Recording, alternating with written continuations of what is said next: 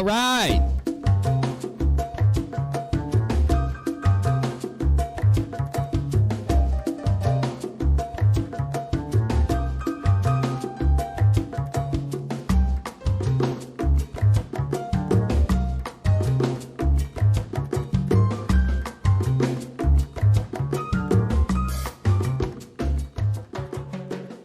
First things first, I'm giving away 100,000 rocks just to make sure people have them here. If you want the free rocks, you've got to type in the chat to get them. Second things first, I want to make the background look good. Do you like red? Do you like blue? Do you like fire? Do you like fire? Do you like green? I kind of like this. I don't know. It's kind of squirrely. Let's see. We'll go down here to the CloudBot server. Hit the loyalty payment. Add 125,000 rocks to all viewers. And I'll get a countdown in just a moment. I don't know, man. I'm really thinking I like oh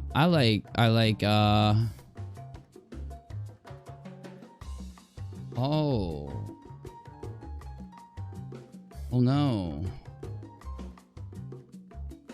Oh baby. Okay, so all I gotta do is do that. What's this? Oh, that ain't there. Okay, so if I group those bad boys and just say this is the background.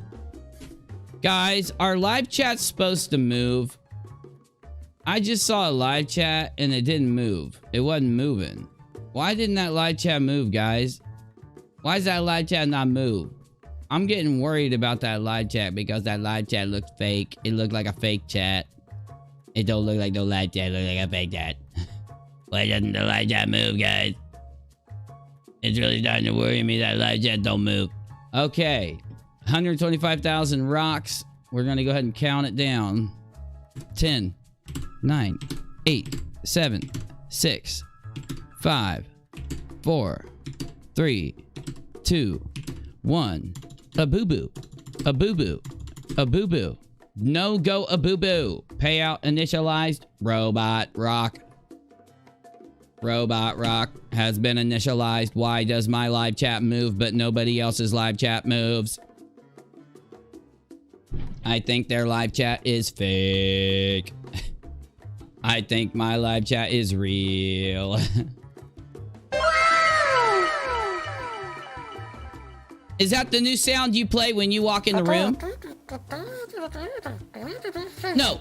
You've been hanging out with the Lizard Lord way too much. Your mom. Your mom, busy. Your mom. Damn, you upset me greatly, Biz Master Flex. Okay, let's make let's make this sky just a little bit fire. The sky's on fire. I like it. We're sticking with this tonight. Hit it, Biz. Good. Oh, there it is. There's the music. I like it. Fire musical choice, Busy. Okay, here's what's up. Here's what's up, y'all. Looks like we're gonna try to get Navy and Ethan's gonna come in here in a minute. And I guess we've got a TEASPIRACY video to take a look at. That's what everybody's saying. Let me go and find it. I don't know, man. Oh, I don't know, man. This is cray. This is cray. Hey, guys. How are you? God, I like my background.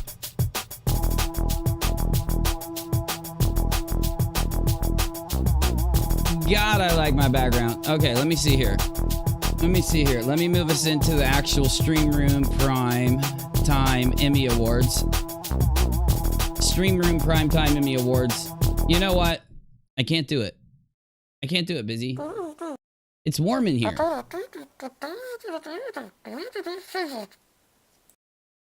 That is not an SH in the workplace if I take my shirt off, because I have another shirt on. I have two. You don't understand, Busy. You try to redefine every word into what you want it to be to help you. You try to semantically argue and lie. Yeah, you do. You do it. It's your fault. Well, you're fired then. I'm just kidding. I wouldn't do that to you. I can hear you better now. Maybe I should turn you up more often because you're turned down real low. Hey guys, so it turns out the silverfish cult leader is scared of me and won't talk to me because TEASPIRACY invited me on that channel, which I appreciate TEASPIRACY, and I know TEASPIRACY was trying to just, because her guest said that he would run away if I was there. He literally said that. If TEASPIRACY has Unirock on, I'm gonna run away and cry on my channel. Now we have debunked the fact that Cheshire, she says I run from her. Now we've debunked that because she ran from us. And now we have we've proven to the community that she's lied about that. It's in fact the opposite from what Chesh says. And now we've debunked the silverfish. Let's go ahead and bring in Navy and Ethan right after I unmute to do the intro. So let's do the intro so we can get them in. It is 7/21 of 2021. There's been extremely crazy things happening in the background that I don't even think I can talk about. And I'm not going to because it's fucking awesome. We're going to go ahead and get my shirt taken off. We're going to go ahead and get Ethan and Navy pulled in. And then we're going to watch this TEASPIRACY video. At least we're going to skip through it, take a look at certain timestamps. And also, people are still processing what happened last night. Do you know what happened last night? Do you know what happened last night? Well, it just so happens that there was a live stream where there was a live streamed cult meeting. And on the live streamed cult meeting, all of the cult members proved to everybody they were in a cult. And also, at the same time, proved to everybody that they are apologetic peoples. Now, what that means is if you try to basically persecute somebody's R, for whatever reason, if you're trying to deny it, say they deserved it, or anything crazy like that, if you're just not being logical and looking at both sides, being fair to both sides, respecting the evidence, and instead are trying to take measures or use somebody's R for money or use somebody's R for your own gain, financially, right? Commercially, I suppose would be the word. That's a problem. And that's exactly what they did. A viewer joined because, of course, they wouldn't let me or Menace. Actually, I've got proof. I'll pull it up. You know what? I'll wait till Ethan and Navy are in here. I've got proof that not only did Cheshire block us, I have that proof now to show you because she was in the DMs not giving an invite to several people. The one person that they thought wouldn't, you know, stir the boat, that would let it follow their narrative, the one person that came in, they laughed at her. And they laughed at her because she said that R lasts with you and it'll upset you for years to come. And they laughed in her face until she cried. After that, Cheshire got extremely triggered and angry. So you could see it. You could see it in her body language. She was triggered and angry. And she went on an R apologetic rant that, like, I've never heard on YouTube before, because YouTube usually bans people for doing what Cheshire did. Cheshire said some of the most disgusting things I've ever heard spoken on the platform in that video last night, and we are going to take a look at it again here to see if our opinion has changed or whatever, because it's just so foul and so disgusting that I don't know how she's going to ever outlive it on YouTube. Anytime she attacks anybody, they can just pull the clip of her screaming at an R victim and telling her that, well, you know what? You can't go around saying that just because somebody was R'd that they are a victim. And just because somebody was R'd, they're going to be upset about it. Because I'm a spoiled little girl that sits around in her parents' house and tries to bully people on the internet. And I've done it for so long that now I've hit a weird, strange ideology where I treat people like this. That's my impression. I'm actually not doing it hard enough. I should be ripping on it even worse than I am. And to prove that, we're going to play all these clips and look at the TEASPIRACY interview, because we've got the interview with the cult leader finally. TEASPIRACY did the interview with the cult leader, though, and we are going to talk about it because in that interview, he lied through his teeth, and we can prove it. That's right.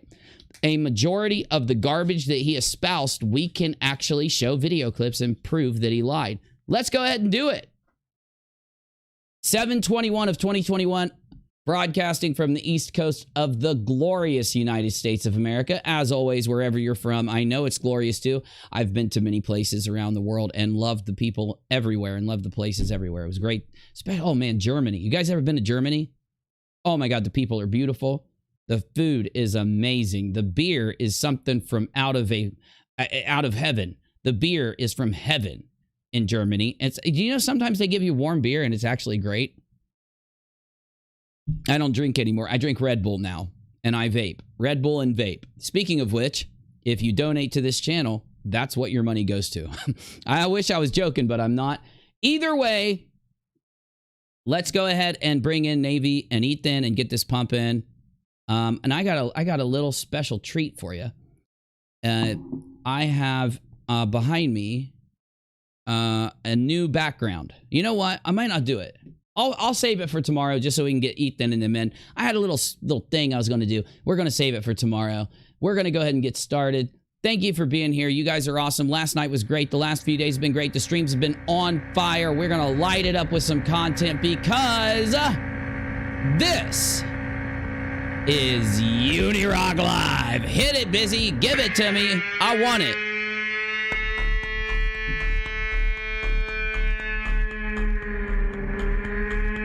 Oh, I just freed myself. I just freed myself. I'm freed. I just freed. Harles! Stop it! Stop it, Harles! Stop doing that, Harles! You're doing that, Harles, so you need to stop. Come here, boy. Come here. It's okay, fuzzy buddy. Let's go.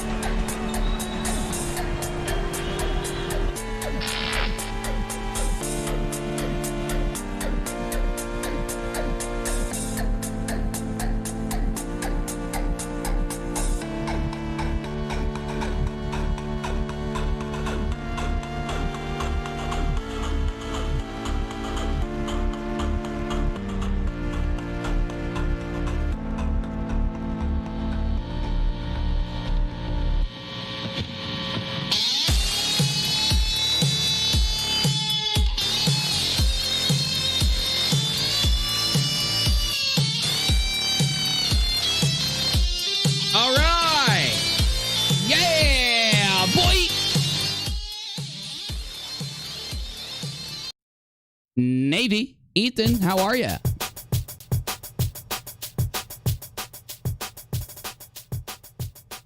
Did I not unmute you guys? I didn't, did I? God damn it. Navy, Ethan, how are you? I'm sorry, I forgot. Doing well. How are you? Doing good, but you know. Doing good. Sorry about that. I forget sometimes when I go into this room that I have to unmute you guys because it auto mutes you. It's for safety. It's for stream safety purposes. Okay. Sure. So we've got a doozy of a thing happening tonight, guys. It's a doozy. We've got a doozy happening. It is duty. It is a duty doozy. There we go. Let's make sure we can see you guys better. There, I do need to tell you something. In the pre-show, Navy did say something to me that I need to report. Yeah? Oh, God. What happened? He said busy on a Lizzie. Oh, busy on a Lizzie. Can we get busy on a Lizzie, please, in general? I need busy on a Lizzie or else I'm just not going to feel right. And you know what? I forgot to do this for a certain Leroy out there. I'm a unitard. Play it again, Busy. I'm a unitard. Play it again, Busy. I'm a unitard. Oh, man, I love that clip. I can't believe that we've been blessed with the unitard clip. We have been blessed with this thing. Okay, guys. All right. Without any further ado, we've got to get into it. It's late and all that. Now, I do have a video that I got to play before we go to this, and I'll make sure you guys can see it in just a second. It is the new clip from last night. It looks like this is it. Okay, we've got her. And let me go ahead and open it up for you guys in the screen share. Okay, and we are golden girls. If you just want to click on my live stream there in Discord, I now will hook you up with the most disgusting clip ever recorded on YouTube in God knows how long. So get ready. Here it comes. I can't even believe that we are going, I can't believe this exists for us to play this, but it does. To talk about it on a public platform, but not okay for other people to talk about it on a public platform? That's right, Cherie. Unitards unite. That's fair. That's very fair. And No, there's an additional thing to go on here. The answer is that it's absolutely okay to talk about it, because how do we? Okay, let's set the stage for what we're witnessing, guys. Cheshire and them are chilling. Somebody comes in, a guest, and of course it's weird because there certain guests were allowed to join, but people like us were denied. I've actually got evidence, because you know how they always want evidence, right? Well, I've got evidence right here. I just got to bring it up. I tweeted this out so that I'd have it ready. And let's go ahead and bring this over. So this is a discussion with Cheshire from last night between her and Negative Exponents. It says this: I am reaching for a link. This is Negative reaching out to get on the show yesterday. Just like, you know, I was trying to get on the show. Menace was trying to get on the show. Others were. I can set this up in 60 seconds. Everybody is watching this. Cheshire says, tell Uni to follow the instructions that he was given when he asked for them. You're welcome. He says, I'll come on straight up. Stop dodging. Everybody understands what is happening. At least tell Steve to please unblock me so I can talk to him directly. Steve would not unblock any of us. He left us blocked and blocked us from joining the stream. So do you guys have any thoughts on that before we get moving? I think it's the same reason why he didn't want you on the stream tonight with TEASPIRACY. He's literally afraid of you.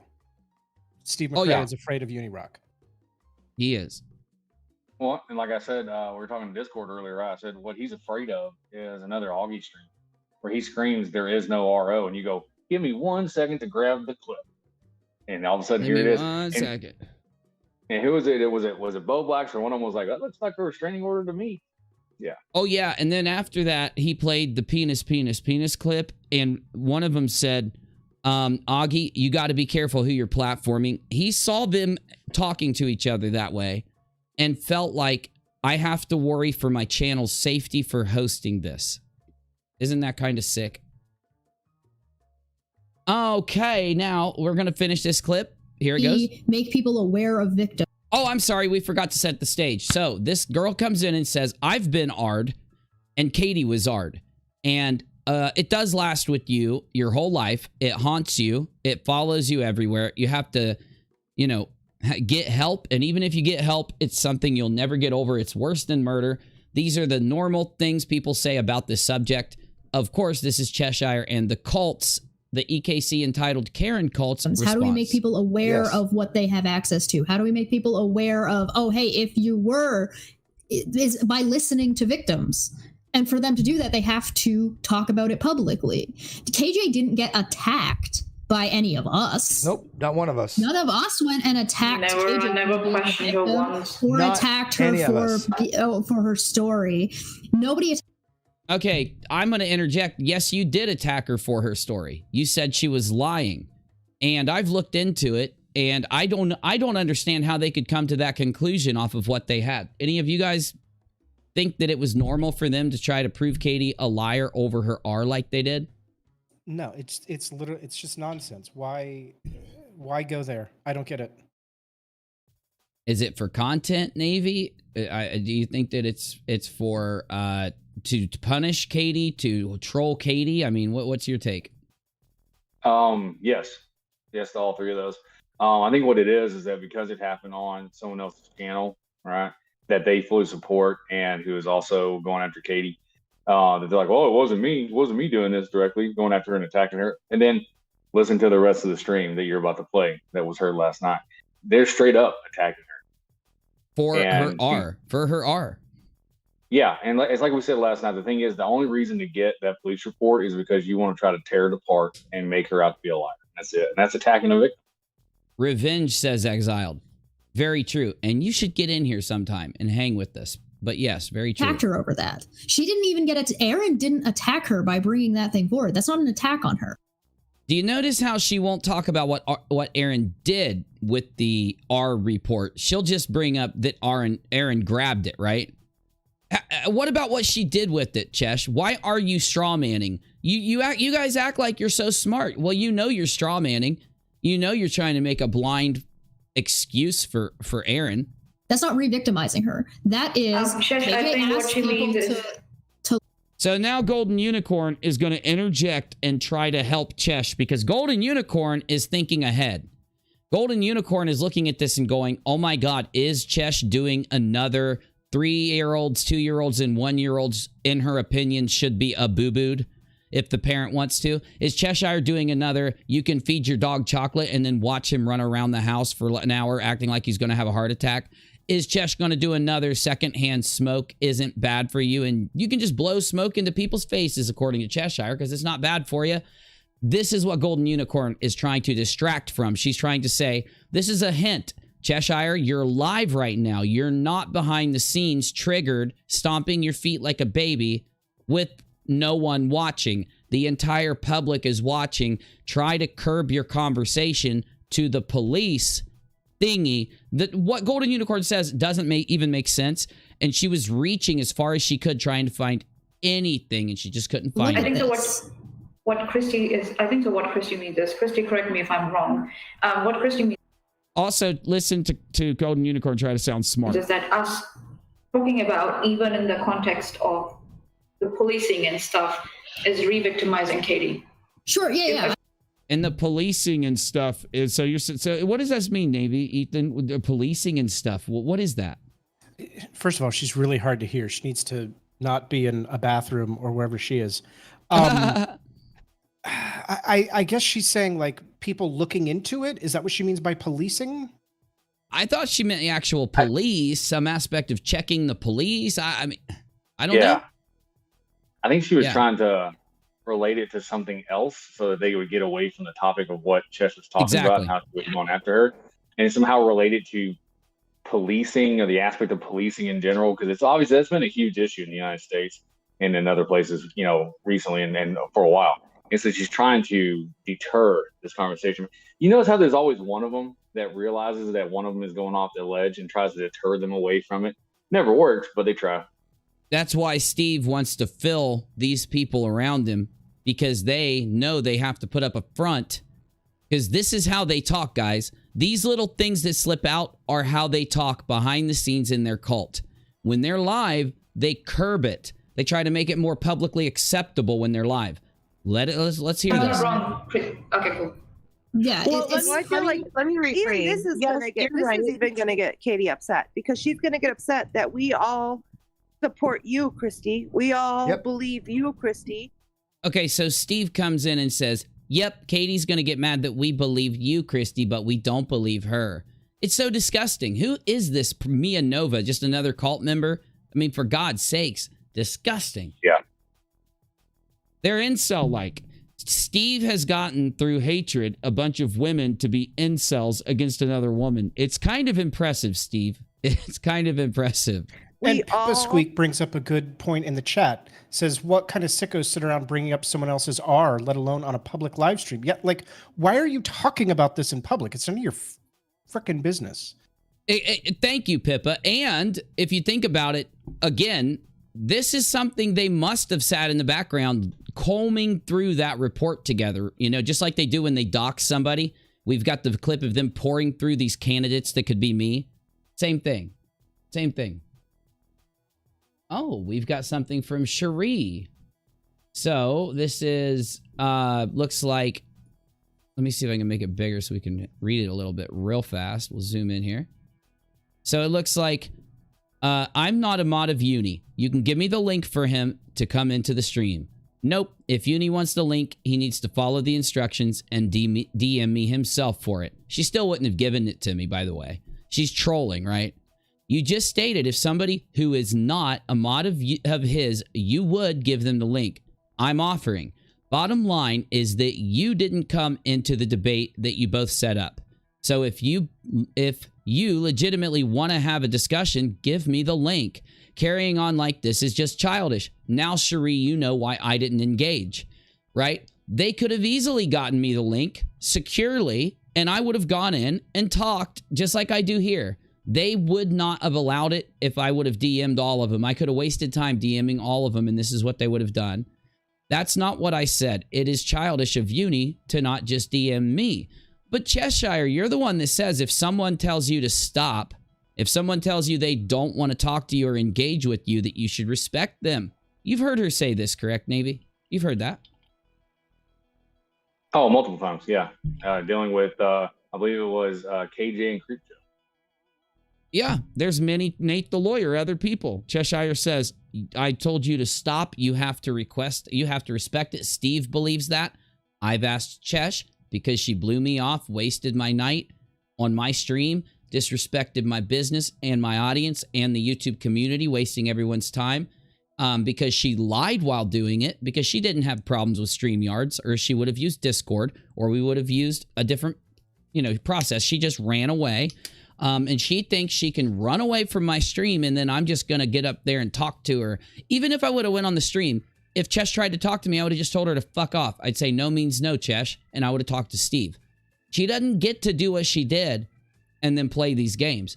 But the Cherie says, it is indeed what you said, which is why I DM'd you.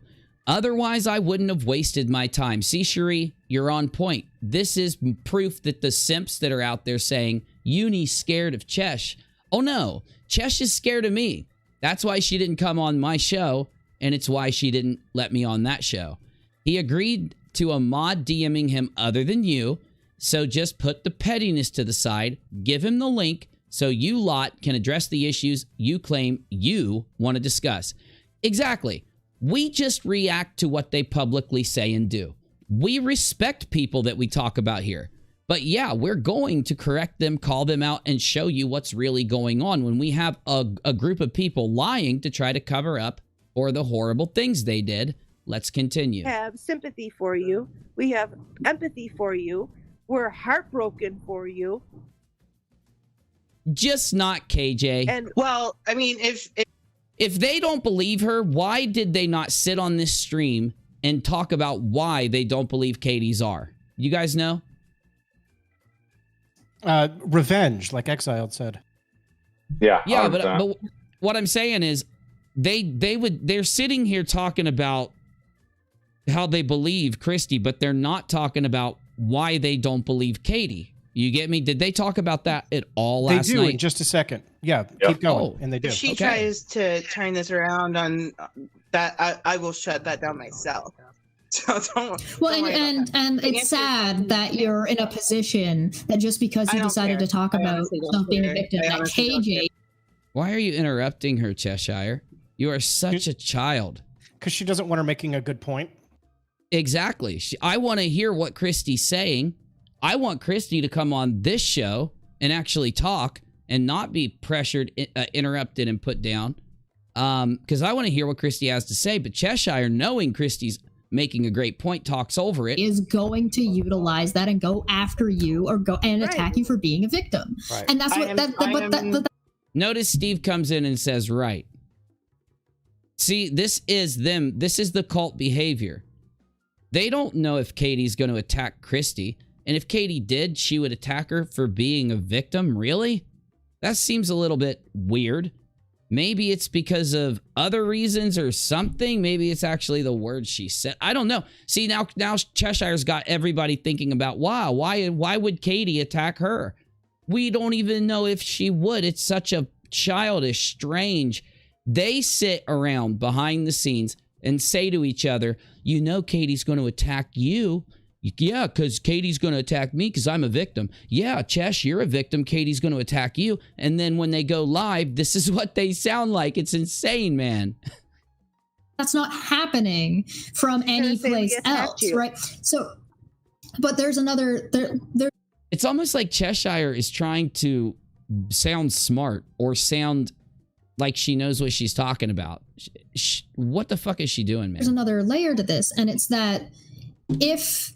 It's unfortunate, but if a victim wants to be heard, they need to be public about it a lot of the time. Okay, let's talk about that. why is she saying that victims must go public with the details of a person violating their body? Why do they got to go public?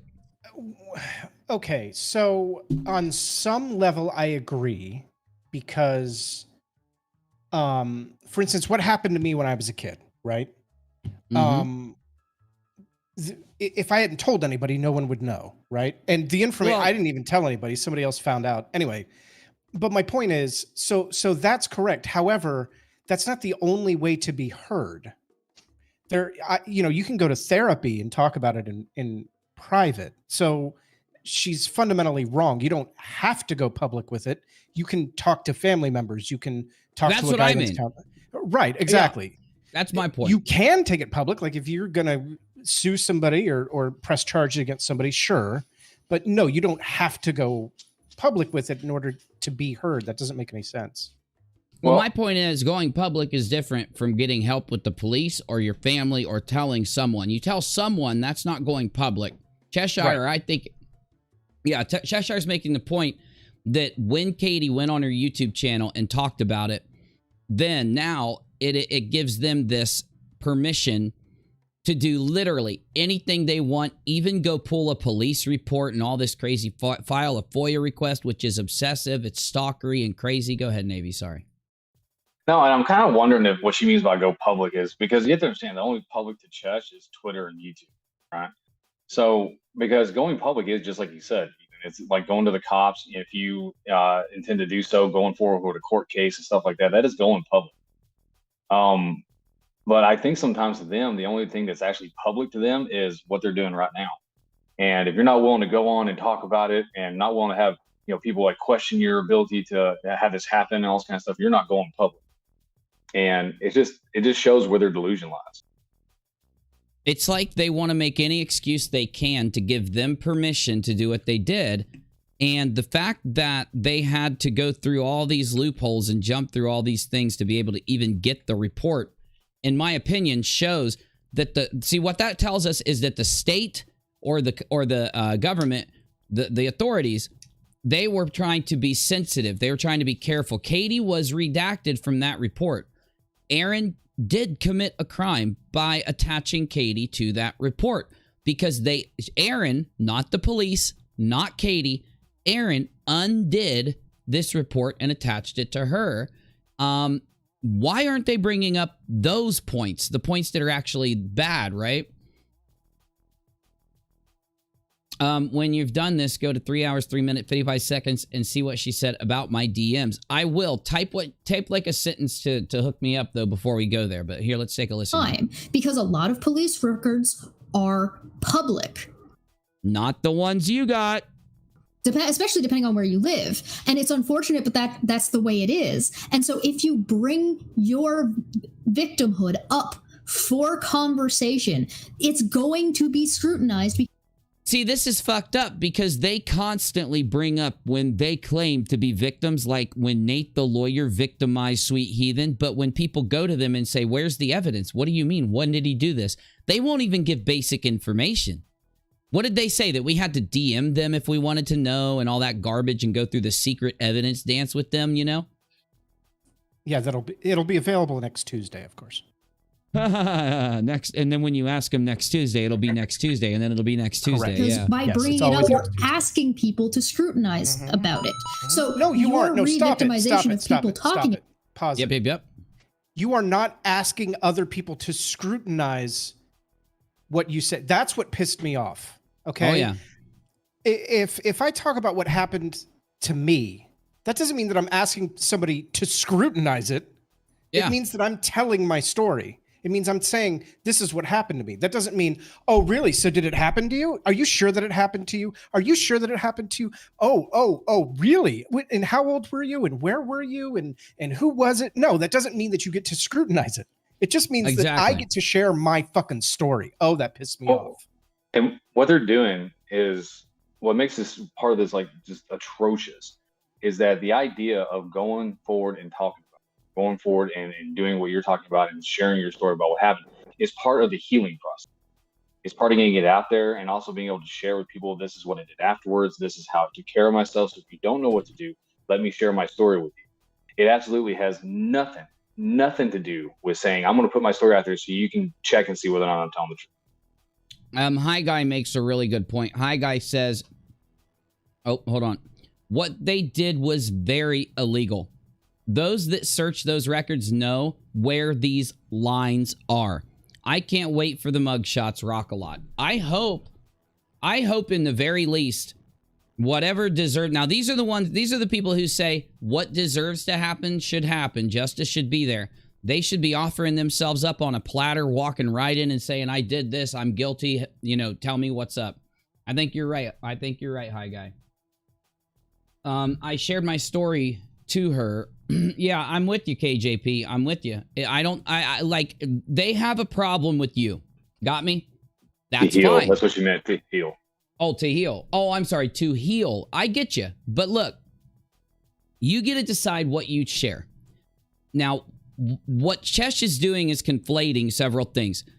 Chesh, by you sharing your story, Cheshire does have a right to criticize it. She does. If she wants to, publicly, that is. And that is by pulling your video on YouTube and doing that. What Cheshire does not have a right to do is to go search the records and docs, and because she has to find you, to find this record. She's got to gain all your private data to go do it. So she did. They won't talk about that. They've got to lie to the police and say they're not going to use it for commercial use, which they all did. And they are doing here, in my opinion, if they go into detail on it. Also, which I'm told they will. Also, they will not recognize and discuss why, instead of criticizing your video on YouTube, they had to go get the R report from the police. This is obsessive. The other thing is, the person that went and got the R report did it because they wanted it. They sat in this group together in like a chat in Discord, but they say it's not Discord. So whatever chat you used that day, you semantic liars. Though, they all sat around saying, we got to get that report. We got to get that report. And they urged EKC on to get it. They were all communicating with each other, drooling at the fucking mouth when they tried to get that report. And EKC and Steve and Chesh won't bring it up or talk about it. These are reasons why they won't talk to me. I have a person inside their group right now who flipped on them. And they've told me every detail about what these guys have done. And I know so much about it that it's just insane. If you listen to my periscopes, shit that I told you a month ago is getting confirmed now. Shit that I told you 3 months ago is being confirmed a week ago. And you can just go listen to my scopes and hear me tell you everything that's coming out months or weeks ahead of time. Why? Because I had somebody filling me in on everything these guys were doing. And I've had evidence. We've got a video that I still haven't processed mentally that we're going to watch tonight so that I can try to get it in my head to make a upload to Uni. I'm not uploading to UniRock 2 right now because I don't know how to process all this. I'm trying to. I'll get it. And I'm just going to start throwing shit out. But it's nuts. And I don't want to ramble. I got to restrict myself. Go ahead. Before we move on, I got to say something real quick. The other reason why I choose to talk about it, healing is part of it. But the other reason is that there are a lot of men that suffered what I suffered when we were children. And it's not something that a lot of guys are comfortable talking about. So by being forward about it myself, I feel like other guys can be open about what happened to them. And that's the only way to stop it. And if people like this are going to say, oh, well, if you're going to talk about it, I'm going to scrutinize every piece of it. That is fucking victim shaming. And it's victim intimidation, and it's going to keep people from talking about it. And the only way we stop the cycle of this type of abuse is to be open about it and say that it's happening and address it and stop it. These are the tactics people use to prevent people from discussing this and talking about it. Why didn't they talk about that fact? Why aren't they logically rationalizing what a witness to this is going to think? Somebody sitting in the crowd watching them say, what is somebody that watches these fools going to say? They're going to say, oh my God, Cheshire just told me that if I go tell my story on YouTube, which YouTube, by the way, as a platform is encouraging. YouTube is encouraging people that have suffered this stuff or that want to talk about it or that think if they think they should. YouTube has your back, okay? This kind of stuff should be banned from the platform. This is apologetics. This is wrong. Listen. I need a mod to do me a solid. Can I get a mod? Can I get a moderator here to please go to YouTube's terms and policies? It is like a blog type site, and find the, it would be under community guidelines link that discusses talking about other people's R's and abuses. Go find me that link, put it in general. I promise you it's going to say that this is highly against the platform. It's highly against the platform. I'm telling you, Steve might lose either his partnership or his channel over this existing. I'm telling you that. I'm going to get it. We're going to pull this link. We're going to go through this damn thing. Let's keep going though. About this in KJ's case is because she wants to be. Die.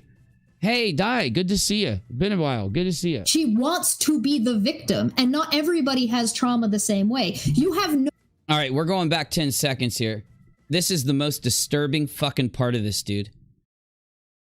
Okay. How in the fuck does anybody want to be the victim of an R? How? I'm sorry. I'm so angry right now. I'm trying. I'm afraid if I talk, I'm just going to be a stream of F words. I'm with you because I'm trying to ask myself, what was she trying to say? The only thing I can rationalize that she's trying to say is that Katie wants to be the victim of her R and tell people about it publicly. That's what she's saying here. I've listened to this clip 6 times, 7 times. I think that's what she's saying. I think what she's trying to say, and she's saying it very badly, mind you, is that Katie wants to set herself up as a victim in order to get sympathy for subs and, get more subscriptions and monetize her channel, which is absolute fucking bullshit, by the way. Katie, that's not true. Everybody knows that that's not what's going on. Yeah. The truth is that you have to talk about it to heal, like Katie said. You have to talk about it to get other victims to come forward and know that they're going to be safe when they do. And this kind of fucking bullshit is why people don't come forward. It's the opposite. You are doing it. Hold on. You are doing this, Chesh. Chesh, you are doing this. You are intimidating victims right now. Every single victim of what I suffered sees this and feels intimidated. Sees this and doesn't want to come forward. Sees this and doesn't want to hold to account the people that hurt them because they're fucking scared. They're scared that a group of these fools will do this. Yes. And I want everybody watching to try, and we're going to be pissed up here this time. This isn't going to be fun. We don't want to do this stream. We have to, because they robbed us of being there. We could have asked Chesh, what are you talking? My point is, why in the Sam fuck didn't anybody jump in? Now, I do kind of agree with you. She may have been going that direction, but I truly, after hearing all of her other clips where she says extreme things, like she talks about eugenics, she talks about how people shouldn't be able to breed, have babies without an identification card. She really does think that and has discussed it. Also, she thinks that people should be able to boo-boo children under 3 and under. So I want to hear this again, and I want us to really process this slowly. I want us to try to ask ourselves, what is she talking about? Because I truly heard Chesh say Katie wants to set herself up to be the victim, and she's talking about her R. I mean, that is the topic of discussion, her R and her R report. So hear it with your own ears. Here it comes. In KJ's case is because she wants to be. She wants to be the victim. Let's go back 20 seconds here, if it'll do it. Oh, I went back. Yeah, here we go. Right here. Your re-victimization of people talking about this in KJ's case is because she wants to be. She wants to be the victim. Okay, let's go back a little further. I'm sorry. Here we go. Wants to be heard. Go ahead. The thing is this, and this is one thing that's also atrociously fucked up. Chesh is basically sitting here and saying that she has the right to tell people when they're allowed and not allowed to share their story. Well, if she determines that you're going to share a story in her mind for whatever reason other than just sharing it to help people and to heal and all this kind of good stuff, then you should not be allowed to do it, because you're only going to do this in order to, for this reason. So you should not be allowed to do that. Where does she get off determining who gets to and not get to share their personal experience? I think it's her rationalizing her behavior.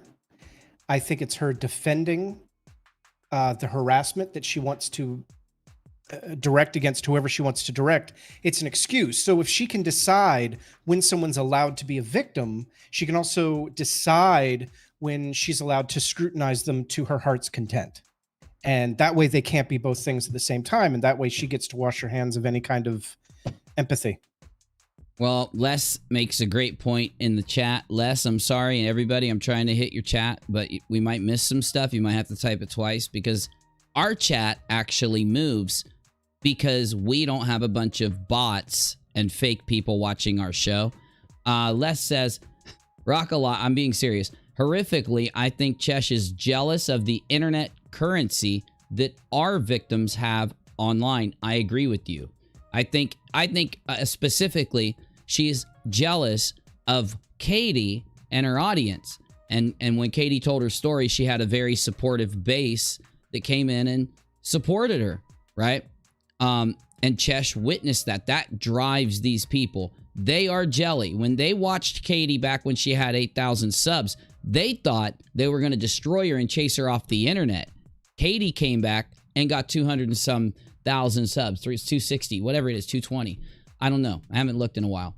It's but badass, that's my, whatever it is.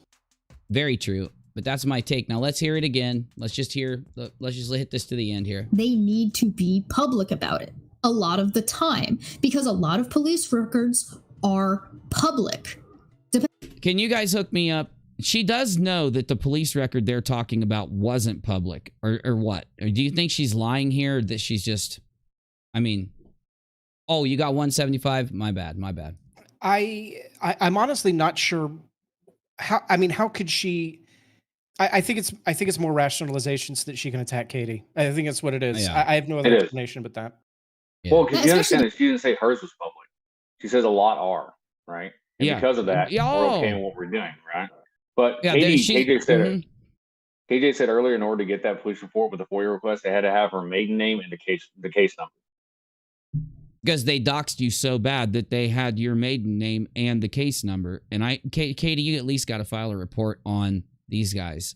I mean, do you guys remember in the non sequitur court case when they showed a bunch of subpoenas and we said, those subpoenas haven't even been filed with the court yet? How did they get the subpoenas? Well, we analyzed the subpoenas, the community, and they determined that they were fake. So my point is, I would also, Katie, make sure that and I know maybe not you, maybe one of your audience members will go check the report that they're sharing. I bet you that it's modified in some way. They've been busted faking things now. Dottie Morgan is busted faking. Nat, LMN, Tina, I'll cut you. They all fake things. They wanted to fake audio to make the husband look like he did CP. They talked about killing KJ, ending her life. This is not an exaggeration. These are the reasons why Stephen Chesh won't let me or anyone who watches this show go on their show. Because people are going to say, why aren't you blocking people, banning people that dox, that do this to Katie, that threaten her life? Because since Steve doesn't, he builds. There's a dude in his chat that drove by Kyle's house to intimidate him while live streaming it. He's a moderator for Steve. Like, these things that I'm talking about here are easily provable. They can't deny it. It was public. They all try to make an excuse when you bring it up. This is why they won't let me around them. I know all of this. I've tracked for YouTube content to make videos, their harassment over a period of 2 years. The thing they didn't understand is that they thought I was in their community just to say hi and be their friend. I was there to document you from the start, okay? And this is what I'm doing. I'm documenting the most extreme community on YouTube, a cult, of people, a straight up cult. Depending on where you live. And it's unfortunate, but that's the way it is. And so if you bring your victimhood up for conversation, it's going to be scrutinized, because by bringing it up, you're asking people to scrutinize. So Cheshire's okay with anybody in their group that's brought up something from their life. So she'd be okay if people tried to find out whether Steve, you know, is lying about certain financial things he brought up around non-sec. Okay. I don't think, Chesh, you do realize you cannot complain now if somebody goes and looks that shit up. How do you do this? How do you look this shit up and put out this opinion, but at the same time, everybody in your cult is protected? Nod says, I inquired the video clip concerning Nat and her alters DMs to fake KJ with Element and Dustin on the phone. What was DM and Element were talking about editing? Element wanted to edit Nat's alter out. Oh, well, I don't know. I don't know, man. Yeah, maybe. Maybe in a different universe. And, hold on, I want to say something. I just read them last night, so go ahead, though. I want to say something real quick before you start playing it. I think back to, like, you know, obviously I have the benefit now of over a decade of therapy and being old and everything. So it's a lot easier for me to talk about. But I think about if she had said that to me when I was like 12 about, well, if you bring this up, everybody's going to scrutinize it. If you talk about this, everybody's going to scrutinize it. I mean, I might have jumped in a fucking river, you know? Yeah. It's I know, fucking man. Disgusting. Yeah, because how is somebody supposed to, how are you, like, you even like rationalizing it and doing what you did is very commendable. And there should be steps taken to encourage this. Like, I get it, Chesh. You got this YouTube headspace where you're like, look, if Katie brings it up, we're going to look it up. But the problem is, you breached into real life. We aren't supposed to do that. That's what gets you sued. That's what gets you canceled. That's what gets your audience to leave you. That's what makes you a lolcow. Chesh doesn't understand that to be on YouTube, you've got to be on YouTube. You can't be in real life of other people, just you. It's not look up Katie's rape tube, it's YouTube. So if she wants to criticize Katie's video where she talks about it, I can't fault her there. But if she wants to go and dox Katie's personal info, go to the police station, look up every police station around there, call all the police stations till you get the right one, get them to go get you this report, lie to them and say you're not going to use it commercially, then defend this. The only reason she's saying this is defend her friends. She's just trying to defend Aaron. You don't want Aaron. You know that if Katie had done this, what would they say if Katie had done this to somebody, damn it? What would they say, man? They'd be canceling her ass, wouldn't they? Oh, they'd be doing a lot more. They'd probably try to swat her or some shit. What if,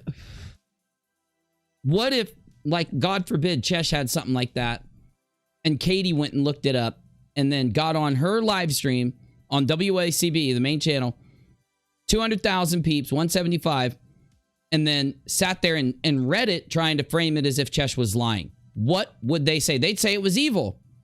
They'd say it was horrible. Katie should be canceled. Then everybody would jump in and say, you're right. Katie should be for doing something like that.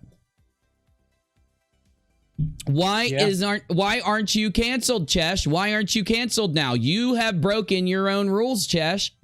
Let's finish this clip. About it. So your re-victimization of people talking about this in KJ's case is because she wants to be. She wants to be the victim, and not everybody has trauma the same way. You have no idea. I can't even hear it. It causes my brain to go. She is the victim of her R. She wants to be the victim, is what I don't. Oh, fuck. What does that mean? Not everybody has trauma the same way. What the fuck? What does that mean? I don't know. Maybe she meant to say deal with trauma. Deal with trauma. She is keep so playing it. Maybe she explains herself. No, what she's about. Yeah, go ahead. She's about to explain it right here. Is kept up at night about this. You think she is because that's happened to you. And that doesn't devalue that it's something that's happened to you, but how could you possibly know that KJ is being woken up at night by night terrors over the things being brought up that she brought up? Because it was in rape. It was an R. I'm sorry, we got to say R. I got to stop that. Because it was an R, Chesh. That's how we know. We know because it's an R. That's how we know. She's trying to claim. Everyone says, like, it's one thing is true. Not everyone's trauma is the same. Not everyone's reaction to things are the same. However, you don't get to determine or assume that people don't suffer from things or how they suffer, how it affects them. That's right. You get no right. That's right. That's right. You just hit the nail on the head, Navy. You just did it, dude. No, Chesh, you've got it backwards. You don't get to assume that Katie isn't. It's like saying, you know, I don't even, I'm done. It's RA. It's the same thing they do with RA when somebody says, well, what you said to me, I found offensive or it made me uncomfortable. And they say, oh, well, I was just joking, or you're taking it too seriously. It's the exact same argument. You don't get to decide what offends me. You don't get to decide what makes me uncomfortable. I get to decide what makes me uncomfortable. And if you have made me uncomfortable, you should no longer make me uncomfortable because it makes me uncomfortable. Or you can be Cheshire. You can try to make people uncomfortable because you don't like them, because you're such a baby, you're such a child, that instead of, I don't know, acting like a fucking adult, you form your opinion about what you're going to do about this R based off of your YouTube beef. Based off of YouTube beef, Chesh. This is a YouTube beef for you. That's called being butthurt, jealous, jelly, all the things you guys are. And at the same time, she has nobody to blame but herself in that regard. Yeah, what you're doing is you're taking... She has nobody else to blame but herself for her R-ing. I don't have words. I don't either. have words. Our top actually put out a very good statement. He said the reaction to the trauma may not be the same, but the damage is still done. Oh my God, our top. That's it. That's it. The damage is there.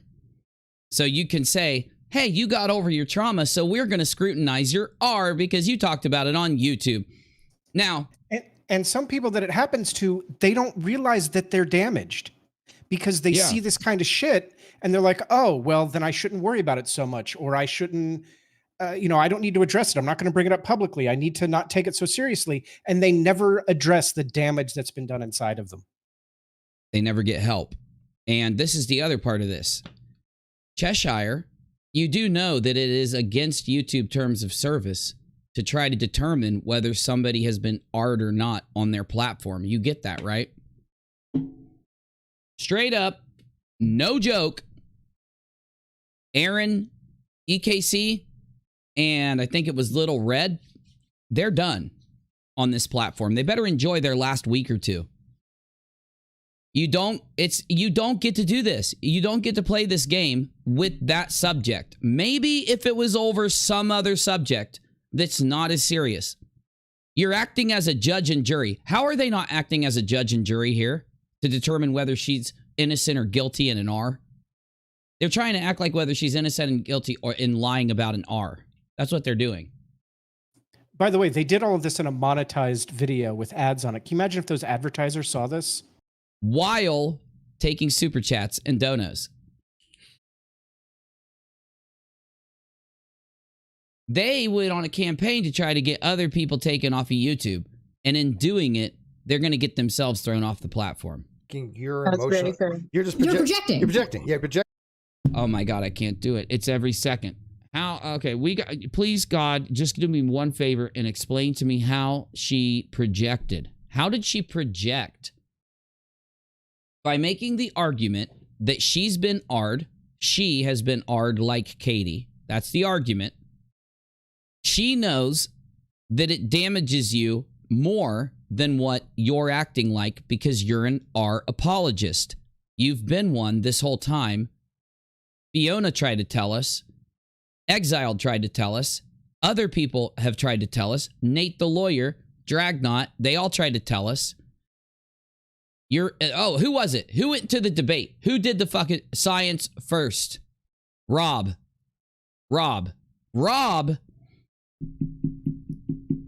Rob was the one. Rob stepped up on this, and he was right. This is our apologetics. This clip could be used to teach people how not to be an R apologist. Straight up. Straight up. I mean, this is socio-fucking-pathic. It's serious. This is sociopathic. It's such a lack of empathy. It's the opposite. Do you know what it is? It's pure, unadulterated evil. This is evil. Evil on YouTube. It's hard to find that, but we found it. Okay, last minute of the clip. I promise I'll shut the fuck up and play it so that you can see it in its glory. And remember, the cult leader, Steve McCrae, Drunken Urinal Corn, Mia Nova, this idiot, they all agree with this. They agreed. Well, and it's sad that you're in a position that just because you decided to talk about not being a victim, that KJ is going to utilize that and go after you or go and attack you for being a victim. Right. And that's what but that's not happening from any place else, right? So, but there's another layer to this, and it's that if it's unfortunate, but if a victim wants to be heard, they need to be public about it a lot of the time, because a lot of police records are public, especially depending on where you live. And it's unfortunate, but that's the way it is. And so if you bring your victimhood up for conversation, it's going to be scrutinized, because by bringing it up, you're asking people to scrutinize about it. So your re-victimization of people talking about this in KJ's case is because she wants to be. She wants to be the victim, and not everybody has trauma the same way. You have no idea if KJ has kept up at night about this. You think she is because that's happened to you.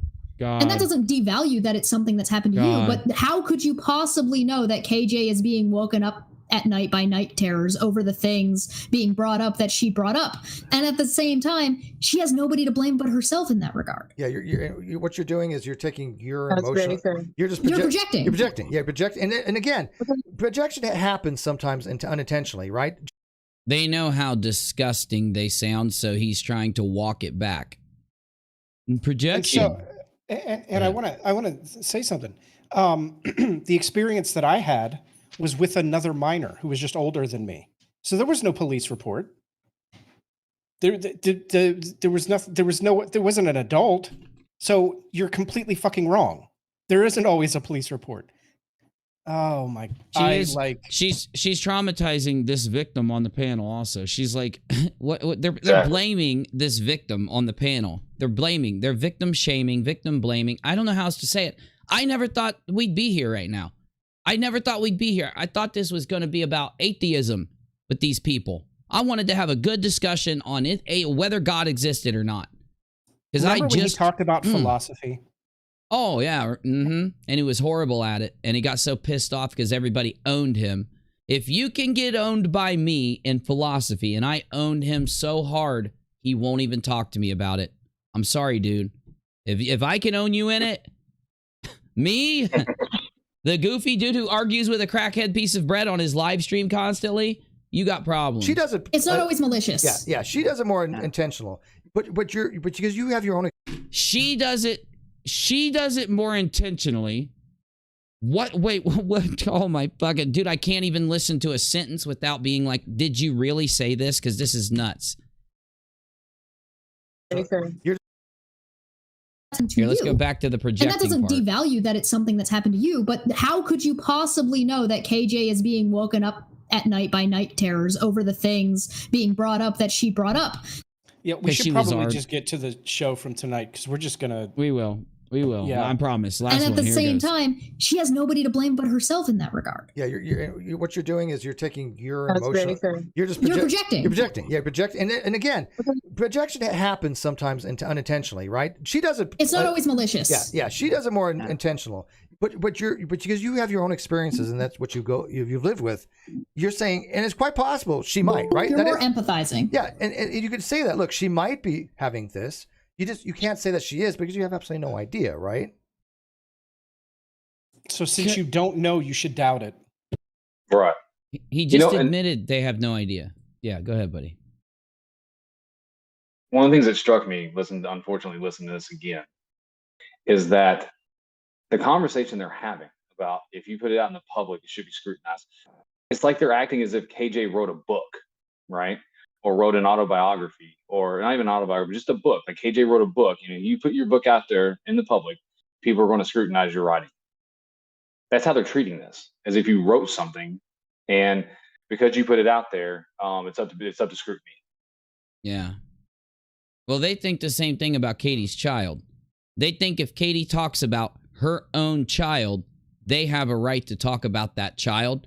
That's called being a creeper. And that's what all of them are. They all attack that little kid just because they say, well, Katie brought him up so we can attack him and scrutinize the kid. You think I'm joking? He went on TEASPIRACY or on his own show, and he lied about why me and him stopped talking. And I can prove it. You can go back to December of 2019 on my channel, Unirock 2, and watch everything that happened for yourself. And you can determine why I left, because I told you. I told him. He's lying. I left because he attacked that little... Or I scrutinized him because he attacked that little boy. How many times Menace said... And I wish Menace would come in and talk. Menace said that he looked it up, and on Twitter he had made 30 tweets that are still public right now. We could literally pull them up, where he attacks Katie's son back in that time frame. Here we go. Where's the... what timestamp do we start with when it comes to him? You just want to start at the beginning, or... we need to start about 5-6 minutes in, because she does a little intro thing that we don't need to watch, that we don't need to worry about. Okay, so here's the video we're watching. This is TEASPIRACY. Love the little bow. Think it's awesome. I'm not kidding. I mean it. I am subscribed on you. I'm subscribed on Unirock 2. I'm not subscribed here. This is my gaming... rockAlot's my gaming channel, my gaming thing. So, cult leader interview. Steve McCrae answers your questions about Katie Joy's guilty accusations live.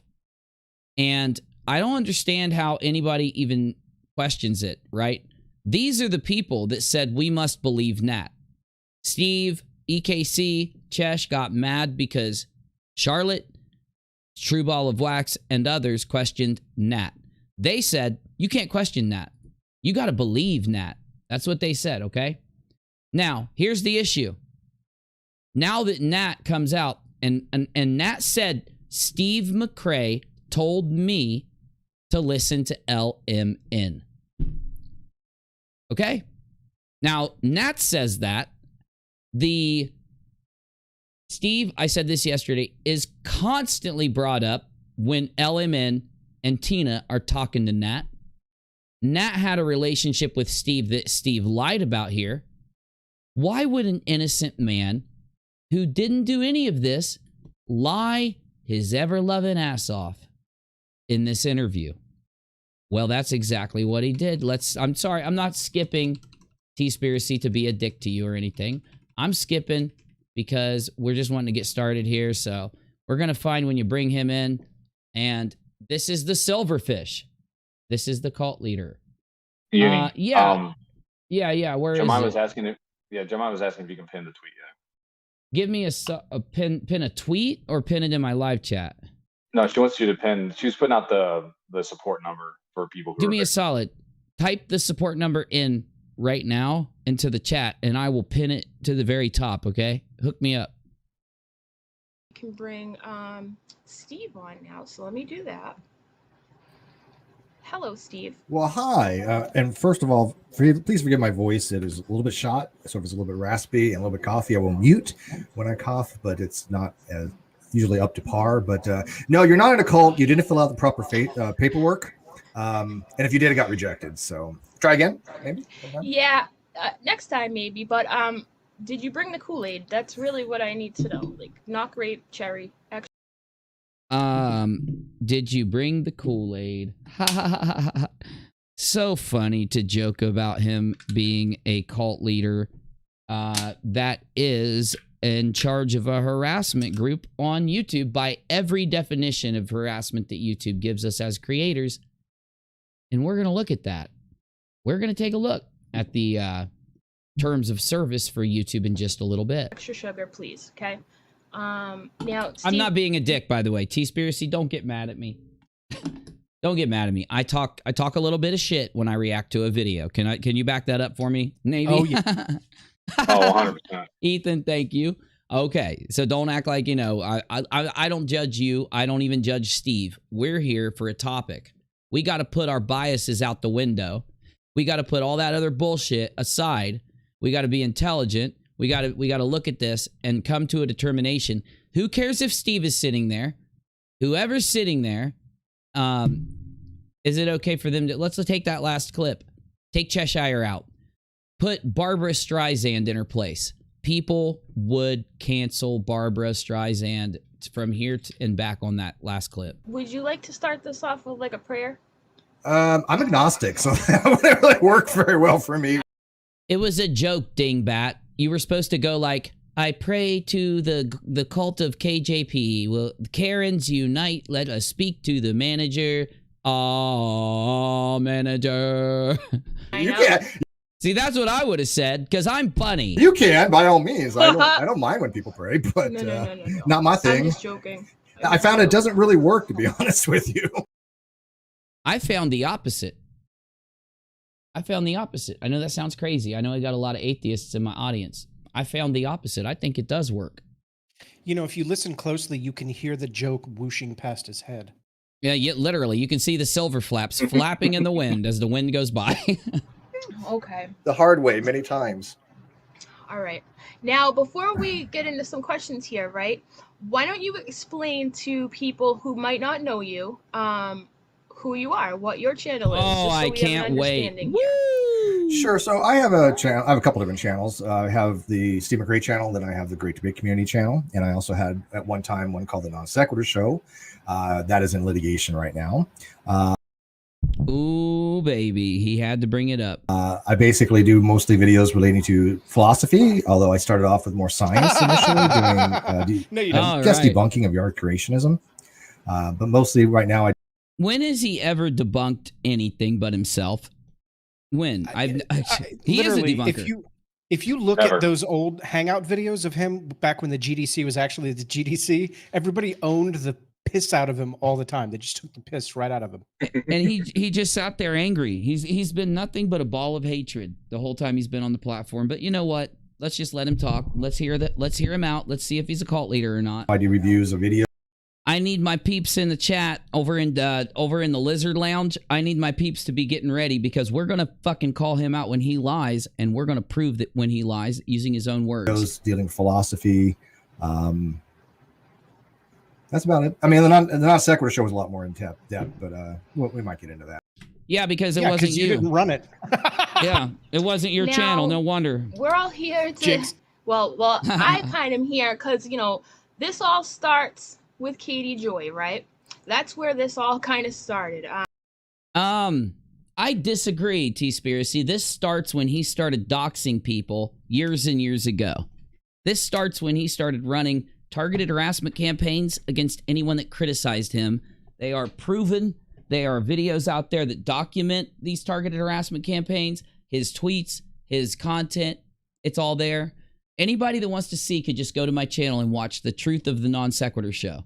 4 or 5 it started videos before that. I want to correct you a little bit. It started when he was drunk as fuck and he said, "I'm not a fucking pawn. I'm a king in this game." And he pissed off the rest of the GDC, and they wrote the brass tacks document, and the GDC crashed. That's when it started. Right. That is, you're right. So that goes back a couple years before this, but that's okay, because TEASPIRACY came in with this Katie stuff. So why don't you give a rundown of, your experience with Katie, please? All right, so in 2017, I started a podcast with a gentleman named Kyle Curtis. I talked him into making into a YouTube channel. That YouTube channel had a lot of success. Yeah, and he owned it. It basically was doing very well. He decided to take over the channel. Pause it. Go back. Did he just say that Kyle made the channel? Go back. Here we go. In 2017, I started a podcast with a gentleman named Kyle Curtis. That's a lie. Kyle started it. He was like the third guest, but anyway. I talked him into making into a YouTube channel. That YouTube channel.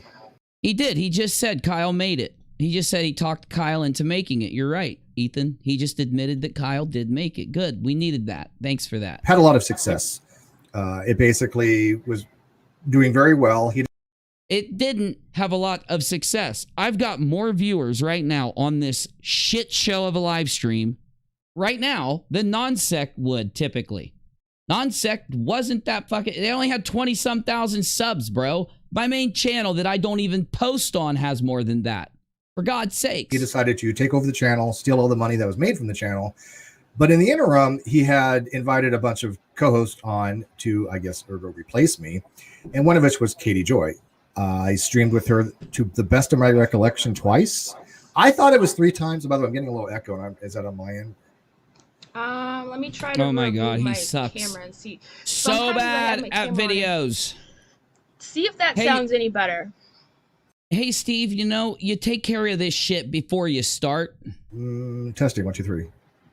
I have to give that to him because people were bitching at me the other day. Actually, I think it did. So she was on as a co-host for him, and she was on the show as a co-host of the show, just like you, on Kyle's channel. But go ahead. Basically, she came on to talk about Jilly Juice, which was a cabbage type juice that a lady was claiming cured everything from AIDS to homosexuality, and apparently, do what? He almost said homophobia.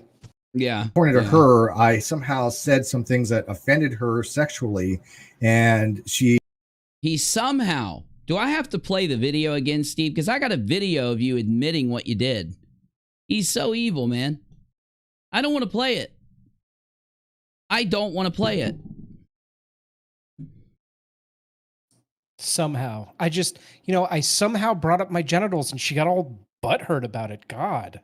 I somehow propositioned a married woman for sex and she got all mad. Jeez. She's only offended. 30 years younger than me. Oh. Can't believe she turned me down. She's literally young enough to be my daughter, but you know. Yeah. And she's married. She's not yours. What do you do? I somehow offended her. That's why you keep offending all these women, bro. And he also leaves out the fact that he was constantly causing these huge firestorms on Twitter and on Facebook. And Kyle kept having to say, dude, you can't be on the show for a week. You can't be on the show for a week because everybody is pissed off at you. Wait. Are you saying that there were guests that didn't want to come on because of Steve? Multiple guests. It was not just Katie Joy. It was multiple guests. I have spoken with them directly. It's not like I got it from Kyle. I have spoken with those people directly who did not want to be around Steve because Steve was creating a bunch of controversy. And they were like, I don't want to be around Steve McCrae because he pisses me off. And he cyberstalks people. Who was one of the main people that Steve scared away, who said he will never come back to non-sec while Steve is there? Aaron Raw. Well, hold on a minute. Isn't Aaron Raw the sole reason that it was successful to any degree? The biggest video is 600, 200, 100, and the rest are under 100K. 3 successful videos. All of these dealing with Aaron Raw. All these videos because Aaron built your channel and you cyberstalked him and harassed him off the channel. This is why Kyle kicked you. And there were other ones too that I'm not going to bring up because it's in the past now. It needs to stay there. But it wasn't just Aaron Raw. Aaron Raw was the most prominent, but there were multiple guests on the stream. Yeah, that's so true. He basically accused me of sexual harassment with absolutely no evidence whatsoever. And so... Oh my God, I can't believe it. He lied that hard within 1 minute. Katie's testimony, first of all, is fucking evidence, Steve. Steve's admitted. I'm gonna play it. Get me the video, peeps. General, right now. It's literally her testimony. This happened to me. That's not hearsay. That's somebody saying this happened to me. That's literally evidence. Oh, I've got some more evidence for him. I've got this. I've got you admitting you said it to her. Oh, do you want to hear it for the 856,000th damn time? Can you guys see this video? Are you seeing the hand jobs? Okay, just making sure. Do I have to play this? I think I do, because he just lied and this debunks him. Okay, so let's hear it. Let's hear the lie. Things that offended her sexually, and she basically accused me of sexual harassment with absolutely no evidence whatsoever. Okay, she didn't accuse you of sexual harassment. She accused you of saying sexual things to her at work that made her uncomfortable after she asked you to stop. First thing, just to put that out there, that is, by definition, sexual harassment at the workplace. But let's hear you admit what you, with your own mouth, said to me, said to Kyle, said to GE, said to Shannon Q, and many other people, which he said to me directly. Well, Kyle and GE talked about anal sex in their butts all the time with her, so why is she mad at me for saying some stuff about my penis? So now let's hear, is Unirock lying? Are all those YouTubers who are successful, like me, more successful than me, some of them, if not most, since they left this bullshit behind them, their channels blew up. So let's take a quick look here, and let's listen to his words. If he ever admitted it publicly, what he admitted to us, and he even said this on other streams. He's out there saying this a lot back then because he changed his story. Here we go. And you promised the entire panel had. Nope, not yet. I keep forgetting. I gotta boost the fucking audio on this clip. I gotta fix it. Jobs have you gone on too? So there was that. I remember that. I remember the specific details of that. Tell you, I just figured look, as long as it's dark, I just figured she can get it all the way at one time. Yeah, I don't think you were on a stream with GE, but Steve told GE and Kyle both that he did say it to you. He told that to me. He said it to GE. He said it to Kyle that he said these words that he's about to say again, right here, again. And everybody collected simultaneously. Uncomfortable, forced laughter at Steve's creepy behavior. Check.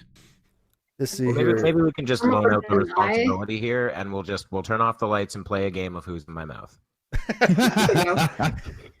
I love it. Seems reasonable. We're gonna play the game. Whose penis is this? I said penis again, but again, I'm saying it live. I'm not saying it pre-show. I'm not. You said it again? Oh, because this is literally right after you got accused. This is right after this all came out, and you said it again. Because saying it again means that you said it the first time. So again, you're saying it again, Steve, again. Now, what is someone's admission? If I admit to murdering somebody and I'm recorded doing it, is that going to get me put in jail? Can an admission get me put in jail? Can that be considered evidence? Isn't an admission evidence, Ethan, in Navy?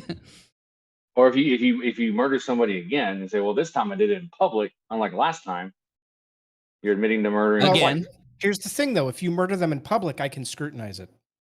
Right? If I talk about my murder, I said penis again, but again, I'm saying it live. I'm not saying it pre-show. I'm going to try to avoid. And we'll turn off the lights and play a game of Who's in My Mouth. I love it. Here it comes. We're going to play the game. Whose penis is this? Here it comes. Here it comes. Here it comes. I said penis again, but again, I'm saying it live. I'm not saying it pre-show. We don't need that anymore. We don't need that now. Okay. Well, lie number one, a major lie, a massive lie. Why does he do that, Navy? Why is now his story completely different than it was when he first got accused? Why is that, Navy? Do you have any because theories? he lives in this delusional world where it never happened. And he's gaslighting. He's changing the past. Gaslighting. Yeah. The same thing you said about the RO, the NDA, and all this kind of stuff. And then he turns around and says, well, no, I didn't say that. You said it live. You said it to me. You said it live. You said it to Kyle. You said it to all these people. You said it to my audience. You said it to everybody. You said it on streams that you did say it. And I could pull the penis clip. Penis. I want to harass her right now. Penis. Oh, yeah, I got so many clips. I'll punch things. I'm not going to play it. I don't want to hear it either. But the problem is, all of those clips show that, yes, he admits to saying this. Now he doesn't. Why? Because he got criticized by me and other people. And we lit him up like the 4th of July. We called him out. And when he got called out, he lost a lot of his audience. So to build the audience back, he has to change history, knowing he could just apologize. Like, he could just apologize and move on. He could just say, sorry, I made you uncomfortable, and we wouldn't be talking. But because he keeps going on channels and lying. Now, what does his lies do? When he goes and lies, does it have zero effect? Or does it cause a bunch of people to get mad and then want to hate Katie? Because they think of someone who got falsely accused that they know. Or they think that it's evil and it could ruin someone's life. But the problem is, Steve didn't get falsely accused. He's lying to you. Whatsoever. And so I wrote a blog called it was www.greatdebatecommunity.com, and I you got to plug it. Got to get them views. You're not desperate. You're not. And desperate. By the way, the word wrote is used very loosely here because he smashed his fingers into the keyboard, making so many grammatical errors that you literally can't read it if you went to college, because you'll fucking, get up and run around and scream. I did a stream when he did that blog, and I was laughing so hard I was crying. He can't even read his own blog. He trips over his own mistakes. Yeah, when he reads his blog back on stream, he ends up fucking it up. Anyway, let's get this pumping. You know what? Here in a minute, I'm going to put it on like 1.5 times speed, but for the beginning, we'll just keep it what it is. Basically laid out all the evidence, how that never possibly happened. My producers. Hang on. Steve says all the time, he says this all the time, that you can't prove that something didn't happen. Mm-hmm. You can't he says prove that a negative. all the time, that you can't prove a negative. So he's literally saying that he wrote a blog that's complete nonsense by the same argument he makes constantly. Mm-hmm. Mm-hmm. There was always in the phone calls with us, which was the vMix call that we used to produce the show with. I think that's why Red smashed Bull's computer. He was afraid that somebody would find this clip somehow of him saying this to Katie. I guarantee the clip of him saying this about his penis to Katie is on that damn computer that Red smashed. And it just was completely fabricated from beginning to end. And because of that, she decided to try to get a restraining. Completely fabricated, but I just played you admitting to saying it. Weird. Restraining order on me. She didn't try, Steve. And I fought that. It got dismissed. He just lied again. He didn't fight it. Okay, let me explain this, because it's just as good. I don't got to pull the fucking thing. I can just debunk him right here. And this is why you didn't want me on that show, buddy. This is why you didn't want me on that show. So, if you fought it, that means you showed up to court and you proved to the judge that the evidence turned in that caused the judge to order it and put it into effect for 2 years due to the fact that it was a real restraining order in effect for 2 years. Only dismissed because you and your lawyer begged Katie to take the NDA, because the RO has a lot. It's going to sound crazy, but it's true. Go read the RO. The RO states that he just can't come within 5 miles of her home. He can't share her address because he shared her address. We have images of him sharing her address. There are people in my live chat right now who he shared her address to. He spammed it because he thought it proved him innocent on something because he's that dumb. Anyway, the RO, you didn't show up in court because it was scheduled at 2 p.m. And at 10 a.m., you and Katie put out in tandem a post that said you reached an agreement. So the RO is being dismissed without prejudice. Without prejudice means that the judge is not making a determination on the evidence. Go look it up. If the RO, because the RO is the summation of the evidence equating to a judge's decision to enact the RO. If the RO is dismissed with evidence, you would be telling the truth because you would have showed up at 2 p.m. You would have battled the evidence. You would have showed the judge how it's fake, something you cannot do right now. He continues to not bring up the worst evidence against him when he lies to everybody. The worst evidence he doesn't show in that packet, the confidential packet that he showed the other day. He skips evidence. The point is, the judge made the ex parte literally means there is such an overwhelming amount of evidence. I'm going to enact this order without the other side. Ex, as in without, ex meaning without, parte meaning other party, ex parte, without the other party. So much evidence, you don't even have to show up and talk. You're getting this RO. If you would have stood there too, you would have got it. Go ahead. And the prejudice mentioned is the judge's prejudice. Yes. So the judge is either applying the judge's prejudice on evidence or is not, for whatever reason. Yes. And the reason was that the evidence was valid, overwhelming, disgusting, and yes, his lawyer told him that they weren't going to represent him anymore in any case after this because he lied so much that they dropped him. Now, here to lie again, and remember how the RO went. He didn't show up at 2 p.m. and fight the RO. That would be the way for him. So he could have chose to fight the RO so he could say this and not be lying. Because he took the NDA, there's only one reason. Why do you not just say, no NDA, KJP, walk in at 2, and because there's flimsy, no evidence, get it thrown out with your lawyer? You didn't. The NDA, that signature you put on it, admits that you harassed her. The only reason you'd take it, because you did harass her. At 2, you're going to get this public RO, and an NDA does you a favor. It puts the charge that would be on your record for the RO behind the NDA. The NDA carries forth the RO. It literally, if you read it, carries the terms of the RO forth to stop you from talking about KJP. That's the meme. Say her name, say her name. We know you can say her fucking name. You just can't target her or criticize her. And you didn't for a year. You lied about the NDA. I'm rambling, so let's go. Here's the lie. There's the logic that debunks it. Hit it. Get it from beginning.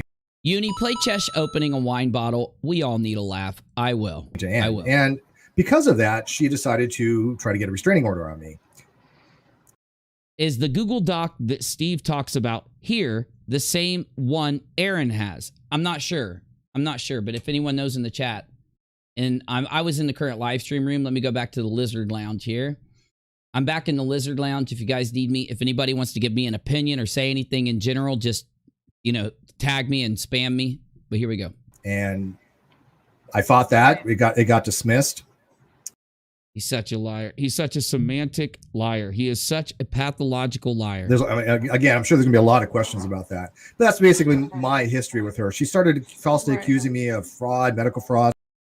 You admitted. Okay, that's it. Here we go. I'm going to play him admitting to medical fraud right now. It's a very quick clip. Let's just get it out of the way. Yeah, it's not even, no one accused. We were all like, well, why did you say this? Well, you're making accusations that I never. It's like, well, but then why did you say it? You said this, Steve. No one brought it up. You said this. Nobody accused him. Nobody accused him of Medi-Cal fraud. Everybody just repeated him admitting to fucking Medi-Cal fraud. Also, right, let me just read something. Shannon, it's very clear. Weren't you holding this? Because this is what he told Kyle about holding the money. I can't have the money for this reason. And she confronted him with what his own words were. Yep, here we go. Get ready. Here's the clip. Steve and Steven, all caps. Now, what did Steve just say again? Remind me. It was that Katie accused him of Medi-Cal fraud. No, she didn't. Yeah. You lying piece of shit. Here is you admitting to Medi-Cal fraud. Steve, did Kyle give you the opportunity to have money, but you weren't able to take it because you were on Social Security or veterans pension, it would have affected that? And Kyle didn't. Because you're making it seem as though Kyle withheld money from you. No, let me make this very clear. What happens when you tell someone who's going to give you money, keep it off the books? Don't give it to me because it'll knock my insurance out and I'll have to pay for my doctor visits. It's called a Medi-Cal fraud. I asked, Kyle said he would talk to me how it could be distributed. I asked him, okay, that's fine. Let's talk about how you're going to get it to me. He has never once told me how he's going to get it to me. Kyle talked to you about how he was going to get the money to you, but then he never talked to you. God, you just lied 3 times in that sentence. Never offered to have a discussion of how he's going to get it to me. I said, Kyle, that's fine. Let's figure out how you're going to get it to me. He just lied 2 more times. He just lied again. I thought he was going to bring it to me in October when we have this meeting in October. He can bring cash to me. Cash under the table. Cash under the table to you to not affect your Medi-Cal. Okay. But he has never asked me about how he says, I've told him, he said, how do you want it? I said, look. The steam is coming out of his ears, causing the boomer flaps to rotate in the wind like a helicopter. Let's discuss it. I said, fine, we'll have a discussion on it. That discussion never happened. And the discussion that you just admitted Kyle tried to have with you never happened. You're really bad at lying. There are people out there that are good at lying, Steve. You're not good at lying. You're fucking bad at lying. But at least we can prove to the entire YouTube you're nothing but a pathological liar narcissist, gaslighting so that dumb people who won't go out and search for the evidence and watch it with their own eyes, or just maybe go to UniRockStream and instead of acting like I'm lying on the guy. When anyone lies to you, Navy and Ethan, if you got two people, one of them's lying, aren't both of them going to tell you that they're telling the truth, or am I just crazy? Oh, you're right. Usually. Yeah. So if I come up to you and I'm like, no, I'm telling the truth. Steve goes, I'm telling the truth. How do you know who's telling the truth? You have to look at the evidence. And I want the live chat to answer a question for me real quick. If someone owes you money, do you A, say, get it to me however you want, or do you B, put a bunch of stipulations on how they're allowed to get you money? So put an A in the chat if people are just allowed to give you money however the fuck they want to, and put a B if you have a bunch of rules about how people are allowed to give you money. Exactly. And he gets, oh, go ahead, Navy. I'm saying, and if I were to tell you, let's say like Ethan and I had a contract or something, an agreement, and he was like, I got to get you this money. I'm like, bro, you got to bring it to me in cash though, right? I mean, like a duffel bag full of cash cross country. Dude, I got Patreon / Ethan Plays Live. I got PayPal.me / Ethan Plays Live. I've got Buy Me a Coffee. There's all these different. Exactly. For Steve, though, if you do it like that, there's a record. And then that Medi-Cal goes boo, boo, ba doo, boo, out the window. And there's no other reason that you're crying and screaming and stomping your feet and throwing a fit about wanting to be paid in cash at a meetup. You want Kyle to bring a duffel bag full of $2,000 to a meetup. There's only one reason, when you could just have it shot over to you. Shooting it over to you creates the record. Handing you cash pays you under the table. That's why Kyle didn't pay him. He kept saying no. He kept saying, don't pay me. If you pay me, then I can't sue you to try to take the channel. It won't work. Anyway, okay, back to it. Just get ready. I guarantee he's going to say Kyle stole money from him. Oh, hold on. I just played the clip where he admits Kyle didn't steal money from him. You know, I wonder what's going on. I wonder if Uni's lying or if Steve's lying. It's hard to tell when Uni has clips for every lie Steve tells.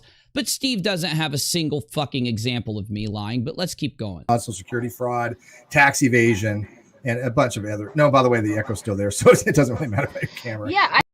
The echo's not there, but when did Katie accuse him of tax evasion? Why didn't he bring proof if he has all this evidence? Why is he just saying it? I have the proof ready for him. Why didn't he bring it? I can't remember. Yeah, I can't remember her. I can't remember her ever accusing him of tax evasion or That's anything. a guilty conscience speaking. That's what that is. He's guilty of conscience. Well, hold on. If he's getting paid under the table to avoid paying taxes on the money, then that would be tax evasion. So. Well, yeah. I mean, you could say that. It could be, but still at the same time, he was getting paid under the table, according to him, for Medi-Cal. I mean, it couldn't have been payments you owed, could it? I don't have headphones. I don't have you. Couldn't have been payments. YouTube open, Look at what minutes just dropped in general. Yeah. What payments? What payments do we have? Oh, Menace, I don't know why you're not in here with us. I don't know why you don't enter the staging room and then play Tarkov while we all talk. You have push to talk. I don't know why, Menace. So this is Kyle Curtis talking to Steve McCrae. Kyle says, it's filing for tax reasons. Have you ever filed for a 10 so that he can pay Steve legally without doing it under the table? Wonder what Steve says. I told you I can't make over a certain amount or I lose Medi-Cal, which is why I wanted to look it over. So guess what, y'all? If you go around, I don't know, maybe sending Kyle a shit ton of death threats and making fun of him for getting R'd in the A in prison, which Steve and all of his friends have done on live streams for hours. I'll play the clips if they try to deny it. Maybe Kyle wouldn't have dumped all your DMs, proving Kyle was telling the truth and that you were lying. It's got to sting, bro. It's got to sting. It's got to sting knowing that I will sit here and fucking just show the world how much you lie. You got to be steaming right now, Steve. Come on in. You're welcome on this panel. Hey, Steve, you can sit right here with us and make whatever lie or excuse you want, and we'll debunk you live. I've been trying to get you to do it for days. That'd be fun. Why do you think, Ethan, and then I'll ask you, Navy, why do you think he keeps acting like I won't talk to him, but then he keeps avoiding me? Why is that? What is your opinion? He's afraid of you. It's clear. He's scared of you for whatever reason. You know, but he'll sit there and talk about a married woman all night, won't he? Well, I know what reason. And like I said, like I hate to beat a dead horse with this, but the thing was, he came on with you one time, right? On Augie's stream. He came on there to try to debunk you and all this stuff. And he said, I never had this. This never existed. And you go, give me 1 second. Hey, would y'all guys show this? Oh, I had it ready. And he knows you have all this information. He knows you have these screenshots, the live chats, or the live streams and all this kind of stuff. And if he comes on with you again, you don't even have to say anything. You just be like, all right, go ahead. Say what you're going to say. I never had this. Here you go. I never had this. Here you go. Yep. Randolph makes a great point. He says, if Kyle, Randolph Richardson, make sure you follow him on Twitter. He's a good guy. If Kyle mailed a check to Steve, paying him at that time for his part, would Steve have cashed it, sat on it, or sent it back to him? Oh, he wouldn't have cashed it. Because I haven't played it, but if he starts bitching about Kyle, I've got a clip of him not only admitting that Kyle didn't steal from him, but I've got so many fucking clips of him literally, while live, turning down getting paid. He could have been paid during a live stream. So they would have sent the money to him while he was live. He could have had that money in his account, and he could have opened his account and said, look, there's the money. And he said no. I wonder if maybe he didn't have an account to put it in? No, he knew that if he took the money, he couldn't go to court and try to steal the channel by lying and getting a bunch of idiots behind him cheering about how Unirock's lying on him. Would be going on I think it's just your headphones, but it's okay. It's not that bad. I can manage. I can manage, but I'm going to keep bringing it up every time I lie. Okay. Yeah. All right. Just let me know if it's too much. We can start over and leave and come back. All right.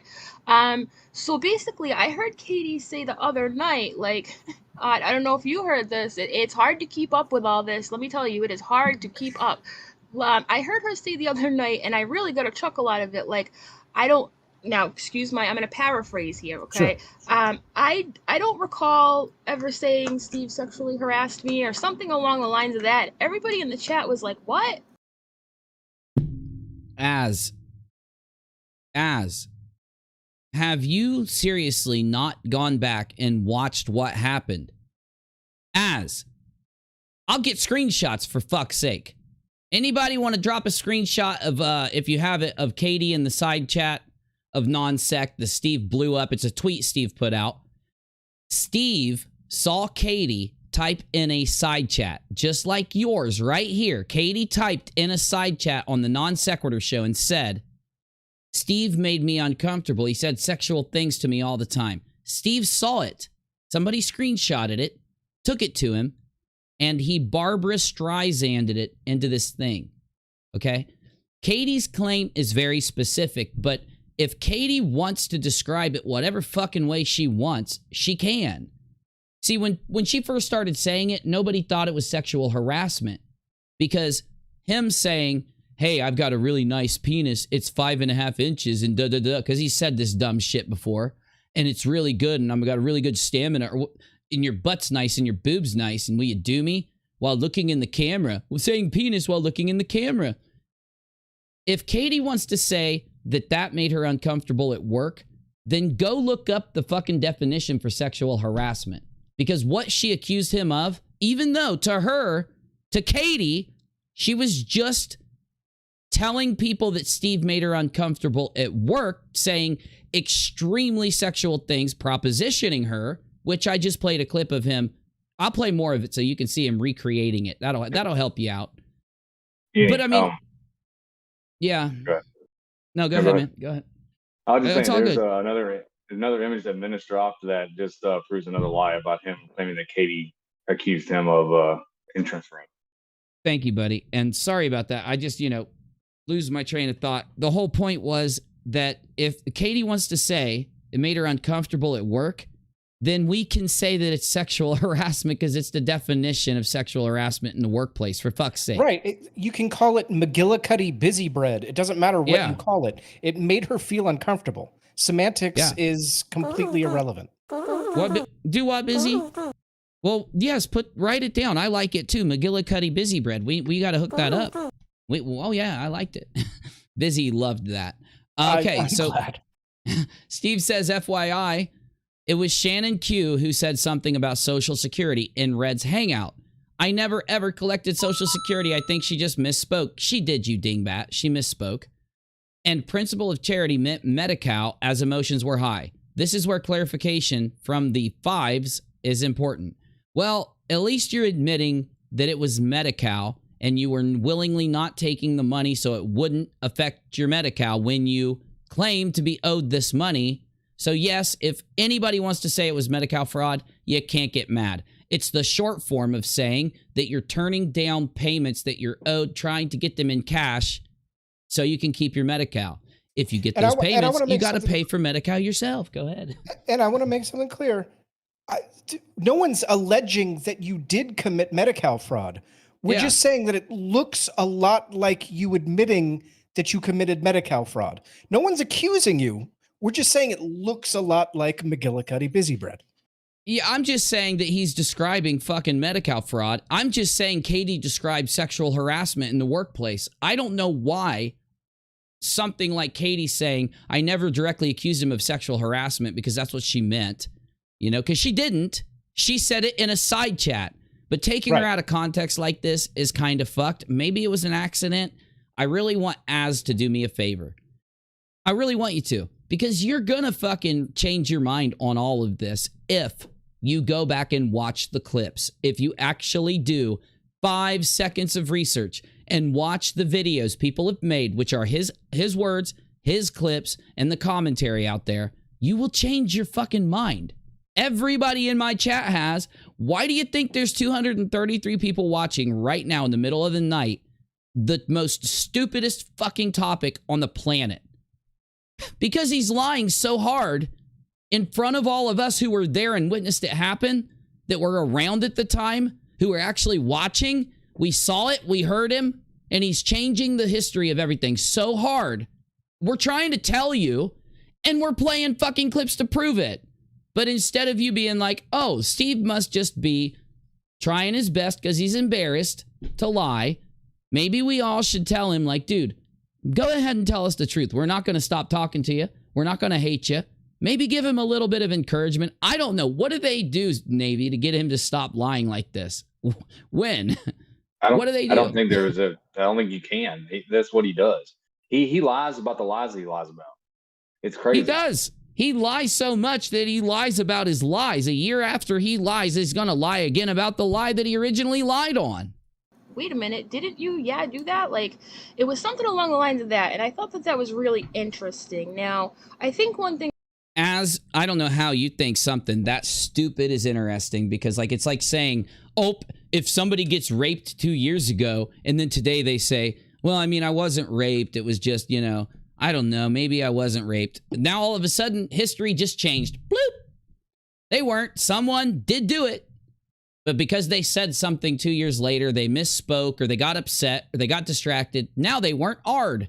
History, the past, just fucking changed. The thing we can agree on, Steve, is, we both find, this is what we have in common, we both find that Katie does lie a lot, correct? Without question. Do you hear this? Do you hear this? Listen, nobody's saying Katie doesn't lie. Nobody's fucking saying this to you. We're saying that they both do. We're saying that both of them do. At least Katie's telling the truth about this. At least she's telling the truth about this. And I do think Katie is trying. I think that Katie convinces herself sometimes, and this is just my take, because I don't know how else to say it, but I think she does the same thing Steve does sometimes, where, you know, if I say, you put that link in my chat, in my Discord, that led to Creepshow's private info, and it's completely against the rules of what I do. I don't allow it. I'm banning you, and I'm going to do a live stream and tell people. And I say, yeah, she doxed her. She thinks I'm lying. She thinks, no, I was just sharing something that's been out there before, and we differ. But if you talk to people, if you communicate with people, I don't see why Katie wouldn't talk to you unless you've doxed her or unless you've done something really fucked up. Now, I know Katie does say you did that, and I'm fine looking at that claim. People lie, people fucking lie.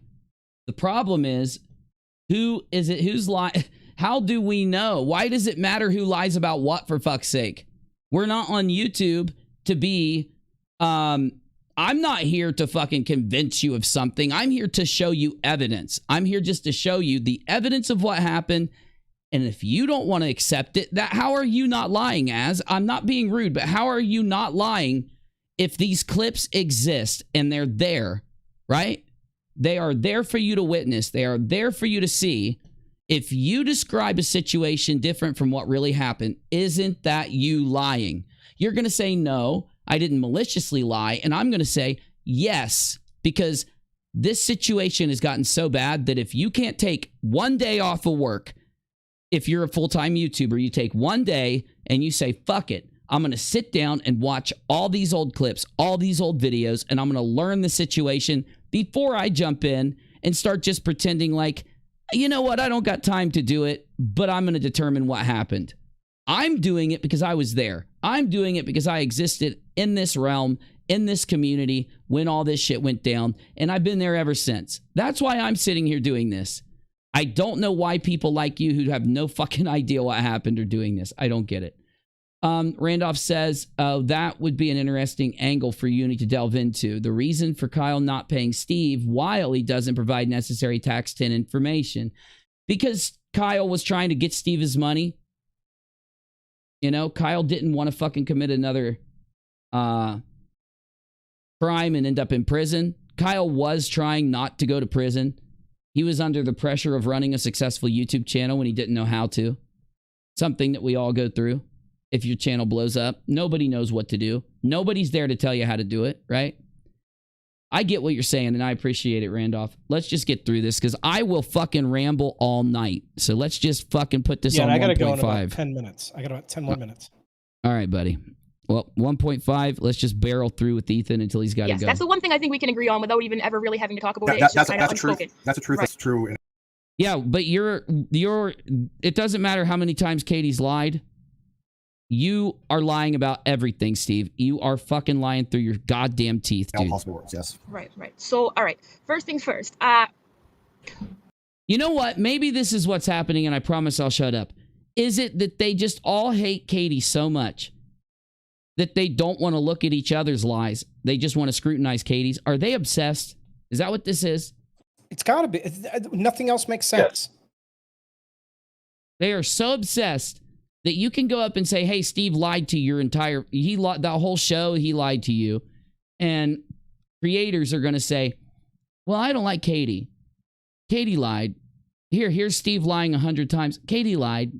Oh, I don't care about Steve. Katie lied. Katie sucks. Katie. Do you know Natalie Tennant? I have no idea who Natalie is. The first time I ever even saw her. He just lied again. Are you fucking joking? What?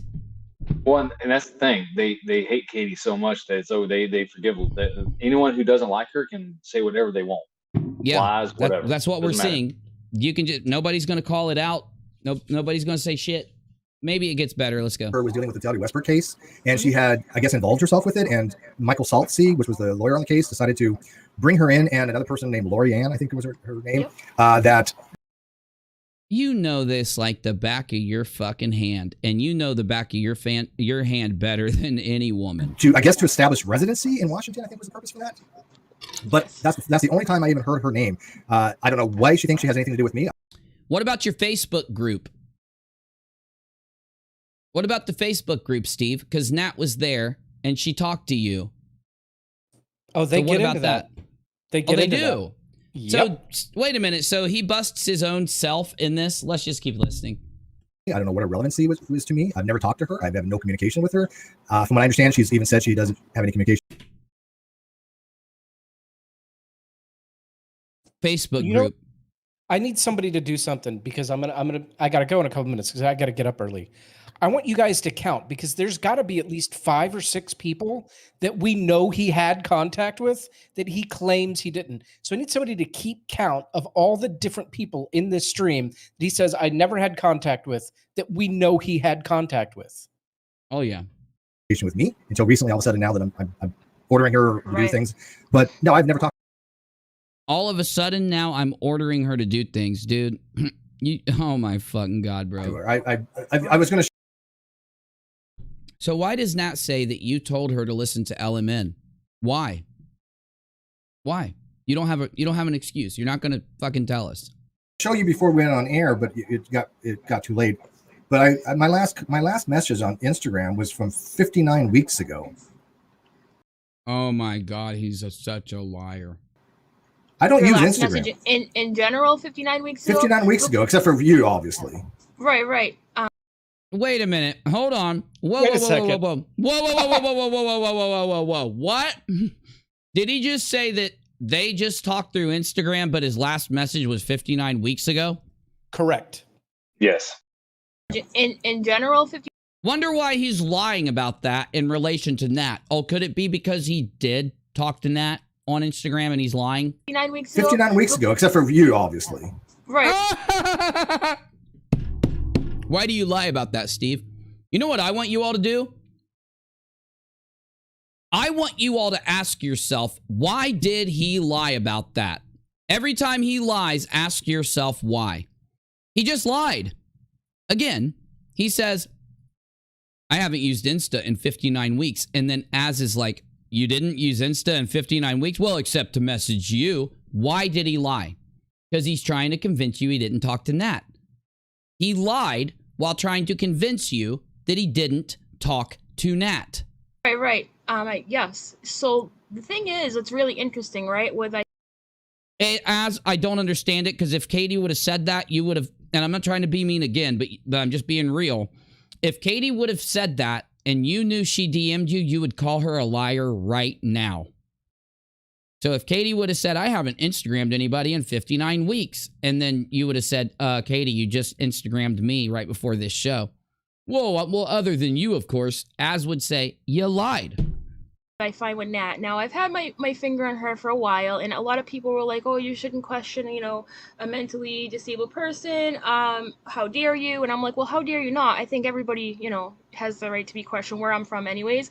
And I find it really interesting that she had a video out that said she didn't even know who you were. Mm-hmm. And now all of a sudden she won't denounce the fact that you are in some way, somehow involved, right? I mean, she had no problem. Because he is. Tina, now, I'll cut you. Hold on.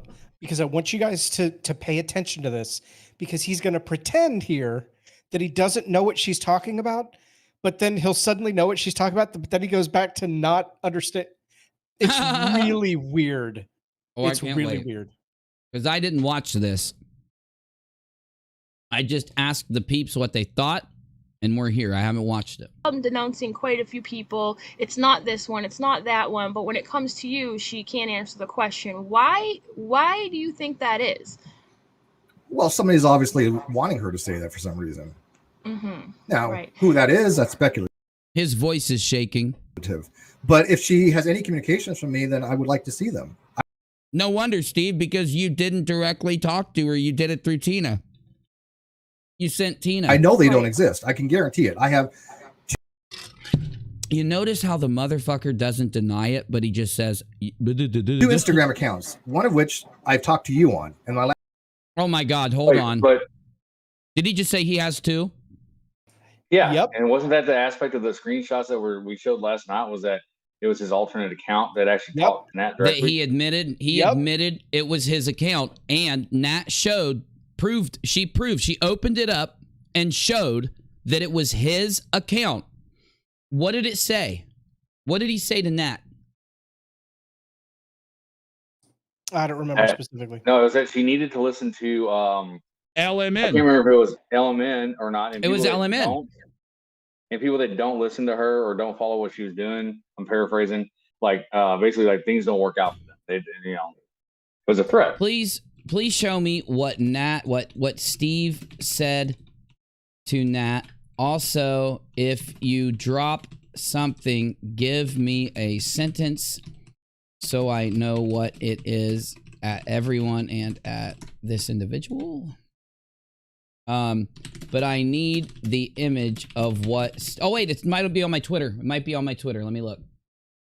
I swear to God, I had something that from Nat to Steve or something that I shared on my Twitter. Here we go. Oh, yeah. Oh, yeah. Here we go. Here's one thing we have. So this is from Nat to Katie. He threatened me, talking about Steve, he threatened me to stay quiet as I was questioning things and follow LMN's instructions. Said bad things happen to people who don't follow the rules. Now, what was LMN's instructions? They were for her to believe that Katie did all these things and then go to Saltsy and put it into the Toddy Westbrook lawsuit. So if Steve told her to follow LMN, it's because we already know that Steve and LMN worked together. We know that Tina did. We know that Chesh did. We know that all the EKC, this cult of people, the entitled Karen cult that Steve is the leader of, we know that they all get their orders from Steve. It's a provable thing going back years. And for him to tell Nat, follow LMN instructions, what do you think's going to happen, Navy, if Nat ever comes out and calls him out? What's he going to say? Right. Well, I mean, he's going to say that the communications... No, he's going to say these communications don't exist. I know that you're not going to find me saying something to Nat. Why? Because he told LMN to go do this. Now... Well, and one thing that's missing from there that we showed last night, because I think EMD said to me this isn't proof, is that the rest of the chat shows Katie on top confirming that this is Steve's other account. Like, she knows his other accounts. And that's when Nat went into what he told her. Exactly. It is. MD, it's just Nat making the claim. You're right. But it is proof. I mean, it is proof, because how else are... Look, we can't run an investigation. We can only go off of what we're shown. Steve should pull up his DMs. Steve should fucking be honest. He shouldn't lie when talking about this if he wants us to believe him. But he's already lying. Why do so? He'll say that he has evidence that they don't exist, just like the SH. That's true. That's true. I'm with you. I agree. I respect your opinions. I'm not saying that it convicts him. I'm saying that as it sits, the burden of proof is met that Steve and LMN and Tina and Chesh, who we know were working with each other going back all the way to the Facebook group, we know that Steve, Chesh, EKC, LMN, Tina are the ones that reached out to Katie's husbands. We know that they were the ones that did all that other garbage. We've got a video recording of LMN sitting there putting I just played last night a recording of LMN putting the story into Nat's head so that she would go file it to Saltsy. And then we've got her saying, yes, Steve, Tina, Chesh, the thing that, yes, we're saying that Steve directed her. But we're also saying that Tina and Chesh and the rest of them, this entire cult of people pressured LMN to do this with Tina, is the claim. It's not just Steve. It wasn't him alone, but Steve's the only one there, so we're talking about him right now. Anyway, keep typing. Keep telling me what you think. I'll keep reading it. We'll never get solid proof because he talked to Tina behind the scenes. MD, exactly. What kind of proof? What will be the only proof that exists? One, if somebody recorded it and they flip on Steve like Nat did and release video recordings. That's the only way we're going to get proof, other than if somebody comes out and says it. Now, Katie and Nat both say that Steve sent that to Nat, right? And also that Katie went and checked, and yes, it was Steve's Instagram account. Does that mean Steve did it? No. But Nat is claiming that this cult of people were all together instructing her and pushing her. They were the only people who stood up and attacked and doxed Charlotte for questioning Nat. They attacked and doxed True Ball of Wax for questioning Nat. We all know this. These are all behaviors that they won't do for no reason. There's a reason they did all these behaviors. Combining all of that together, it's pretty fucking bad for Steve right now. We will know when the FBI gets done. We'll know at some point, hopefully, right? We need to see the verification, right, Katie. So I'm sure we will, MD, sometime. I'm sure we will. I got to go to bed. So I'm going to give my final thoughts. Please do. First of all, hook it up. I heart you. You know that. Right, Navy, I heart you. Chat, I heart you. I hope you guys stay up late and watch this whole stream. I wish I could stay with you, but I have to get up in the morning. Understandable. You know, I don't know if it's a religious cult or if it's just a cult of personality, but it's fucking cultish as fuck. And this can't be on the platform.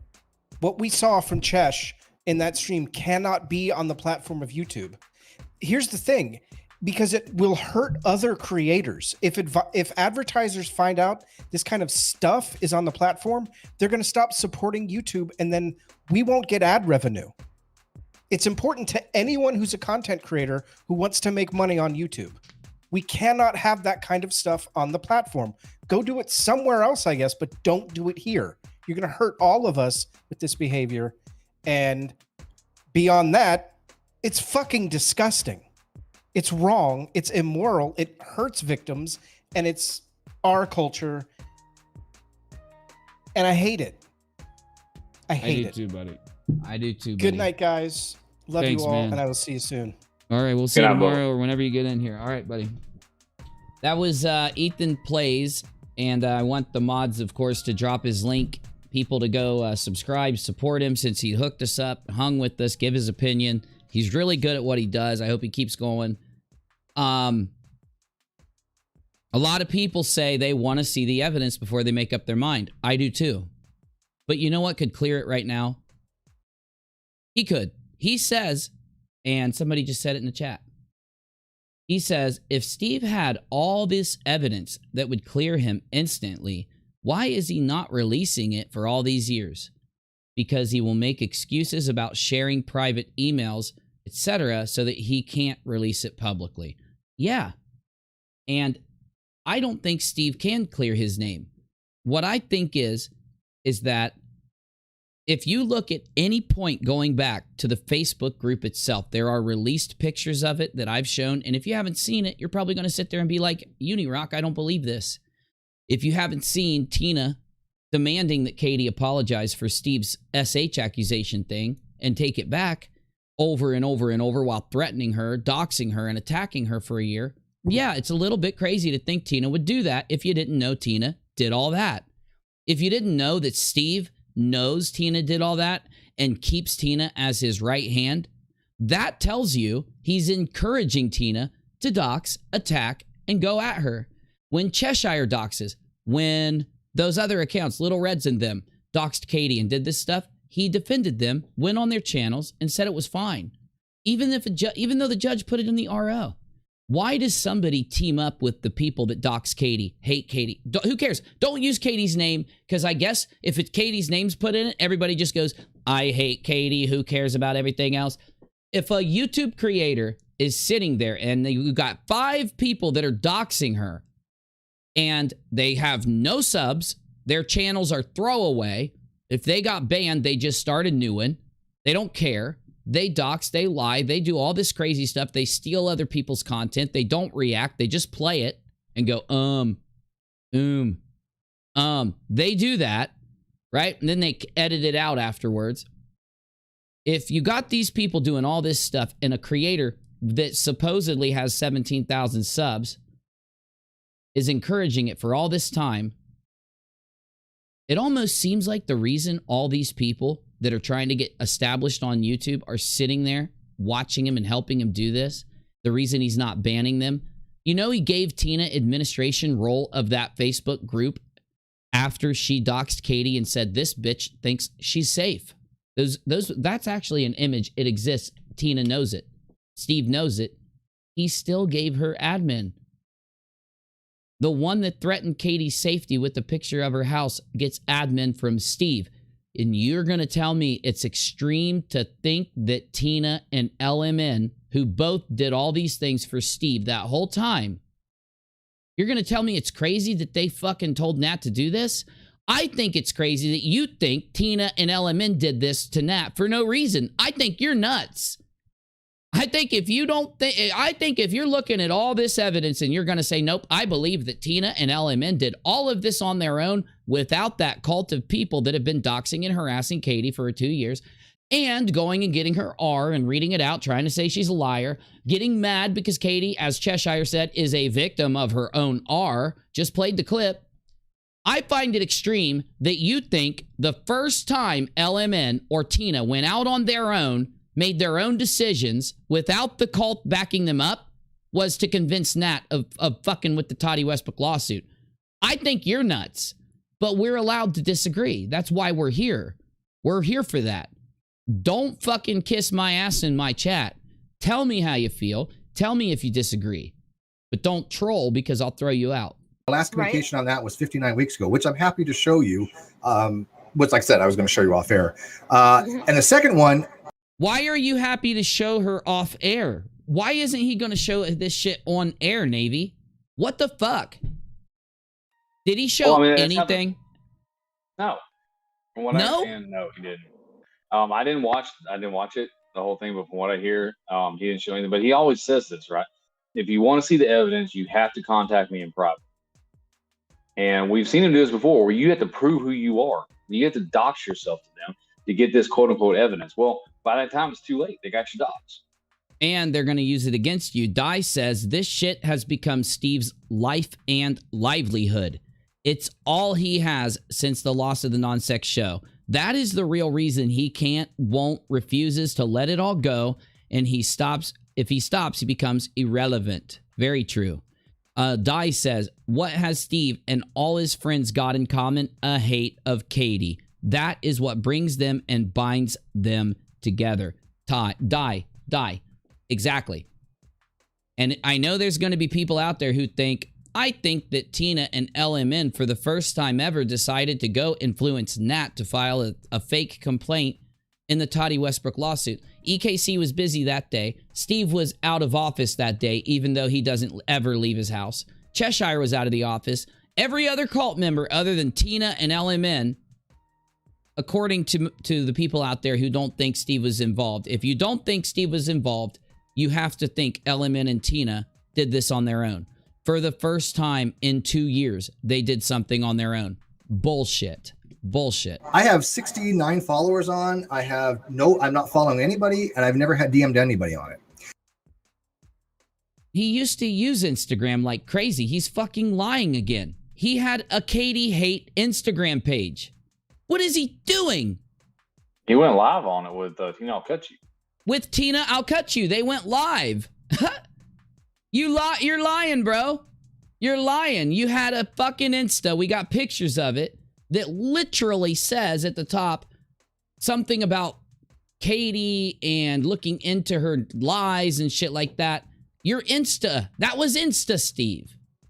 I was in his chat. Yeah, you were in the live chat. I remember him going live on his Insta.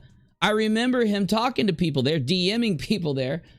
If anybody has a picture of his Insta, which I know it's old, but I bet some of you might, put it in the Lizard Lord's Lair in general. And if anyone in the community has something, what's a way we can get people in the community to get a hold of us, Navy? Is there a way they can tag us on Twitter or anything like that? Or So they can reach out to me, Navy Text 37. I'm out there. You can shoot me a DM. You can tag me, wherever you want. I don't care who you are. I'll be professional, whatever you want to send. And if not that, then hit me up in the live chat or whatever, and I can shoot you. My channel doesn't have any content on it except for one video, but it does have the email address that I use. So if you don't use social media and you just want to email me something, it's over there. So yeah, I mean, tag Navy. Just give, like, if we're looking at something and you have like a picture of his Insta, if you have something else like that you want us to be able to see, Navy will put it in Discord and then I can show it. Jimmy says, Steve says he will show evidence offline because it puts him on record saying he will show it. But that evidence never comes out because he doesn't have it. Yes. And what do people think when they hear him say, I'm going to show evidence offline? They just assume that he did it. In their minds, they put a check mark next to, oh, he does have evidence for that. The reason, though, that he doesn't show it here is because he doesn't have it. People that have reached out to him to see the evidence like he tells them to end up getting blocked. And we have proof of all that. So, I mean, I don't have to rehash it. You can literally watch any rockAlot video. And I'm not even telling you to watch my live streams. Go to Unirock 2 and look for videos that I always put sum up videos out. So if something major happens, I put a sum up video out. Okay? Go look for the sum up videos. He threatened KJP a lot on Insta. Exactly. And now all of a sudden he's never used it. Never used Insta. Never used it, even though he had a literal Katie hate Instagram account. Matter of fact, I even asked people the other day, when's the last time I DM'd you? I got no responses. How did you ask them? You DM'd them. I don't use Instagram. I haven't used Instagram. He's literally admitting to DMing people on Instagram to ask them, when's the last time I DM'd? Guess what, Steve? You can open your Insta messages and look and see if you... He's just like become a fucking lie machine, Navy. For over a year. So how could I be sending him? Menace, get in here. BCP, get in here. On something that I haven't used in over a year. Right. I know. I'm a little confused too. I'm a little confused that it went from not knowing you to all of a sudden, you know, you're some kind of a ringleader. And I found that really interesting. And her excuse for that was, you know, that they threatened her and told her to put out the video that she deleted. Tina and Steve and Chesh told her, put out a video and tell people that we weren't involved. Why? Why, Az? Do you know why? Because in the last few months, the FBI has been getting involved in this. Authorities are getting involved in this. Why else do you think these people dumped their entire history of communication on Twitter, Insta, YouTube, everything over to Saltsy and the authorities? They flipped. She was reading from a script and etc. She didn't want to say that. She was told to say that, and she sounds rather scared when it comes to a few people. Now, okay, so I had to, as I'm sure you're aware, I had to take a step. Well, hold on. Before I get too far ahead, I need to know the answer to this before we go anywhere. Sure. Why, of all people, why did you ask me to talk? I did.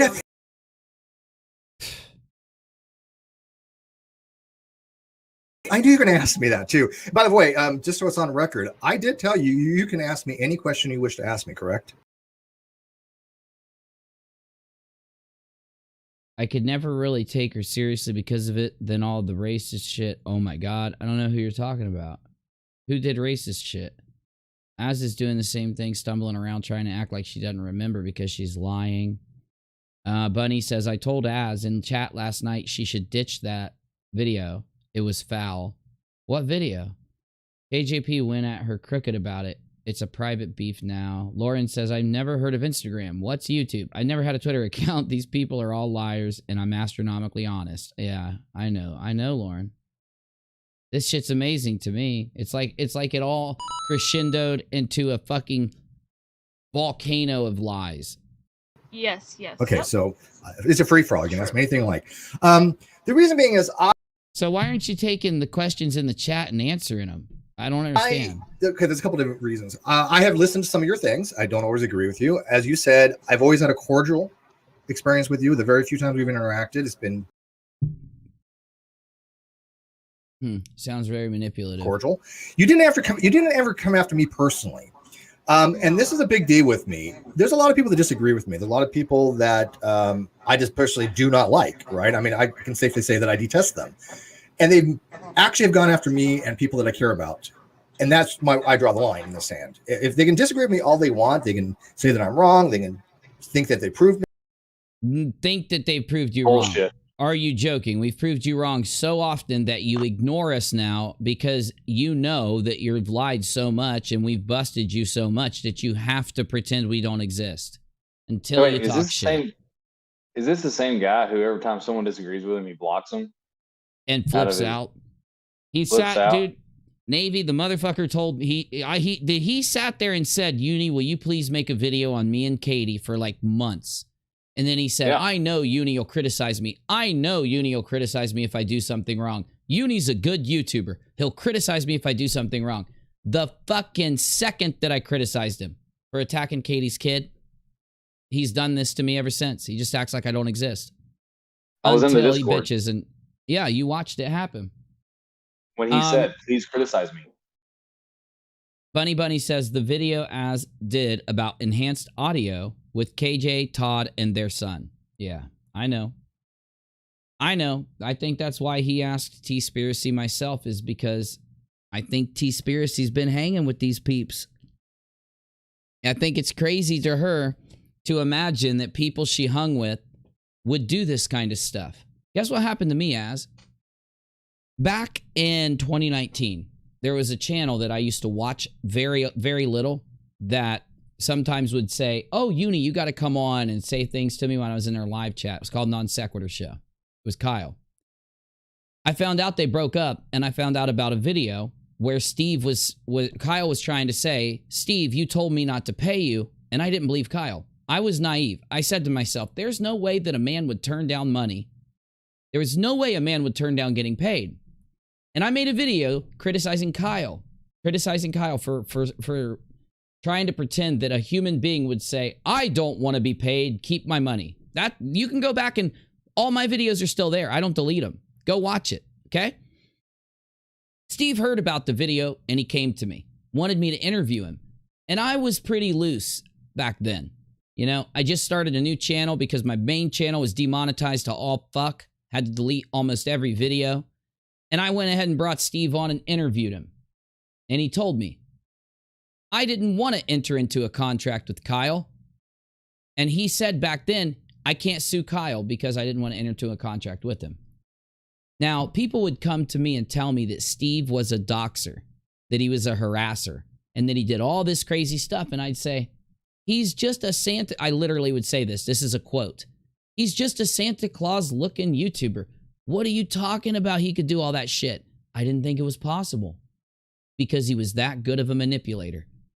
But I criticized him for the first time after he begged me to make videos on him and Katie. And I finally did. And he begged me to do it.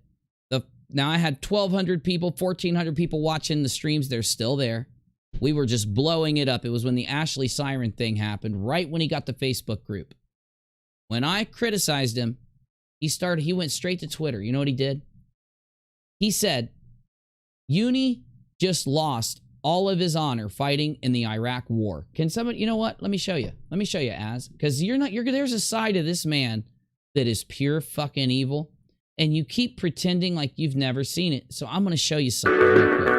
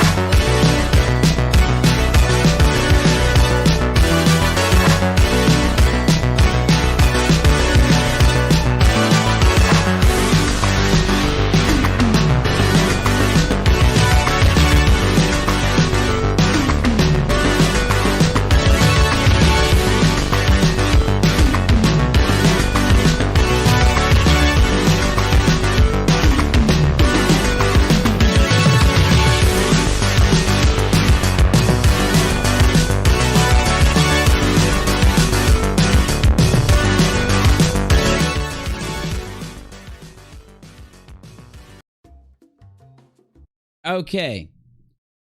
I criticized Steve. That's all I did. All I did. Everybody in this chat, they'll tell you. All I did was criticize him for attacking Katie's little boy. He put out loss of a... Now, I was medically evacuated out of Iraq, okay? So I was deployed. I was medically evacuated, all right? Loss of a fallen comrade. He didn't spell everything correctly because he was drunk as fuck. Unirock has no honor and is a disgrace to the service. He posted this right after I criticized him. Now look. These videos, Versus Mode Part 2, you go to Versus Mode Part 2 on my channel. Should be right around here. There we go. Let's see. Versus Mode Part 2. So go back to 1 year ago, Versus Mode Part 2, and then go, whoop. How Steve McCrae stole Christmas. My correction after talking with KJP. World-ending realizations. And my response to the last few days. This video, my response to the last few days, is me explaining all the fucked up things that were going on after I criticized Steve McCrae. Get me? I finally attacked Steve. Just kidding. I'm going to criticize him, though. All I did was criticize the man. You can watch my hour and 11-minute criticism. You can find that day and go to Steve's channel and watch me go on Steve's channel after I criticized him and watch how Steve reacted. Now, I went and immediately started making this video after this. We'd been streaming so much. We'd been live streaming our fucking asses off, right? And once I criticized the man, that's when he started saying this shit. In a live stream, Leslie showed us the email. He started saying that Unirock lost all of his... Now, how is me criticizing you on YouTube for attacking a little boy equate to me losing all of the honor I have from serving? Navy, you're in the service right now. What do you think about someone that does that? What do you think? In order to lose all of your honor and be ashamed of the service, you have to do something pretty horrific. You have to shame the service in a way that you are bringing dishonor upon it. And he has no idea, you know, the lackadaisical way in which he used that phrase that hurts people, that attacks people. Like, he has no right to say that, ever. Well, I don't care that he said this. The one thing Steve McCrae has never understood about me, I live by this thought process. Sticks and stones can break your bones, but names aren't going to hurt me. You can say this all you want, man. You can talk shit on me until the cows come home. It reflects on you for saying and doing this. It doesn't reflect on me. Because nothing changed in my entire life just because I criticized you for attacking a boy, a 7-year-old autistic boy with brain damage, due to your YouTube beef with his mom. But you've done these extreme things ever since you got mad at Katie. This is how you treat anybody that pisses you off. Into the Wild Blue, once again, I'm tired of the BS. Steve lies, Katie lies. I'm finding out real quick. Everybody lies. How sad is that? YouTube is supposed to be fun. The fun has been lost. It hasn't. Because this horrible topic is ending. That's what this is. That's why it's back up. It's gotten so extreme, and it's finally gotten so bad. I told you it was ended like, what, a month or two ago? Because of the fraud raisers. When I said to everybody in Discord, I said, guys, you don't have to worry. The last thing we have to talk about are these fraud raisers. It'll be over after that because it'll never go further. There's no way to go further than stealing hundreds of thousands of dollars from your audience. You can't go further than that. You can't go further than having 40 fraudulent fundraisers, stealing all this money, lying and taking all this money. You can't go further than that. They did. They went so far that now the authorities have to come in and waste resources on this garbage. All of this would not be happening if he was not in this situation. He is the backbone of this whole thing. Call me a hater till the cows come home. Call me whatever you want, but it's factual. Who's the one person you take away? Him. Well, you got to take away Katie and it would have never happened. No, you wouldn't have, because he would have just sexually harassed some other woman. He'd be doing this to a different woman. And that's true, because there's like 7 others out there that he has done this to.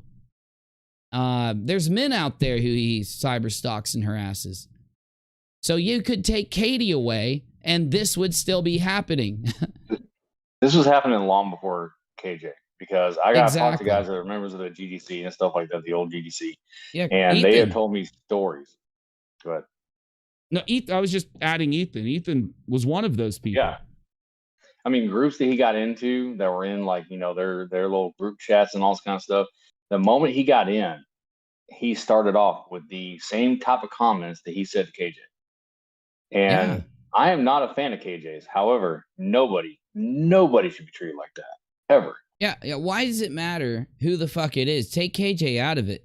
We're talking about this because there's a YouTuber doing this to another YouTuber. He enlists all these other YouTubers to do this to this YouTuber. We're not talking about people criticizing Katie. I'll high five you. You're good. We're talking about these guys doing this. Don't get me wrong, that doesn't matter. When they go after me and people I care about, that's where I draw the line. You never went after me. You never did anything against me personally. You've never criticized him. As you want to test it? You want to test it as? All you got to do is get one of your buddies to criticize him. Because if you do it, he's not going to react because of me saying this. Get a random buddy of yours that he's not going to know you told to do this. Have them criticize him. They'll find something if they look for 4.6 milliseconds. See if he doesn't do the same thing to them. Why did Charlotte get doxxed? Why is True Ball of Wax being harassed and doxxed? Why are all the people before them getting harassed and doxxed? And I watched one of your videos just a while back, and you were saying things like, you know, you're willing to listen. You're willing to see the evidence. Every person in my live chat, and in live chat, I want you to tell me, are you willing to listen to him and see his evidence? Because he's never shown it. Did you see any evidence? He keeps saying this to you, but did you see a thing? Haven't you ever been lied to by anybody, You've never had any bad experience with me. And I thought to myself, okay, if I actually send her evidence, which by the way, I did send you a lot. I don't know if you have a chance to even look it over. What? What? You're literally coming here to show the evidence. And you're going to say that maybe you didn't look at it? I sent it to you? Where? Where'd you send it? And I've sent you things that I've sent no other person, by the way. Yeah. Okay. My daughter's been sick and we were in the hospital all day, and I've been. This is bullshit. I do not believe this at all. I want to do a video showing every single thing Steve sent, and it better exonerate him. I think. Go ahead. Someone said in Discord earlier, it was that she stayed 100 miles away from whatever he sent her. And I think she did it for a reason. And because... Why the fuck? This makes no sense, Navy. It's secret evidence again. This is secret evidence 17.0. Like the same secret evidence he dropped on Twitter that he automatically deleted when, you know, he realized that he had violated, like, you know, certain aspects of the court thing that he had done. Mm-hmm. He doxed Katie when he dropped that. Yeah, he doxed her. Her address was in it, and he doxed her. He didn't bother to just remove the stuff with her address and shit. No. That's why it was confidential, you dingbat. Not only that, inside what he dropped is evidence that he did harass Katie, so I don't know how he's going to say it's not. It's literal evidence he harassed Katie. We showed it on our stream. If I was coming to you to show evidence and I sent you stuff that you knew by looking at it, you could not show live. Well, you just describe it. No. What did he send as? Where's this evidence? We need to see it. Jimmy says, I'd love to see Steve show one piece of evidence, especially given the number of times he's demanded evidence from me, and then when I presented it, refused to even look. I want to know what this fucking evidence is, because I promise you it's going to be like every other time. One of two things is going to happen. They're not going to show it, which is 90%. The other 10%, they're going to show it, and it will not relate to this at all. It's not going to be shit. It's not going to be anything. It's not going to exonerate him. Which we've got evidence that damns him that he will not talk about. Okay, fuck it. Let's go. I don't even care. Let's go. I'm talking too much. It's just unbelievable. I can't believe this man can't just say, Katie, I'm only going to criticize the public things, the videos, the stuff that's happening, that's going on. I'm only going to criticize what's there. I'm going to be public. I'm not going to attack you. Why can't he stand up and say, I will never harass Katie. I will never attack her. I'm only going to talk about public things, and she's never going to have anybody do anything to her behind the scenes ever again. Why is he not standing up and saying, I hate Katie, but I do not want people harassing her. Whoever is harassing her, I'm going to ban. Why is he acting like this? The motherfucker has proven that he knows what harassment is. He knows what harasses somebody because he calls it out when someone does it to his friends. Why is he acting like this with Katie? Because he's involved. That's it. The only time you act like this, the only time you sit and play pretend games with something like this is if you're involved. Because if he damns certain people, they're going to come out and be like, motherfucker, you told me to do this. Now you're damning me publicly. Let's go. I'm sorry. Literally running. Yeah, she'll be all right. It's not a huge deal, but I have been running amok all day. But here's the thing. I know you sent me like legal documents or whatever. Yeah. And, like I definitely appreciate you trusting me with these things. But like you can understand, I am not a legal professional. I don't know how to read this and say. What do those legal documents have to do with shit? Those legal documents, you can just go look at them. We've seen all of them. They don't exonerate him. You know, this person, you know, is telling the truth. This person's not. Like, as much as I appreciate that, like, I am not the person for that, you know, to talk about it on air, let's say. I'd just rather not. I mean, I did see some things that, you know, were eyebrow raising because I thought they didn't exist or, you know, whatever, but I don't really want to go down that avenue. That's kind of my own personal. What are you talking about, man? Why can't you tell us what he fucking gave you? What the fuck?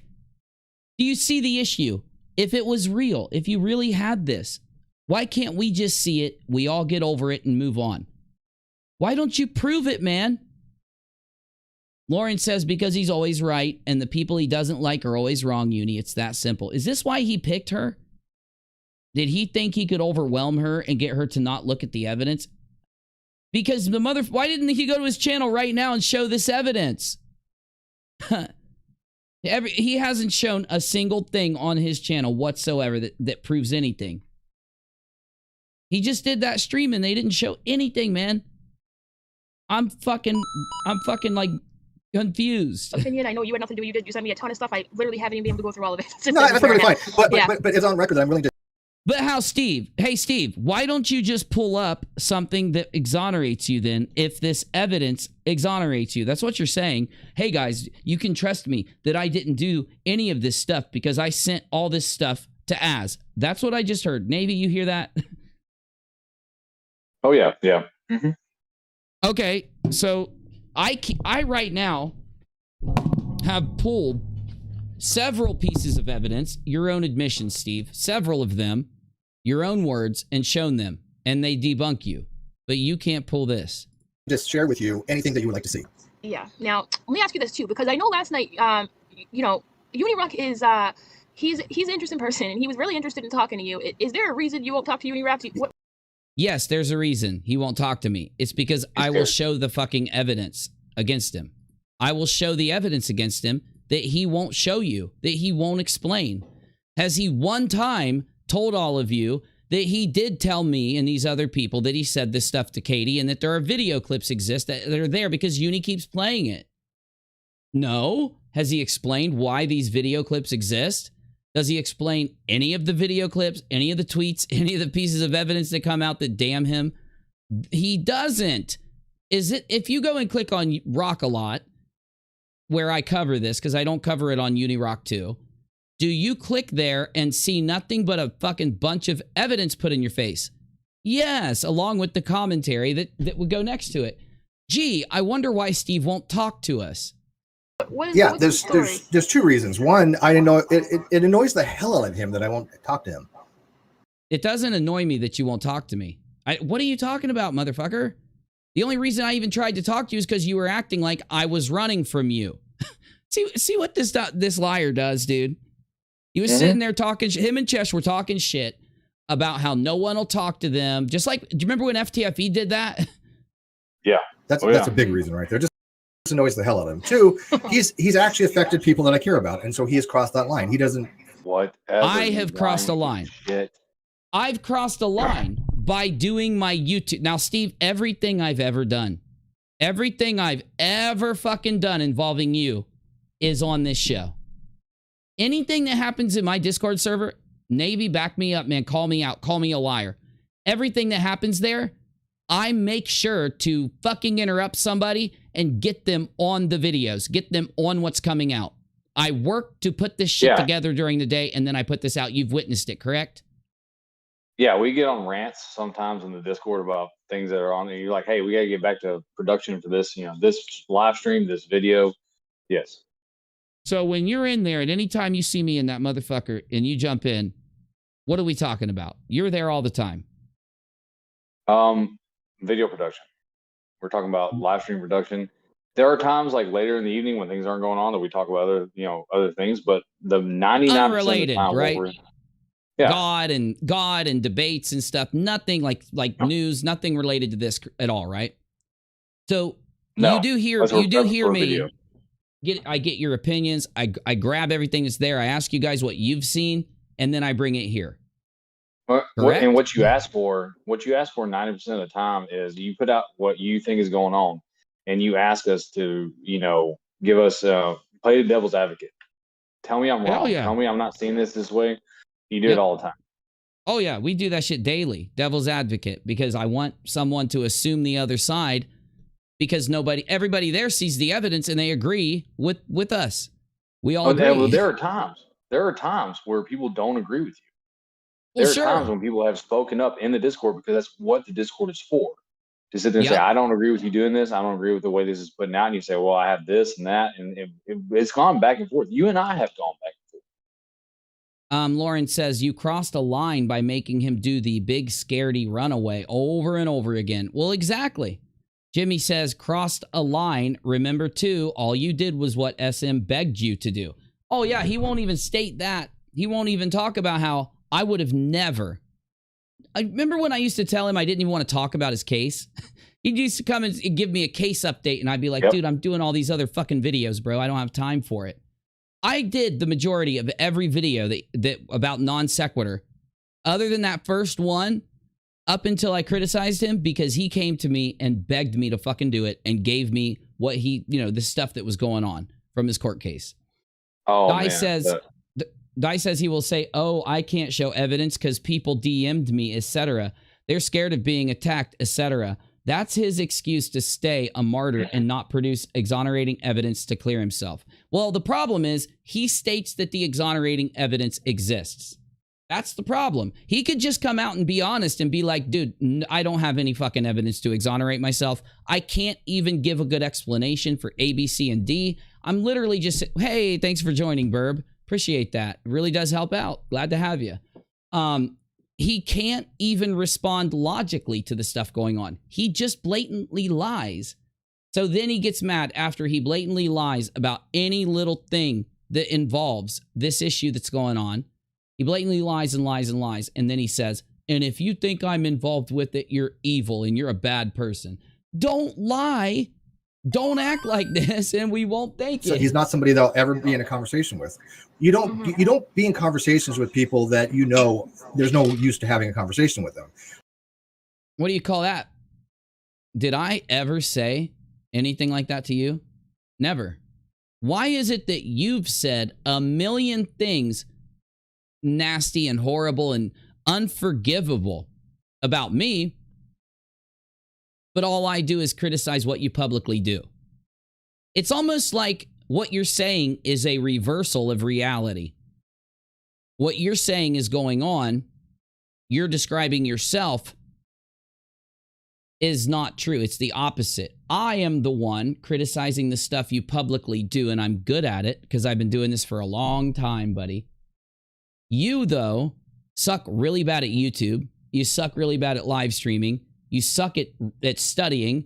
You suck at thinking. You suck at explaining yourself. You suck at collecting stuff to put in a live stream. You suck at live stream preparation. And then you get up there and you just lie. See, I've got everything I want to pull. I know where to go get it. Where is it, Steve? Where is the fucked up shit I've done? If I've done anything to you, it is recorded on my channel. rockAlot, Periscope, at Unirock TV on Twitter, or Unirock2. Anything I've done to you is there. You think my words, you think my opinions, you think the video clips I have hurt you and your friends. He's talking about me showing you Cheshire saying what she said last night. That hurts Chesh that I'm willing to show these clips. These clips are what they've publicly put out, by the way. It's called criticism, Steve. Well, hold on, Navy. I think, and I'll let you come in for as long as you want. I think that he truly does not understand what criticism is. He thinks that what he's doing to Katie, him and his friends, is criticism. And he thinks that us sitting here commentating on his public actions is harassment. But go ahead. Well, the problem is, though, is that he says these things like, he hurt my friends, right? Name them. Show me. The people who are public, who go on stream with you all the time, like fucking Golden Urinal, fucking Trash Goblin. Name these people that, they go on live with you all the time. He just made an accusation. He just made a fucking accusation at me. He said I'm harming his friends. Well, the thing is that if when people come at me or come at Menace or come at Negative or whatever, the people that are known out there that, they're not hiding their identity, they're not trying to stay, just a watcher or whatever. You go out there and say they have gone after Navy, they've gone after Menace, they've gone after Negative, they've gone after, these people. You put out there who they've gone after and how they've done it. He just says, he's gone after my friends. And you just have to believe him that somehow magically they've gone after his friends. He's lying, bro. I demand that he says, because he made an accusation at me, I fucking demand that he, I demand that he show the proof, because guess what he says? Unirox talks a lot because he streams all the time and he streams so much. Okay, that's because everything I do is on these channels. Show me where I hurt your friends. Show me what I did wrong. Show my video clip to prove your accusation. Because you just said if you make anyone makes an accusation at Steve, you got to prove it. You got to have evidence. Where is the evidence that I harmed your friends? Navy, we're going to break the monotony by watching a brand new video from Menace to Sobriety. But here's the problem. It just released 2 minutes ago. Now, here's the problem.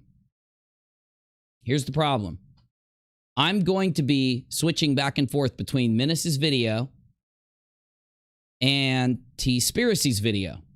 So you're going to have to go watch Menace's video yourself all the way through start to finish. It's very important. Now, I got to go take a pee-pee and get some more something to drink because I'm out. I'm sure Navy needs to also. We are going to take 30 seconds. Make sure you grab your CBD or nicotine. Grab a pancake. Do you like Sprite? Do you like whiskey? Do you like weed? Do you like CBD? Whatever you do, get ready to do the do with us right now. And when I get back, if you guys want to type in any emojis or anything, I'll give you 200,000 rocks so you can gamble them. Let's do it. Here we go.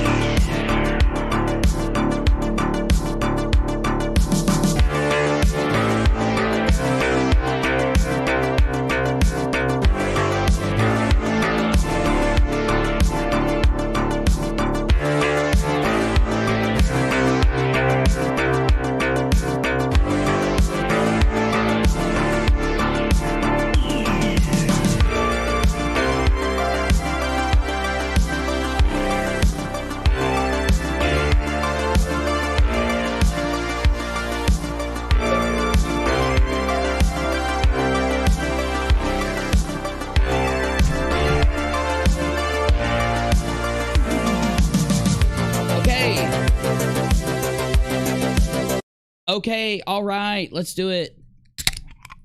All right, there it is. There's my Red Bull. You know what it is? Steve really gets pissed off. He's really annoyed at the fact that I'm willing to talk to him because he's told people for 2 years that I run from him. And then when he goes out and tells people that I run from him, I challenge him to talk to me. And then I prove to everybody. It's usually like once a year. And then I prove to everybody it's actually he who is scared. He knows there's a guy out there who actually went through all of this garbage because he was over in my Discord begging me to help him and follow along. And that dude is willing to fucking show this shit on his show. And he can't stand it. He can't fucking stand it. Navy, we're back. I guess we're going to start Menace's video here. Menace just released this. Don't forget the rocks. Don't forget the rocks. The free rocks. I need him to type in the chat and you'll get the rocks. I'm going to start playing Menace's video. I'm going to start a countdown. I'm going to give you the rocks. So you're going to have to type right about now if you want those rocks, and you got plenty of time. I'm going to even up it. 250,000. Here we go.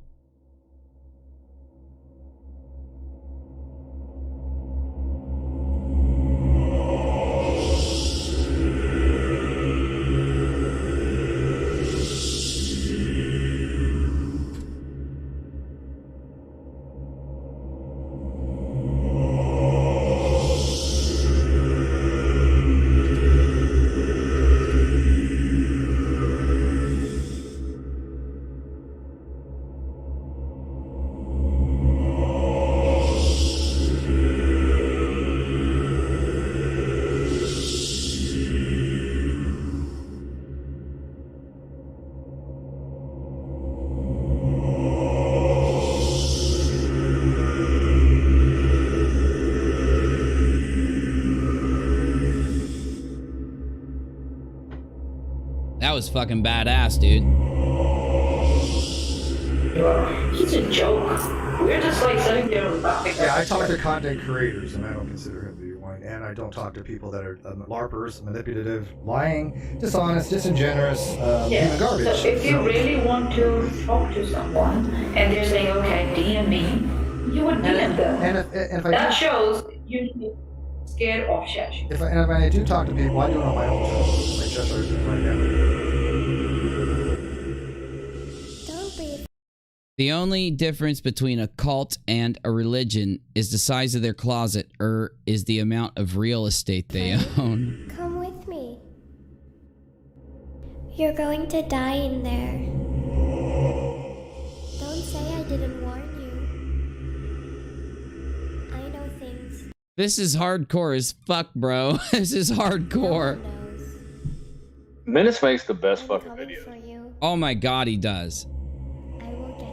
People under the influence of cults is similar to that we observe in addicts. Typical behavior for both includes draining bank accounts, neglecting children, destroying relations with family, and losing interest in anything except for the drug or the cult. Keith Henson. I will find you. La, la, la, la, la, la. Here in the forest, dark and deep, I offer you pictures.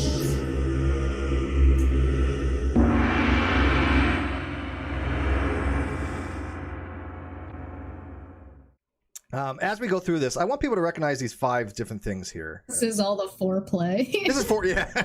I feel offended. That was a sexualized comment. Yeah. Oh, just wait. Just wait. She was looking at me through her It's camera. just Steve in a room with a bunch of women. He's gonna get his butt kicked. Okay, so he's making fun of the SH claim against him as soon as the NDA ran out. Like, as soon as the NDA ran out, he's making fun of the SH claim. I saw her looking at me through her camera. Did you not see her staring directly at me when she said that? Jesus Christ, Steve. You are so disgusting. Thank you, R-Top. Definitely, buddy. Just a minute into the show, which he plans to prove his innocence over S harassment and targeted harassment claims. They joke about S harassment. This is when the audience realized this would be a gong show. There's basically 6 things that I want people to recognize. I don't think we're going to really be pointing out to people what falls under what. Maybe we might, but I want you as an audience to tell us what you think when these come up. So these are kind of 6 things that I think are attributes of people that are basically narcissists. Okay, hold on a minute. You're supposed to be proving you're innocent, and you're not in a cult, but you're about to say this. Projection, embellishment, fabrication, hypocrisy, self-victimization, manipulation. We're going to start with an easy claim. And you may see it and you don't think it's an easy claim, but it really is. So here's the first thing, and look on the outside so you can see it. So this claim, death threats. But here's the claim that I was related to these death threats. Now, as you guys may know. What are you fucking talking about?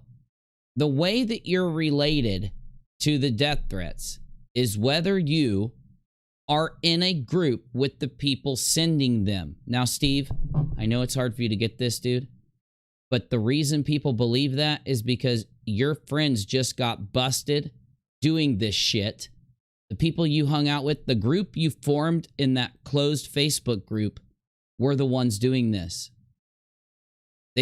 Jesus Christ, dude, what are you fucking talking about? They literally convinced LMN she was talking to a fake Katie. Or Nat, LMN did, and then tried to affect the Toddy Westbrook lawsuit. Now, I know you don't get this because you can't critically think, so I'm going to help you. If you're willing to do a federal crime like that in the snap of a fucking finger, trying to manipulate a mentally ill woman in that way, are you really not the kind of person that would have sent the death threats, that would have done the other things in this? Yeah, you pretty much probably are. No.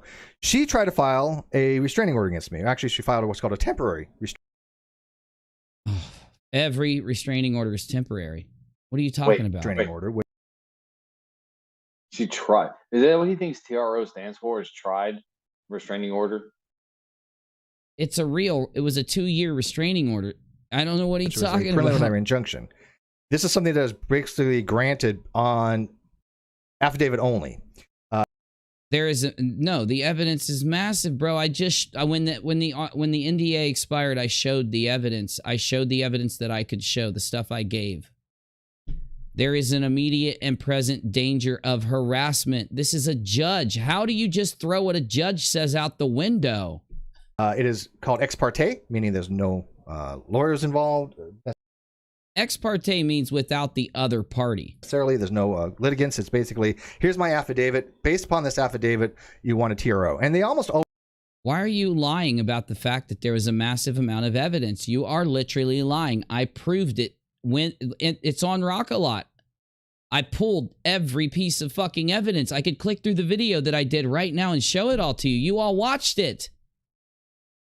Always give them for safety reasons. And I absolutely agree that nothing wrong with a 2-week TRO or whatever until the facts can come out, right? The facts didn't come out. You didn't show up to court and present the facts. That's what that signature on the NDA means. People need to be protected. I absolutely have no issue with that. But it's not a restraining order. It's a temporary, what's called a TRO, which is, like I said, a pre-injunction. That's not a pre-injunction. That is a temporary restraining order. It was a 2-year. Menace is showing it on the fucking screen, dude. You followed, monitored, or pursued her online, made harassing phone calls, or sent harassing text messages to the petitioner. Why aren't you ever explaining that checkmark? You've always ignored that one. The judge saw things that made the judge check that you made harassing phone calls to Katie or sent harassing text messages by the evidence that was submitted. And then you're given the opportunity to be heard. And that's where the evidence is actually looked at. Judges don't tend to... No, you were issued a 2-year harassment restraining order, motherfucker. Look at evidence. They looked at the evidence to file this ex parte because they did not need you there to do it. Because that's part of the discovery aspect of a case. It doesn't happen initially. They look at the affidavit, and based upon that affidavit, that's what they go with. This is the mental gymnastics this man has convinced you guys of, the people that follow him. You don't have to believe me. You can go ask a lawyer. That's particularly, fine. But I want to show you guys, and in fact, It's the same thing that happened with the non sequitur showcase. It's identical. As an example. Because I haven't produced any discovery for the non sequitur. You're telling everybody Kyle faked evidence, though. He faked papers. You're fine making that determination before discovery or anything else. The judge ordered you to get an expert to be able to judge whether Kyle did it or not. You didn't, but you're still telling everybody he stole the money from you when I've got video clips of you admitting he didn't. Sequitur showcase. It's the same thing that happened with the non sequitur showcase. It's identical. As an example. Because I haven't produced any discovery for the non sequitur showcase.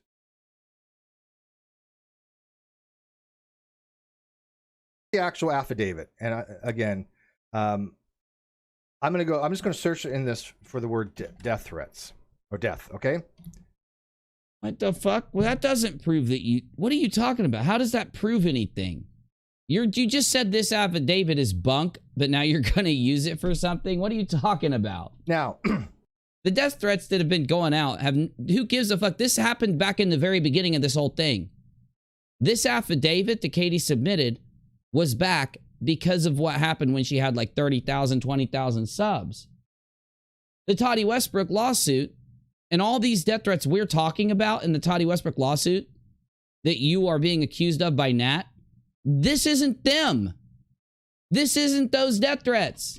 Here she says, hopefully you guys can actually see this and read it. Let me know if it's legible. If I can blow it up, I will. But it says, in November 2019, Mr. McCrae claimed that I struck a channel, meaning that I was responsible for getting a channel taken down and stole money from a mother.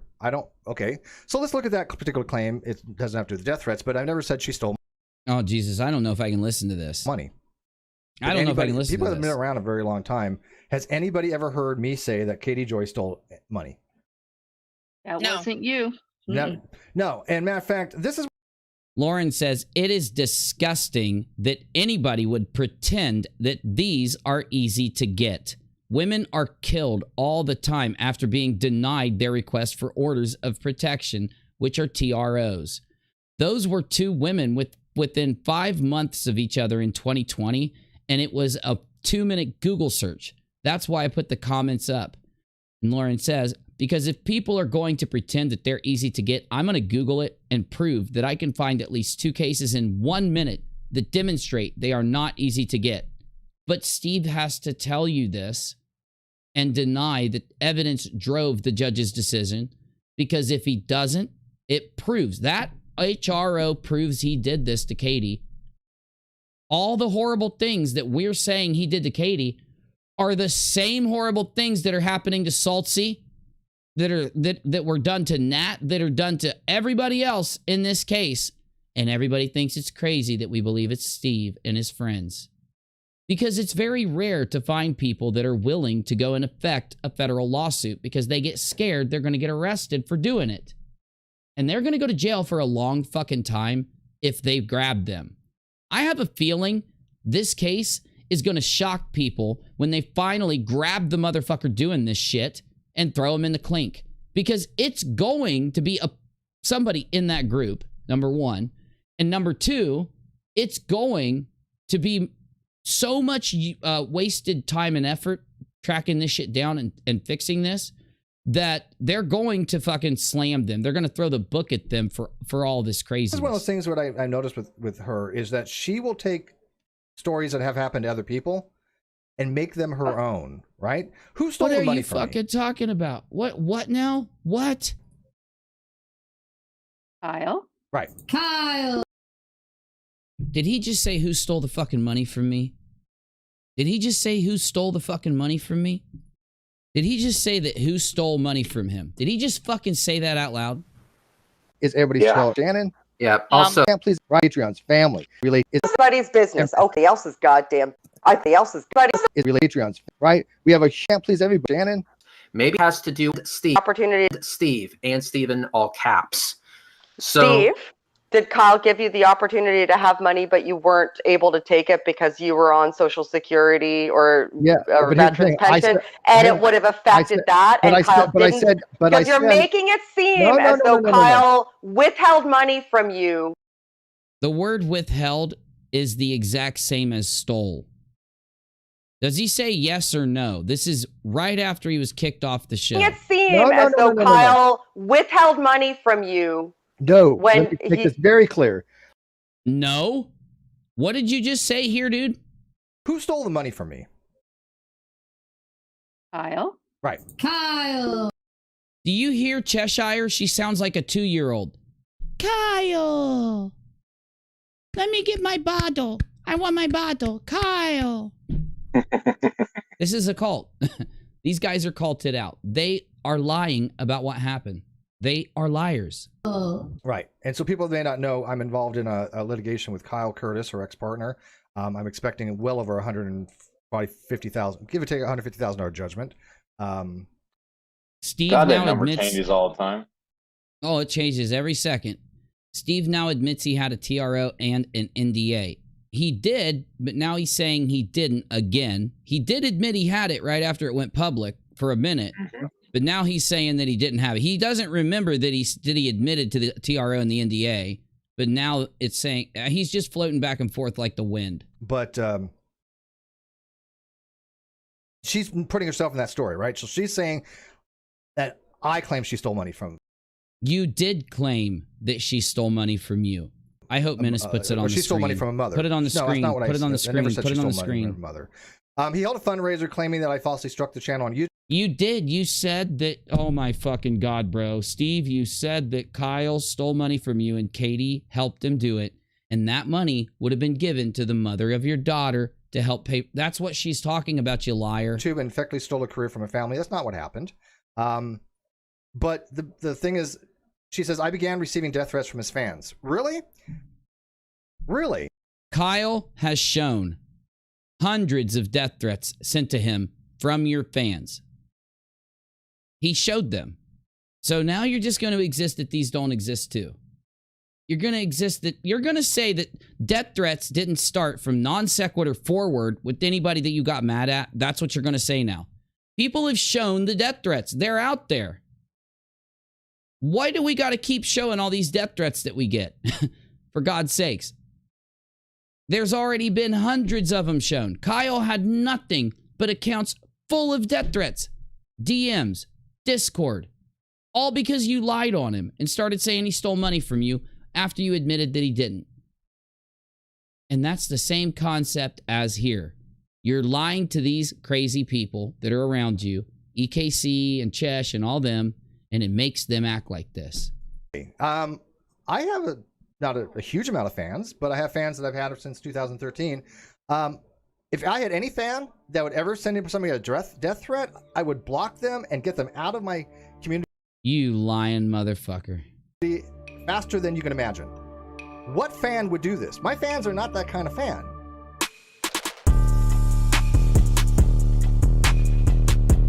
Get it, Menace. Get it, Menace. Damn, it's such a good video.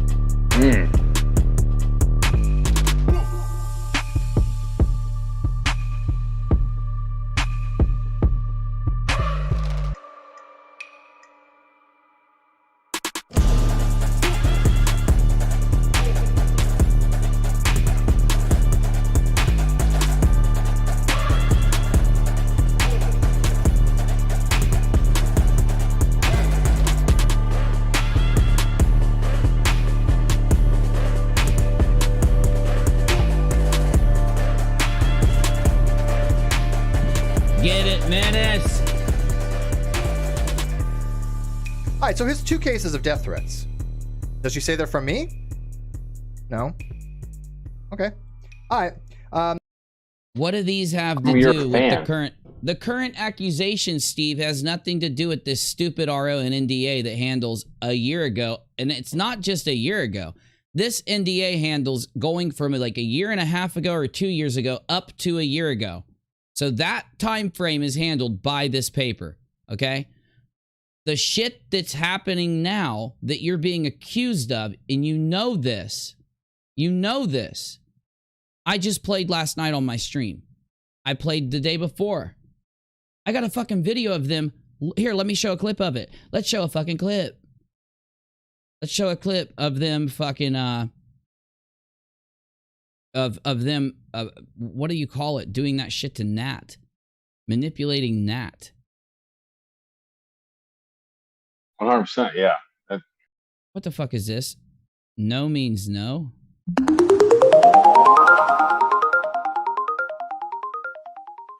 Remind me to watch Laura's video. No means no. Sometime soon after we get through with this bullshit.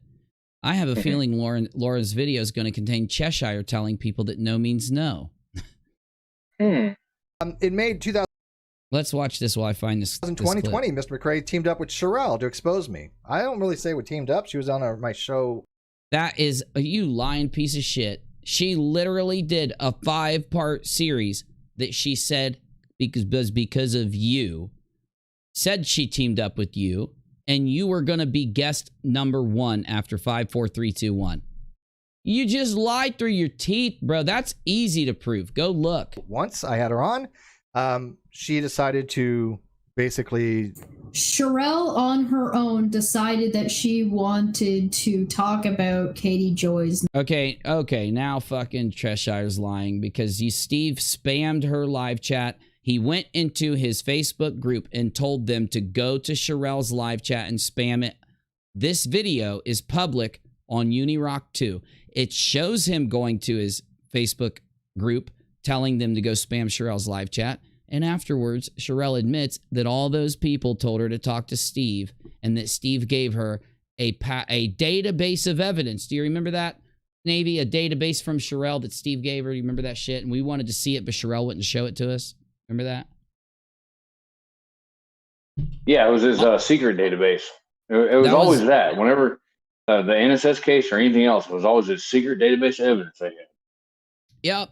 And that was one of the most major secret databases of evidence. Hey, Navy, did Sherelle ever show us the secret database of evidence from back then? Ever? A shred of it? No. I don't think she did. And I don't think she ever had them on either, did she?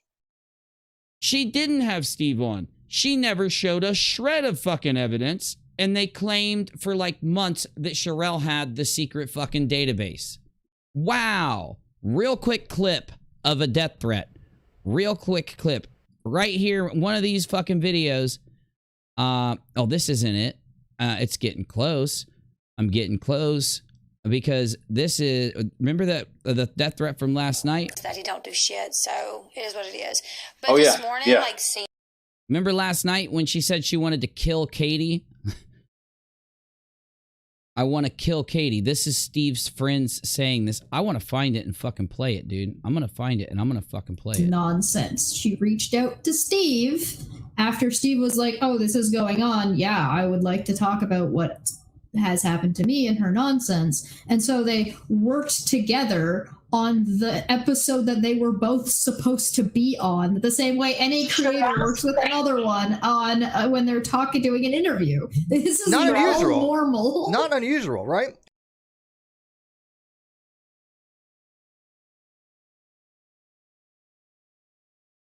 So there's other people telling her these things as well. She approached me.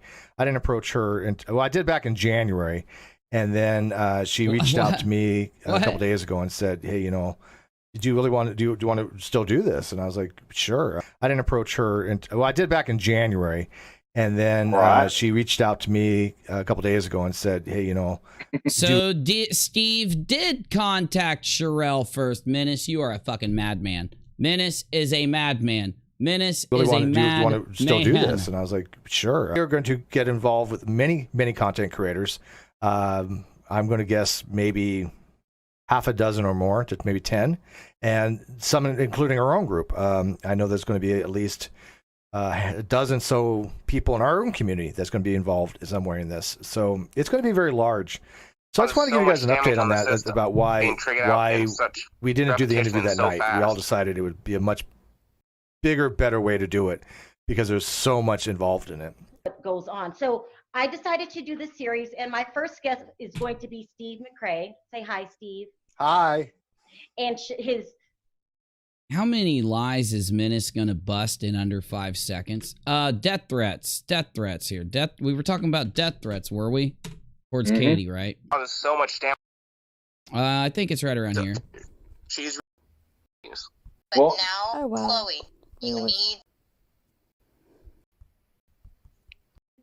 And one of the things you see that's so crazy about this while you're pulling it up is that none of them have ever reached out to Steve. He reached out to every single person.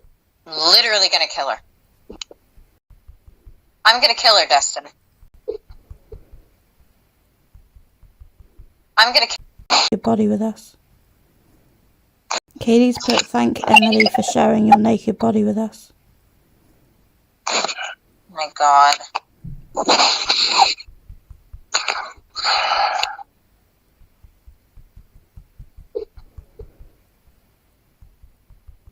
I'm gonna kill her, Dustin. Literally gonna kill her. She's not metaphorically gonna kill her. It's not a, oh my God, she made me so mad, I'm gonna kill her, as in a joke or something. She's literally, as in exactly what those words in a literary sense mean. I'm, as in the person talking, is going to, that means they're going to do it. Kill, that means in the life of her, meaning KJP. Oh my God, how did I play a death threat that? Oh my, Steve just said that the death threats don't exist. The death threats don't exist, guys. Partner. It's one of Steve's friends right there from his secret Facebook group who hung out with him from then till now who said that. Wow. Die. Shez.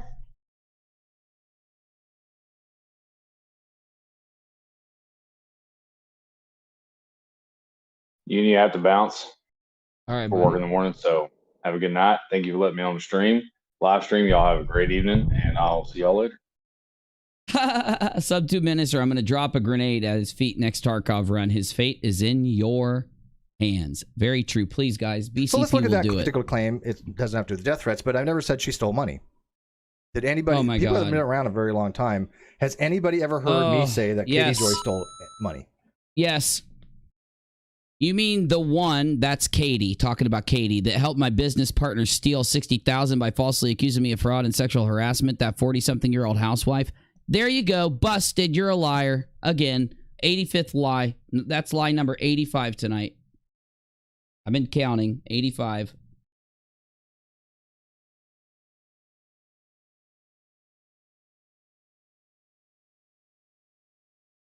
Because I've never been a threat to anybody, her or to anybody, in any way, shape, or form. To people that know me, I have lived my life exemplary to my standards.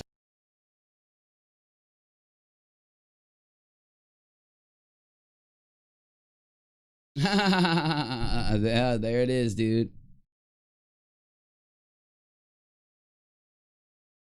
This is what we're gonna do, peeps. We're just gonna. He should be able to he should be forced to disband his hate group against me. It was never a hate group. It wasn't even my group. It's not your group, you fucking liar. That is a fucking lie. He should be able to he should be forced to disband his hate group against me. It was never a hate group. It wasn't even my group. I gave it to Tina long ago. Oh my God.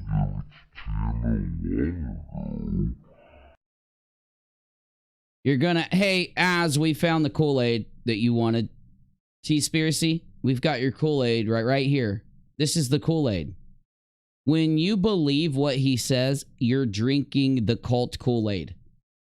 When he lies to you and then literally minutes later says he gave the group to Tina, which means he owned the fucking group, that's called the Kool-Aid. This is him last night before your interview. This interview today, you know that Kool-Aid you asked for in the beginning? This is a 21-minute cup of Kool-Aid for you. 21-minute cup of Kool-Aid. Just getting you your Kool-Aid. So the question is, what would we expect to see if her child was abused by someone? Let's blame me. That's fine. I've never been to her state. I've had one tweet about her son, and all I was asking was what she considered to be medically fragile. That was it. That's not true. That's a lie. I've had one tweet about her son. Why would you lie and say you've had one tweet about her son? Why? Why? You're validating this because all of that shit you said about her son caused her son to be attacked by all these other desperate, weird YouTubers that would let themselves attack kids. Son, and I've had one tweet about her son, and one tweet, one tweet, one tweet, one tweet, one tweet, one tweet, one tweet, one tweet, one tweet. You want me to pause them and read them to you? One tweet. You want me to pause them and read them to you? Oh, Menace is just moving them so fast because Menace is lying. Well, let's see. Her son is active and playful and seems perfectly capable in her home videos. Not sure who she's using the phrase. One tweet. Katie's son looks a very happy, normal kid. I hate involving family and kids, but she claims he's medically fragile.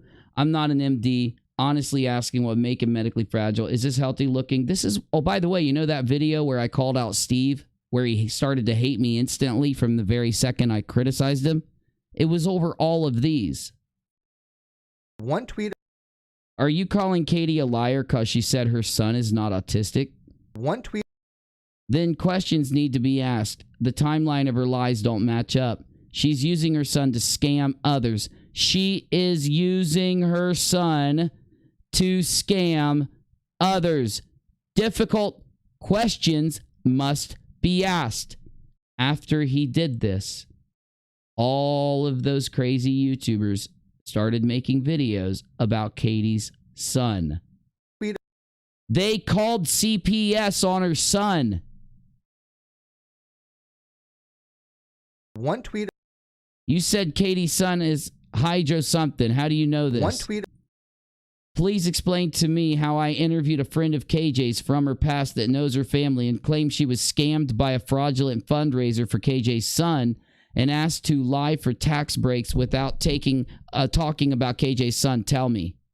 Oh, you're admitting to all the stuff Katie said about you here. Great. One tweet. So how do you show the web pages with KJ's son on it to over when her son's name is on it? Hello, 911. I'd like to report a murder. This video just demonstrates all of Steve McCrae's lies.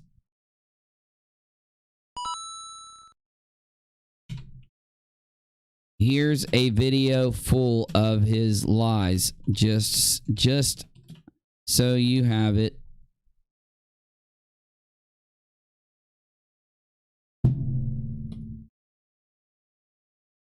Watch Menace's video. It documents a ton of the lies from last night's cult summit. One tweet. One tweet. One tweet. Oh my God, when does it stop? When does it stop?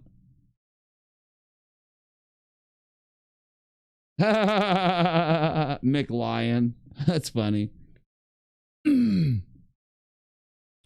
They would not let any of us on. At least not those of us that would have beaten the stupid out of them with the giant roll of receipts and facts. How did they let one guest come on? Let's see how they treated her at this cough summit.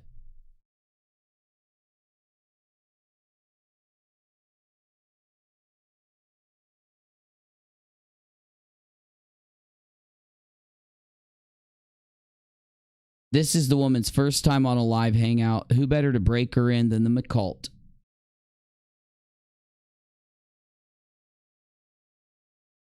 Wouldn't it have been a more appropriate action for Aaron or anybody? Because Aaron, I'm not trying to like put this on you, but I know you. No, put it on EKC because EKC did it. Put it on her. You and I have had words, and you're here. And nothing against you. I really like you, man. I do. But I wonder why it wasn't your first inclination to just reach out to Katie. Just be like,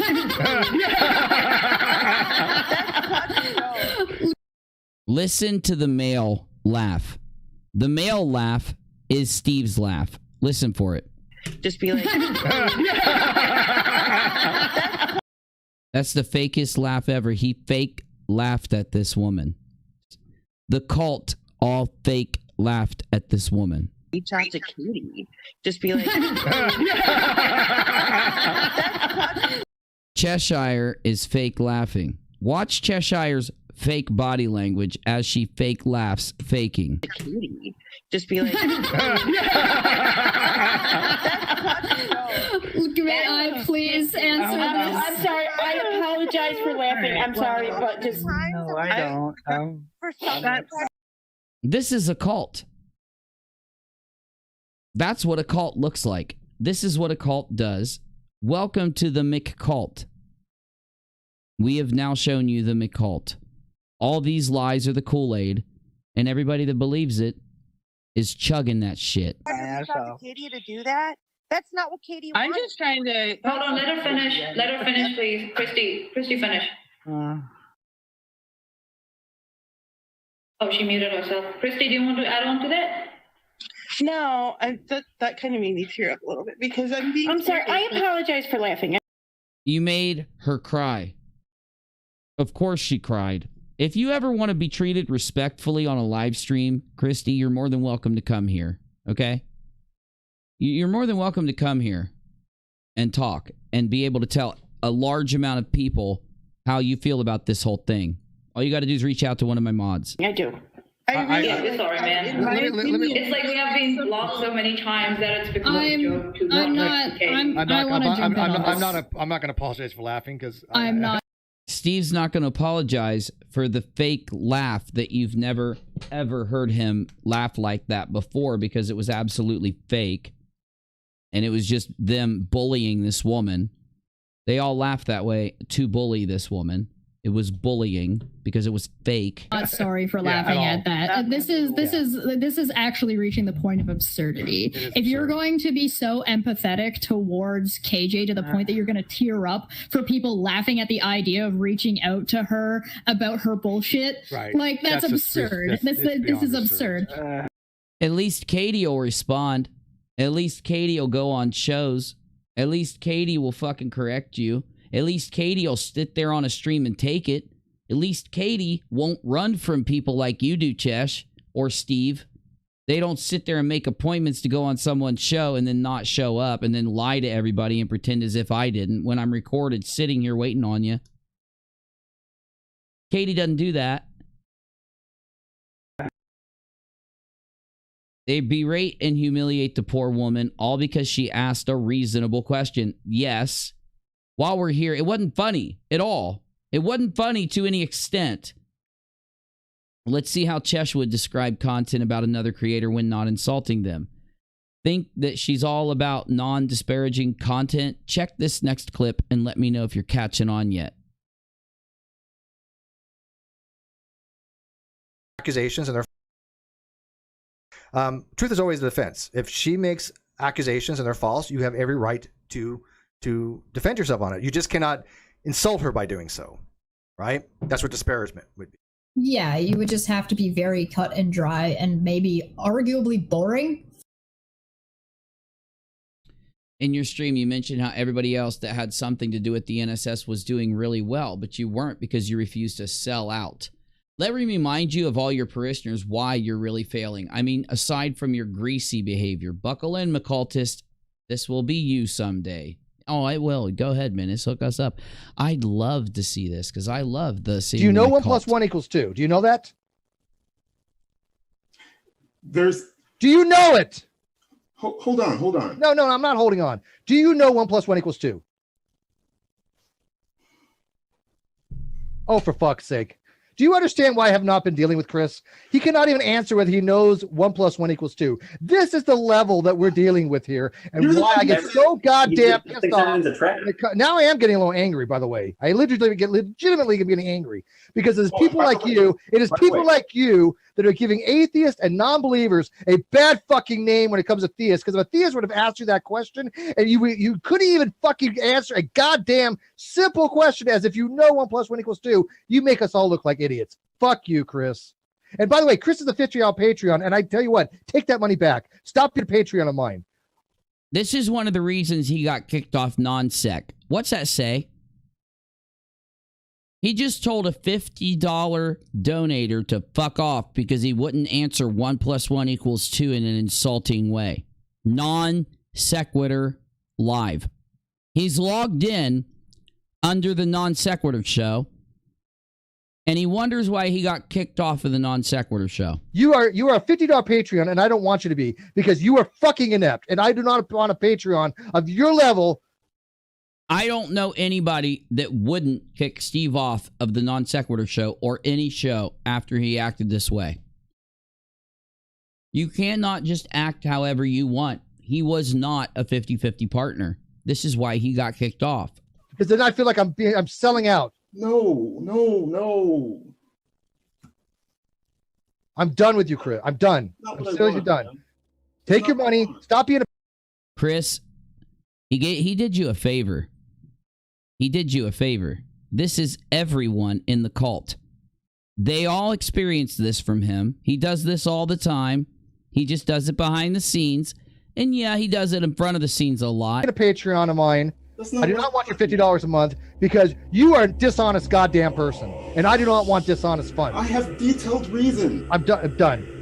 I'm going to leave you in here so you can learn something. But God damn it, Chris, when I ask you a goddamn simple question like, do you know 1 + 1? He's a teacher. He's going to teach somebody 1 + 1 = 2. And if you don't kiss his fucking ring, he's going to yell and scream at you like this while logged in to Kyle's show. And when he gets kicked off for this, sexually harassing people and cyber stalking people, he goes on a 2-year harassment campaign, and that's why we sit here and laugh at him. 1 = 2, and you can't answer it. You are making us all look bad, and that's not worth $50 a month. And I will not sacrifice my integrity for people like you. Wow. Uh-huh. You got some integrity.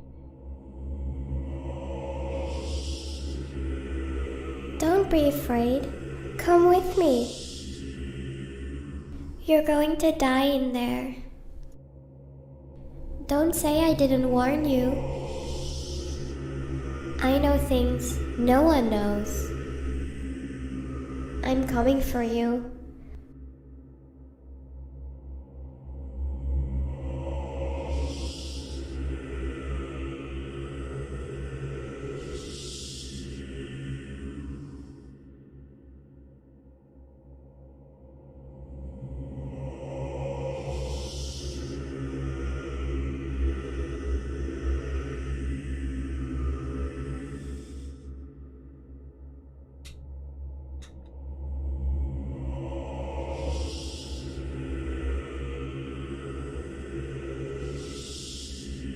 The answer is that it's absolutely okay to talk about it, because how do we make people aware of victims? How do we make people aware of what they have access to? How do we make people aware of, oh, hey, if you were, is by listening to victims. And for them to do that, they have to talk about it publicly. KJ didn't get attacked by any of us. Nope, not one of us. None of us went and attacked KJ. Never questioned her once. Or attacked her for her story. Nobody attacked her over that. She didn't even get it. Aaron didn't attack her by bringing that thing forward. That's not an attack on her. That's not re-victimizing her. That is KJ I think what she means is to look at this. What Christy. Can we all say a prayer for Menace's liver after having to watch all of that to make this video? He's going to need the help. Well, yeah, buddy, you know it. Jess writes another check with her mouth that her ass can't cash, and Steve doubles down with her. Y'all, sure, none of you attacked KJ over her R report release because it's been crazy out there the last few days on channels owned by people who were on your panel tonight.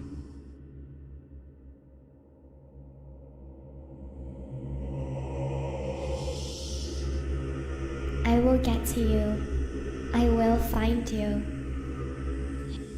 La la la la la la la. Here in the forest, dark and deep, I offer you eternal sleep.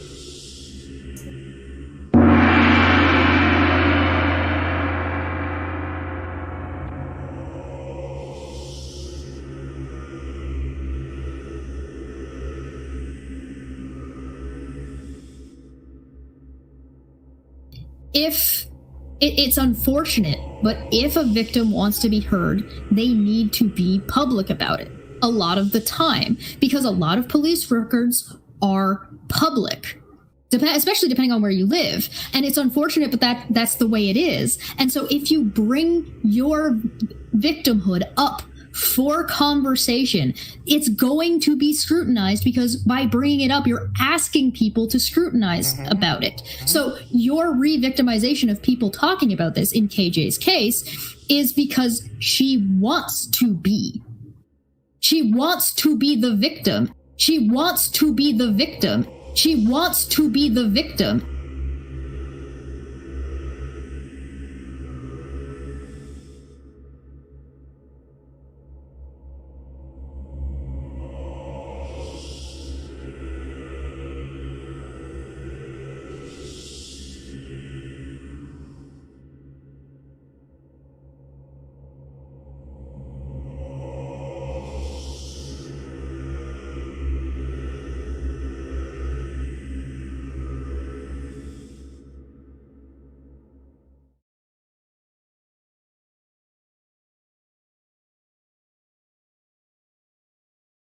Yes, she does, Menace.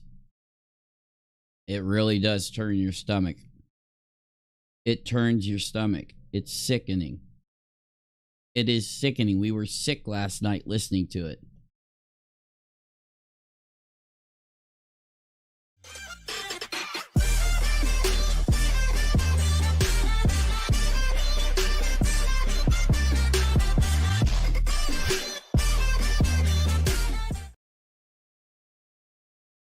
Please subscribe to Menace. That would have taken a lot of time. My channel's set up to be basically people come in, we have discussions. I interview numerous people that have, academic qualifications. I've interviewed some pretty well-known people. Yeah, like Jeffrey Epstein's buddy. And we have conversations. Why would I ever want to talk to somebody that I already know is dishonest, that I already know is a LARPer, that has no interest in the truth whatsoever? What possible good? Yeah, I know, Steve. I'm just a LARPer. All the things we've shown here tonight is just a big lie. It's not you that's lying, even though we're using your own words to show that you're a liar. It's not us that's respecting the audience by showing your own words. Do you realize how much time it takes to pull clips like this and make videos like Menace just made? He worked on that all fucking day. The reason Menace isn't playing Tarkov with me tonight and BCP is because Menace fucking did that video all day.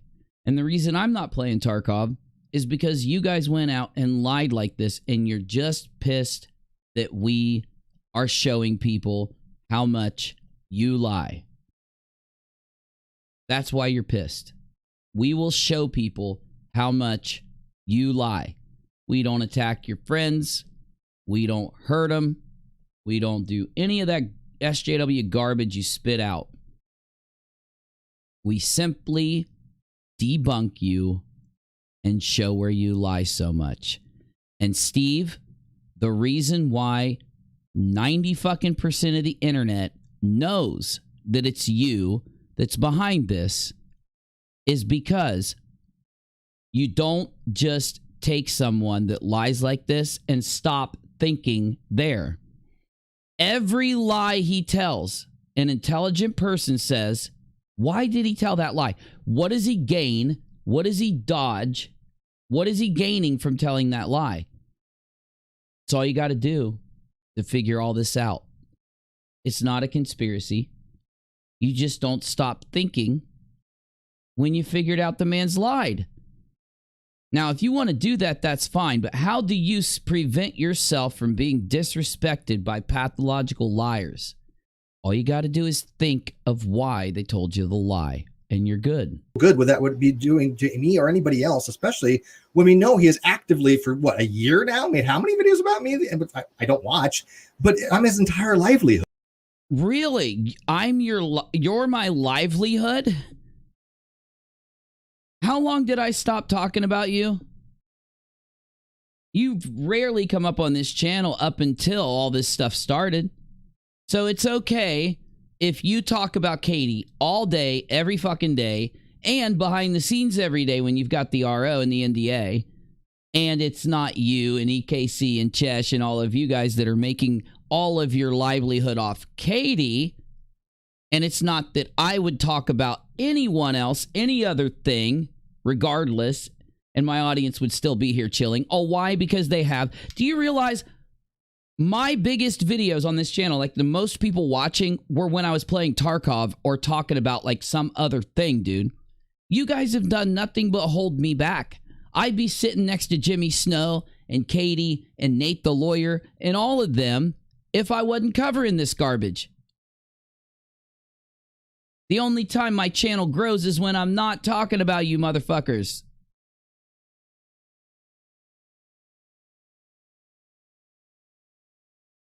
You're such a celebrity.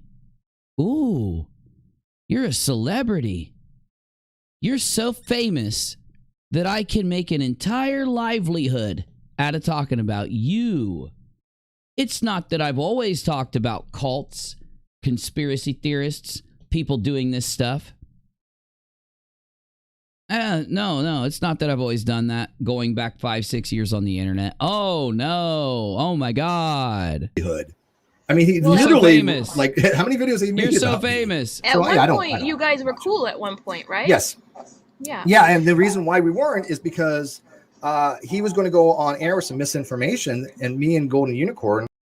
Misinformation. It's right here. Oh, damn. What's this? Steve McCrae is buying subscribers and comments. Ooh, let's see if this is misinformation. Let's see if this is misinformation. Let's see here. Plus 100 subscribers. Plus 200, 200, 200. You got 300 subs and 700 views that day. 300 subscribers with 700 views. Oh my God, you are literally setting YouTube records. Did you know that, Steve? You are. This is a YouTube world record. You've got a 50% subscriber rate that day. YouTube, why didn't YouTube honor you with the world record? A 50% subscriber rate that day. You do realize this motherfucker's fooling you, right? You know why EKC is looking at Steven going, ooh, I'm going to do what he says. Because he's got 17,000 subs. This motherfucker doesn't have hardly any subs. He's probably got 8,000 if he's lucky.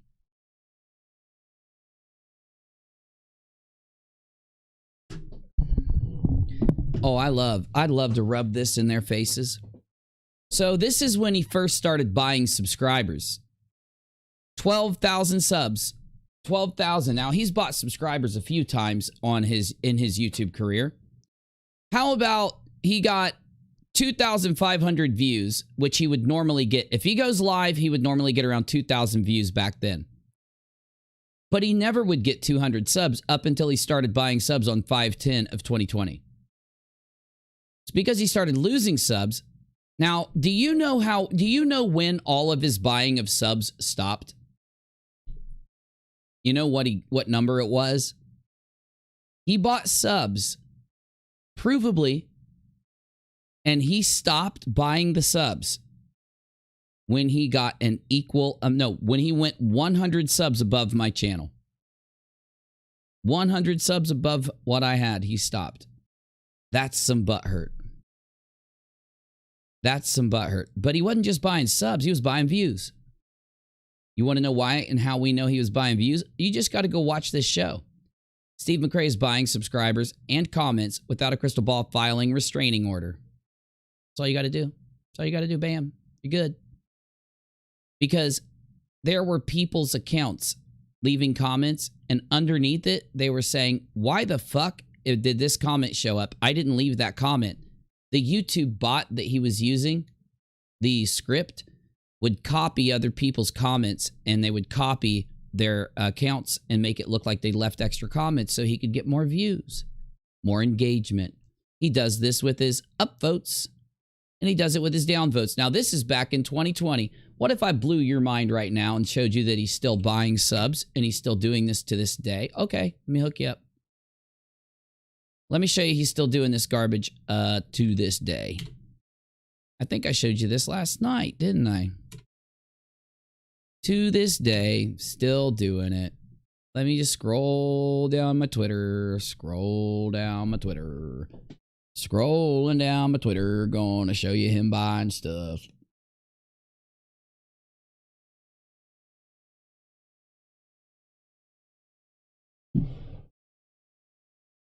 Scrolling down my Twitter. Gonna show you him buying stuff. Now, remember his Open Creator Summit? 16 downvotes. Showed this on my stream. Look at what it was when he started it. This is a YouTube bot. This is what a YouTube bot does. If a YouTube bot can copy someone's comment when they didn't leave the comment on that account, it proves that that YouTube bot can replace the picture, can replace the name, and can replace the comment. Oh, go back and watch my video. It'll prove it to you. What's even funnier is he's probably getting 100, 150, 200 downvotes. 250 downvotes. He was turning off. See, he turned off his dislikes until he could figure this out. Now, why would somebody buy downvote removers and view bots and like bots now? Why would somebody do that now?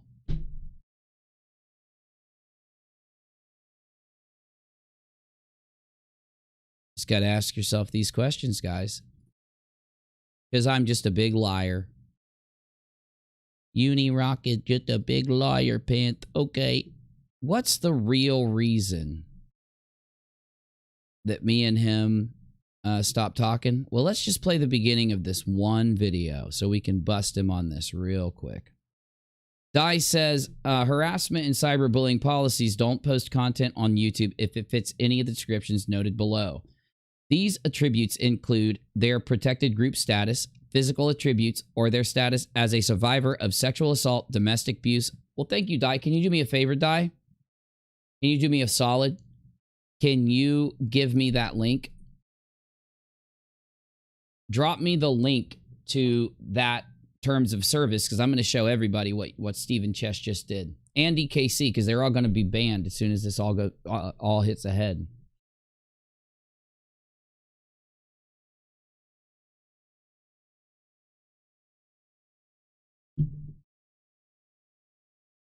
And while I see if I can get a link to any of it,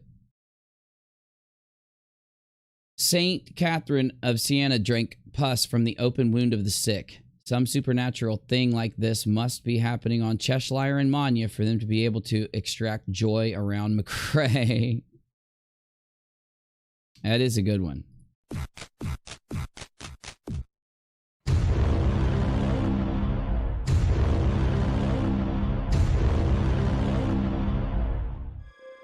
My last live stream proved that the Super Chat drive asked for money using a lie to back it.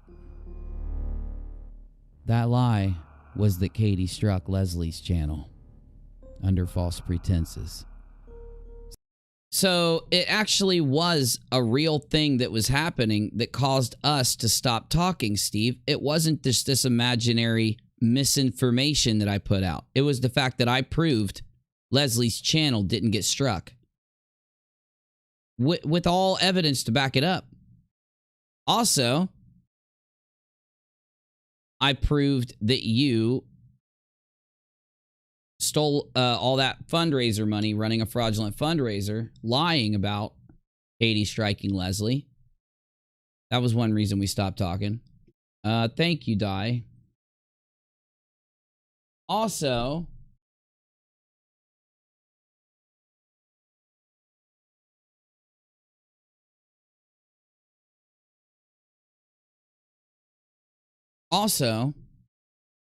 there are a couple other things that happened when me and you stopped talking. But guess what?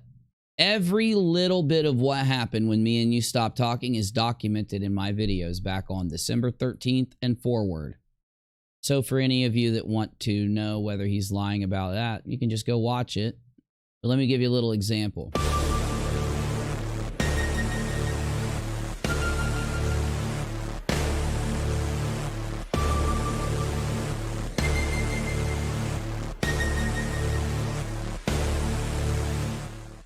I'm going to talk to Steve, most likely on the after show, so make sure you come. We had like Look, there's no beef between you and I. I love Uni. I watch his stuff. I listen to him probably more than anybody.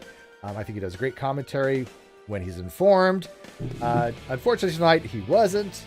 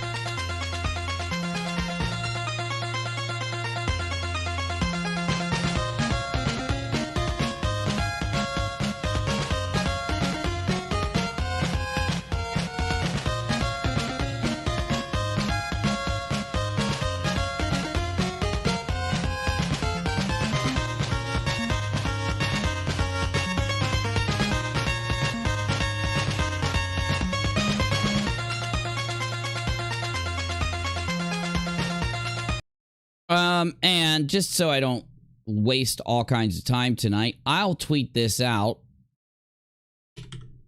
This video documents the issue between me and Steb that started this all, the one he lied about tonight in the interview. Also, the videos after this do too. Because you can go back, see one reason they hate me, they can't gaslight you when I'm involved. They hate the fact that I live stream so much. They hate the fact that I do so many uploaded videos over these things. People say those videos are a waste. They're shitty videos. They are, by the way. They're shitty videos. And those shitty videos just contain you and Steve and what happened between you guys. Why would you ever, you know what people said to me back then? When I made that video, they said, why would you ever put that on your channel? It's such a boring thing. It's such a weird thing to make a video about. This is why. I predicted this moment back then. I knew he'd lie. So I took everything that happened and I documented it. And I even documented it from his side. His side is in there too, but the evidence is in there too. The evidence in this video proves that Steve lied here. I had one more thing to show you. Oh. You know what we need to do? We need to hook up EKC. We need to hook up Steve. We need to hook up Chesh. And we need to show them that as monetized YouTube creators, they really fucked up. Now, I don't know if Katie is going to get a hold of YouTube and then give YouTube the channel links for what Steve and his friends did the other night, what EKC People Suck have done, what Little Red has done, and what some other creators have done. But what I'm going to show you right now is how that factually what they did is so against YouTube guidelines that their time on the platform is most likely up if YouTube gets involved. And I think YouTube's going to get involved with this after what Steve has done the last couple days. But let's take a read. Let's take a look. Let's see.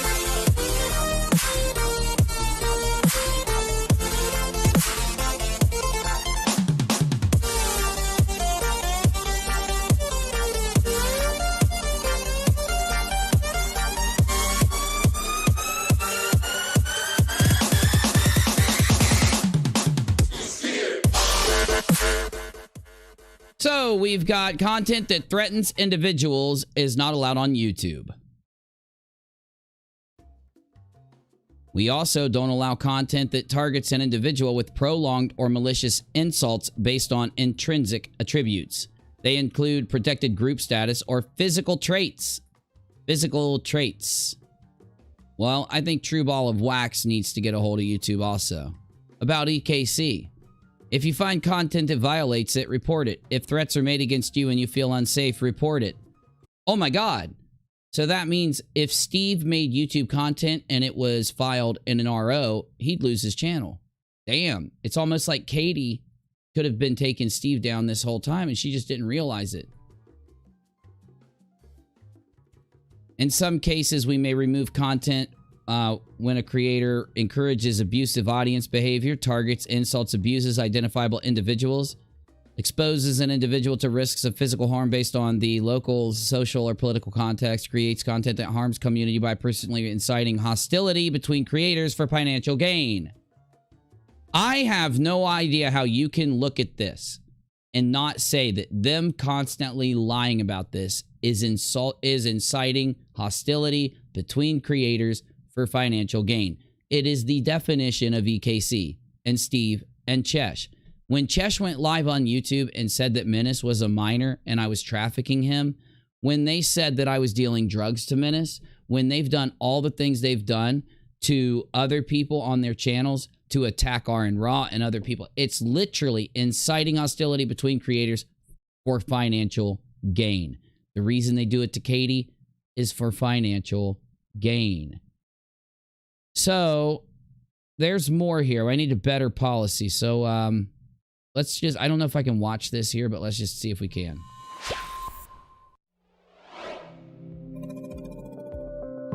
True or false?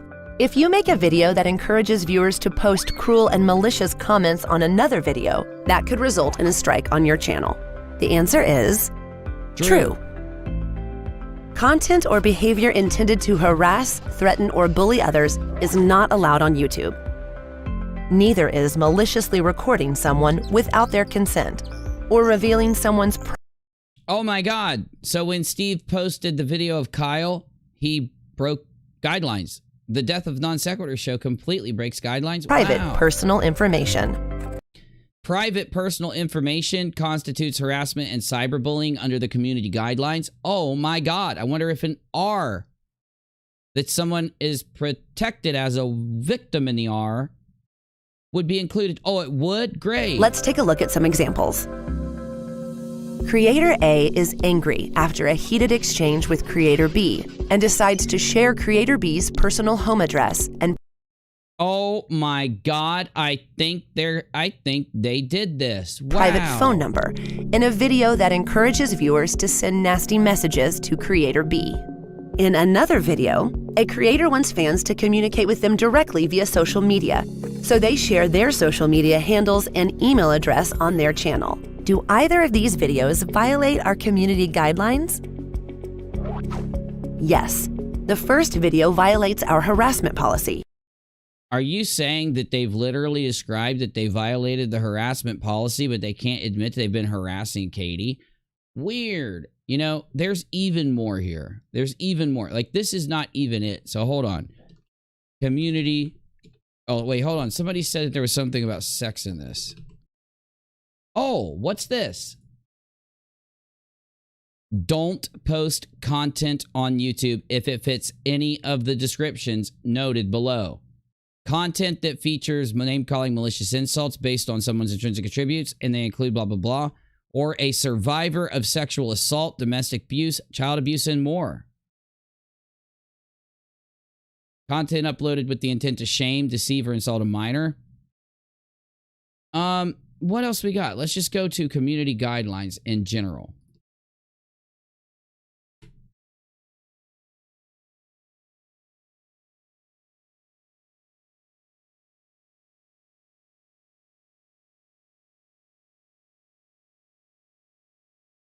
Oh, this is a lot of stuff.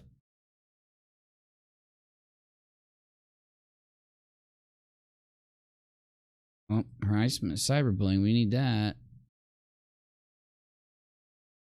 Okay, we read this one. Is this the one we read? No, it must not be because it's not highlighted, or it would be.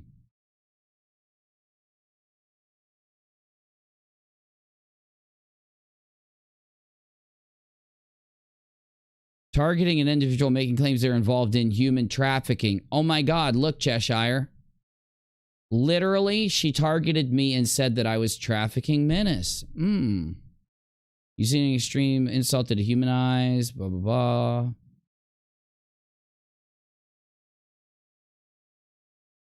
You know, I could go through so many of the guidelines right now and just prove to you instance after instance after instance where they... You know why these guys are still on YouTube? Because we don't turn them in. We don't turn them in because we want them to stop doing the bullshit and just commentate. But if they did that, if they just started to commentate on YouTube, they're horrible commentators. They are the worst video producers and commentators. They don't get views unless they do all this crazy shit. We're trying to get on his Discord to let him know that was incorrect. He didn't care. And he actually told me, I just spew whatever talk I want to talk about the top of my head, and I'll fix it later if needs be. Doesn't matter. People will listen. If you want to make... That is a complete lie. I never said that to him. Response video if I'm wrong. And he wants you to believe that I said, I will spew what? What did I say to you, Steve? I will spew what? It was incorrect. He didn't care. And he actually told me, I just spew whatever talk I want to talk about the top of my head. I just spew whatever I want to talk about off the top of my head. So you think people believe that I said, where is it? Because we talked in Discord through DMs. Oh, I'm not DMs, in our Discord room. Oh, is the pictures of our exchanges that day inside my video I just showed you? Yes, it is. Oh my fucking God. Why don't I just go and show you exactly what we said to each other that day, and we'll see if that's what I said. Sounds like a plan, big guy. Let's see if you're lying now.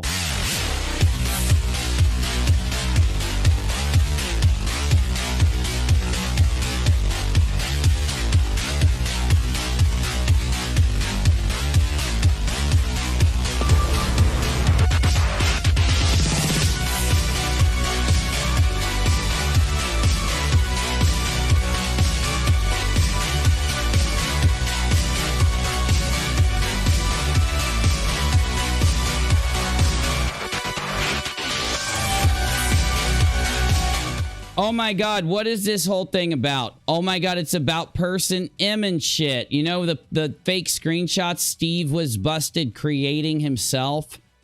Yeah, the fake screenshots that he was busted creating. Well, look, Steve, let's see if we can find that thing about spewing. Let's see if I said, I just spew whatever I spew and then I spew more. Let's read our actual exchange from that day since I documented everything. So that you couldn't gaslight. Let's look. Steve McRae said, okay. I said, are you watching Mixer and D Live? I've been talking to you the whole time. No, sorry. Had an interview on Twitter. He meant Twitch. He had an interview on Twitch that night, not Twitter. He was super upset. Uni may want to talk to me before he makes mistakes I have to fix. But all I was going to talk about was you attacking a little autistic 7-year-old boy with brain damage, saying that he wasn't sick and that his mom had Munchausen's and was lying. All I did was criticize you for attacking a little boy. So I don't know how you talking to me could fix that. I don't know why you were so scared of me going live and talking about it. But the problem is, you know what he did? Before my stream even started, all he did was hear that I was going to criticize him. And he went to his channel and scheduled a stream and went live. He didn't even listen to my criticism. He had no clue what I was going to criticize him on, but he already knew that it was misinformation. Wouldn't he have to listen to my criticism first? He didn't. Okay, you want to prove that to yourself? Go look. We won't. Now, he got so freaked out because he heard from my moderators that I was going to criticize him for bashing Katie's son. You know that, remember the video from Menace that we just played where it said one tweet, one tweet, one tweet, one tweet, one tweet? Those were all tweets of him attacking Katie's sick son maliciously. A little boy, he was attacking a 7-year-old. Mr. Honest and Ethical was attacking a 7-year-old boy with brain damage that has stents in his brain. So I was calling him out for it. He says, we won't mention KJ's son by name tomorrow. I didn't give a fuck if you mentioned him by name. He was lying to people. He wanted to make them think that I was going to criticize him for mentioning KJ's son's name. He was going to try to talk to me and incite me to not criticize him so he could say, it's okay. Uni was mad that I was going to mention the boy's name, and me and Uni hashed it out. He'd already started to prepare a lie to try to get out of the criticism. But then again, that only works if I don't go live and call you out for attacking a little boy. You miserable piece of shit. Uni, we won't be mentioning KJ Sun's name by name tomorrow. I have workarounds. Problem is resolved. Nobody ever told you I was mad for mentioning his name. Now there's drunken urinal corn. Can Unirock speak with Steve McCrae, please? Well, I couldn't speak to Steve McCrae because I was going live. That was literally moments before my stream started, and I was already in OBS studio ready to go. Steve says, somebody summon me? Because he's a demon. So you have to summon him because he's a demon that attacks 7-year-olds. Did someone summon me? Uni may want to talk to me before he makes mistakes I have to fix. You didn't even know what I was going to talk about. Oh, I know, lol. I just don't want him to make some mistakes on a non-problem. It was a problem then. It's a problem to this day. The fact that you're lying about it proves that I was right for criticizing you, and you know you were wrong for attacking the 7-year-old. You know it. Isn't this awesome, guys? Anytime Steve lies, you can go back into my content and debunk him. Why don't those creators out there that talk shit about me, that agree with Steve, go grab what I did and show it to you like I'm doing, because I documented it all. Oh, that's right, because they know if they go back into my content, they're only going to find me criticizing and showing what really happened. And therefore, it doesn't help them to pull my video clips because it exonerates me and it proves that they're fucking lying like I'm doing to myself right now. Steve links this tweet right here. Steve said, I asked the community and they have spoken. We have a workaround tomorrow. We will not be mentioning or using KJ Sun name for the stream. Situation resolved. It wasn't resolved because I wasn't upset about you using his name, you freaking weirdo. Golden Unicorn says, cool. Sigh. You see how scared they were of me criticizing Steve? Well, they should have been, because Steve used to get 300, 400, 500 viewers. And the only time he's been able to get above 30 or 40 of them is when he brought up Katie. And I could swear his chat was moving like he still had 30 viewers. And then the other hundreds of people watching were people just staring at him, shaking their heads. But Unirock hasn't seen it. He's on Mixer at the moment, and he said he has seen it. Okay, because I did see it. And that's why I still criticized you. Because this had nothing to do with my criticism. It was you that was lying the whole time. Isn't that fucking crazy? Wait a minute. Now, where's the stuff about me spewing anything I want to say? Where is it? Where is that, Steve? Where's the stuff about me spewing just whatever I want to say? You said that you went to me when you heard I was going to criticize you and go live. And that I said, I'm going to spew whatever I want to spew. I'm just going to spew and spew. Where is it? It's not here? Because I didn't fucking say that. I never said that. Christina says, Steve, title was a joking manner. Steve says, I know. I just don't want him to make mistakes on a non-problem. Well, I'm still waiting for those images. What the fuck did it? What the fuck did it just do? On my stream. Did you see that? It just friggin' like popped out. Where's this shit about me spewing and spewing and spewing some more? Let's find it. All right, let's see. What did I say? What did I say at the end of this? Criticized him. He acted on that defense because now, ever since the stream, there's all this stuff that I got wrong. And because I got it wrong, I now won't update my channel and I shouldn't be involved in the Katie story. He even said it on his stream that he wasn't going to send me anything else to update. Oh my fucking God, Steve. It must be hard to lie and gaslight when I put everything down and showed everybody everything that happened. Oh my God, that has to sting, big guy. Woo! That has to sting. It has to sting. And I'll fix it later if needs be. Doesn't matter. People will listen. If you want to make a response video, if I'm wrong, and we just go back and forth. And I was like, now wait, where's all that come from? Because I just showed you what I did. Now, what happened in Discord? I did the criticism, and then I went on Steve's channel after that. So where is all this garbage, Steve? We're trying to get on his Discord to let him know that was incorrect. He didn't care, and he actually told me. I just showed you my Discord. Now, he just said this happened in Discord. I just showed you the Discord messages. So let's hear what he says. I just spew whatever talk I want to talk about the top of my head, and I'll fix it later if needs be. Doesn't matter. People will listen. If you want to make a response video, if I'm wrong, and we just go back and forth. And I was like, I don't play that game. You were putting out misinformation. Why didn't that show up in the images, Steve? So you're saying that I just didn't bother to grab those images and show everybody, right? I wonder what all the people in Discord have to say about what was said in Discord. Because I didn't talk to you verbally in Discord that day. And you just said you came into Discord and tried to get me and everything. So you're talking about Discord right here. Spew, spew, spew. I wonder if Christina... Hey, Christina, you're in here. Christina, did you read anything in Discord that day about me talking about spewing information and I'm going to spew whatever I want to spew and all this garbage? Did you read that in Discord that day? I wonder if any of the other Discord members read that in Discord that day. Oh my God. Information willfully? No, I don't want to have anything to do with that. I went on my channel. I had a video about that. He came on. He was a bull in a china shop. It was the first time I've ever, in the 7 years I've been on YouTube. Well, I guess back then it's been, what, 6 or whatever. But I had to take my headphones off. He was so annoying and so... I was so annoying. Well, the video's still up. The video's there. So I think you all should go watch it. You know what we're going to do? We'll pull it up and we'll watch it. Since he wants to lie about what happened. Let's see, what's today here? What day we got? Thursday. Oh, that's so perfect.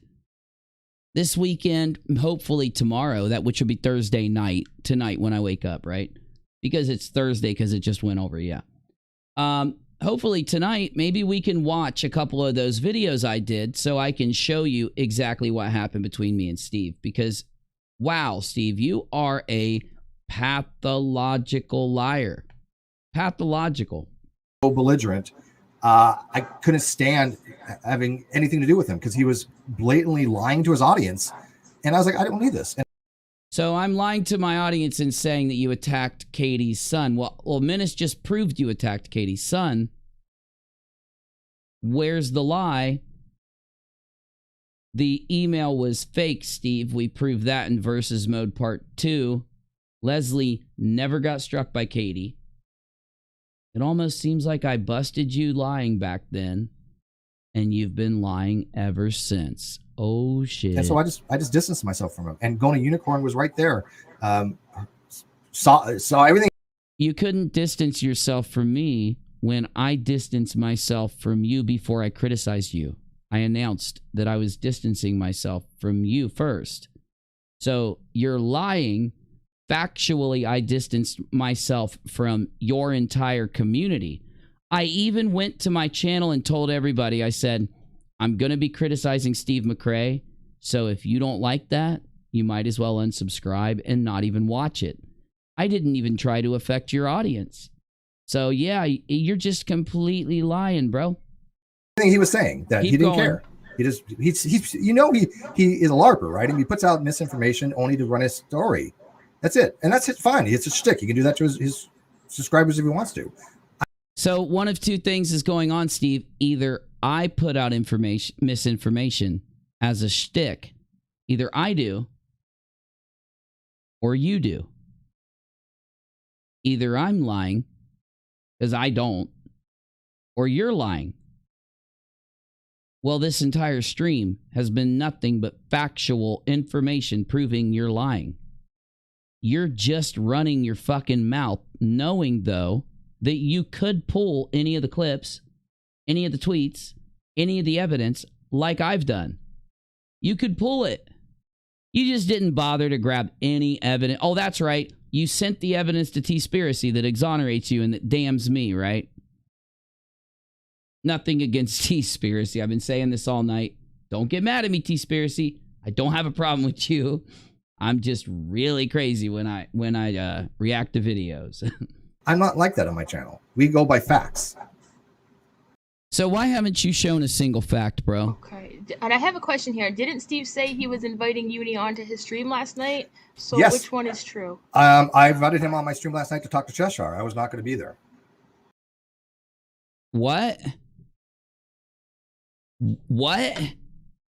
The whole thing was about me talking to you. What the fuck does that even mean? You weren't going to be on your stream? So you planned on running away when I got there? You know why you run away, Steve? Do you know why you don't want me on your stream, Steve? Because I've got all the receipts.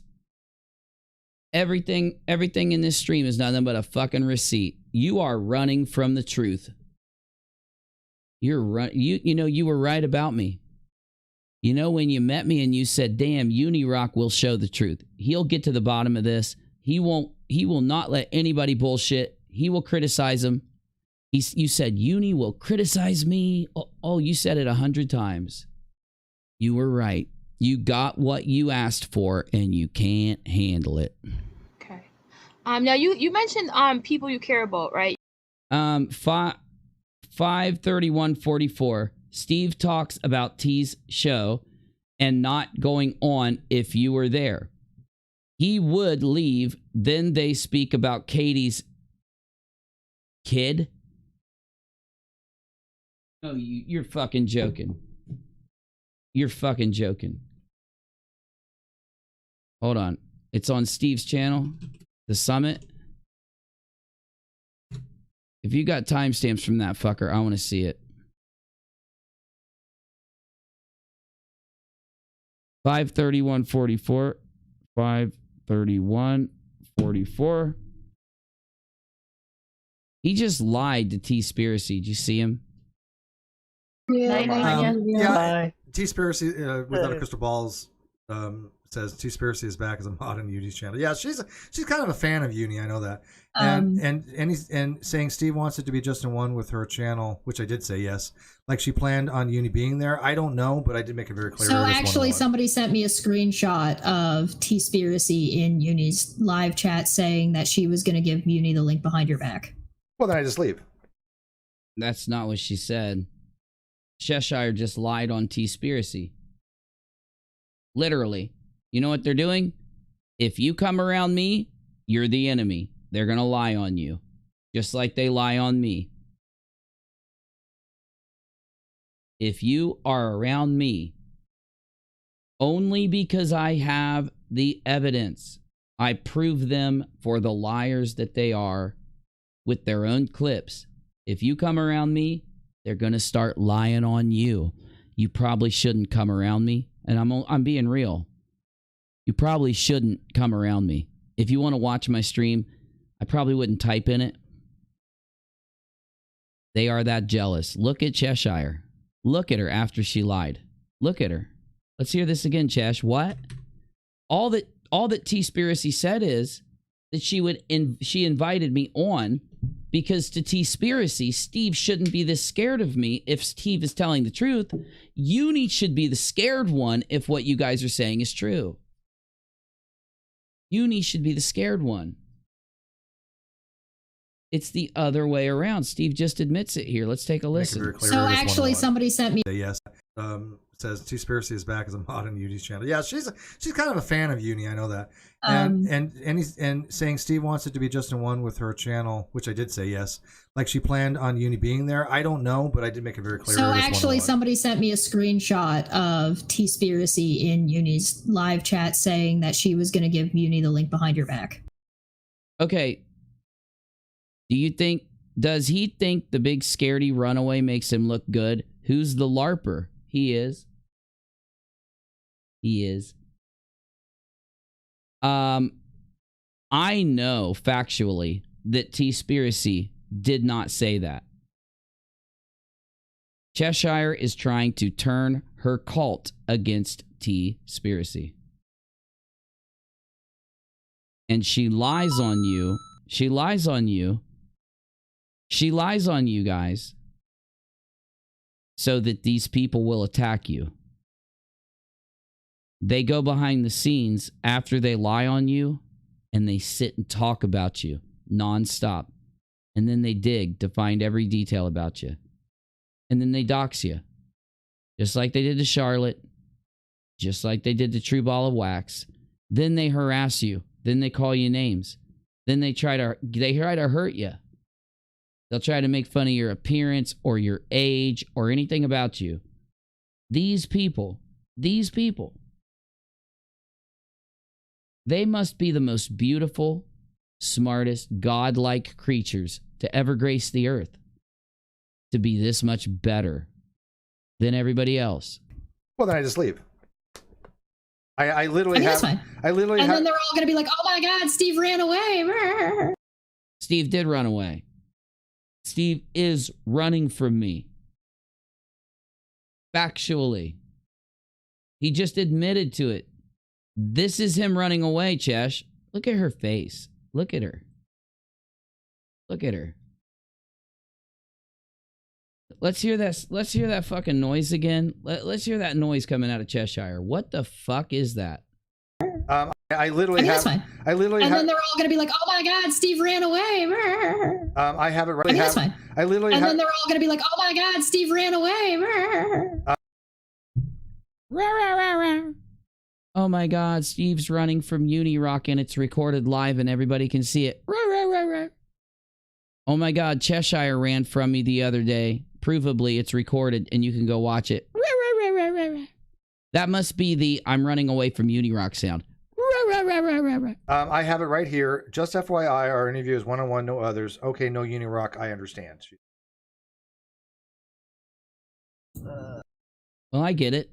Why would TEASPIRACY would have to in order to have him on because he's refusing to go on with me. That's called him refusing to go on with me, not me refusing to go on with him. Jesus Christ. That's, you want me to find the screenshot and show it? No, I know. This was just, she literally said.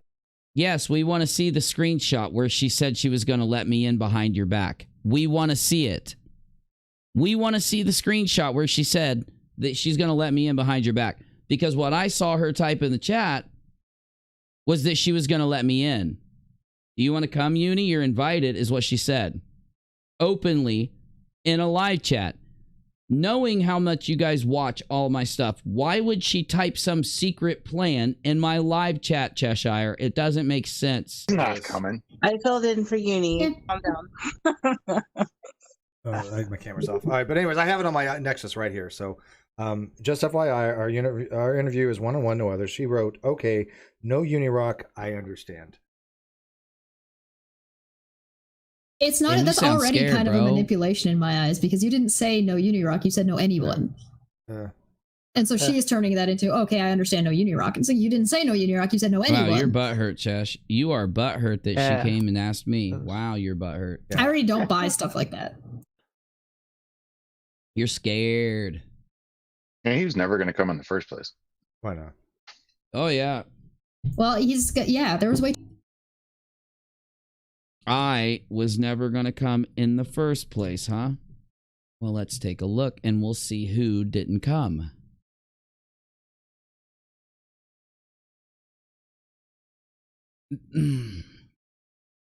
This is Cheshire's DMs. I am reaching out for a link.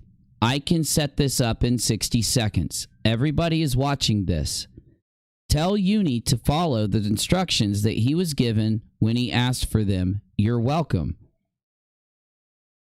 I did follow the instructions. He said if I got a hold of his mod, they would send me the link. I followed Golden Unicorn and gave her access to my DMs. She didn't send the link. Stop dodging. Everybody, I'll come on straight up. Stop dodging. Everybody understands what is happening.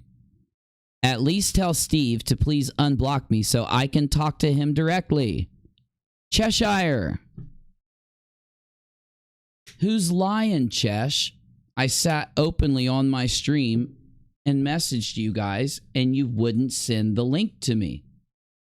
Then you sat on your stream and lied to your viewership and pretended as if I wasn't trying to come on. Funny. Oh, fuck. Where was it? Here it is. Way too many women in here for that. Are you kidding? Yeah. I didn't. One is one too many. What are you talking like? Why? Yeah. He wasn't coming. He was never coming. Oh, yeah, sure. I wasn't coming. You're not a liar. Yeah, and still You're not believes a bold-faced liar. Back to the Future predicted 9/11. I didn't realize that was such an intimidating question.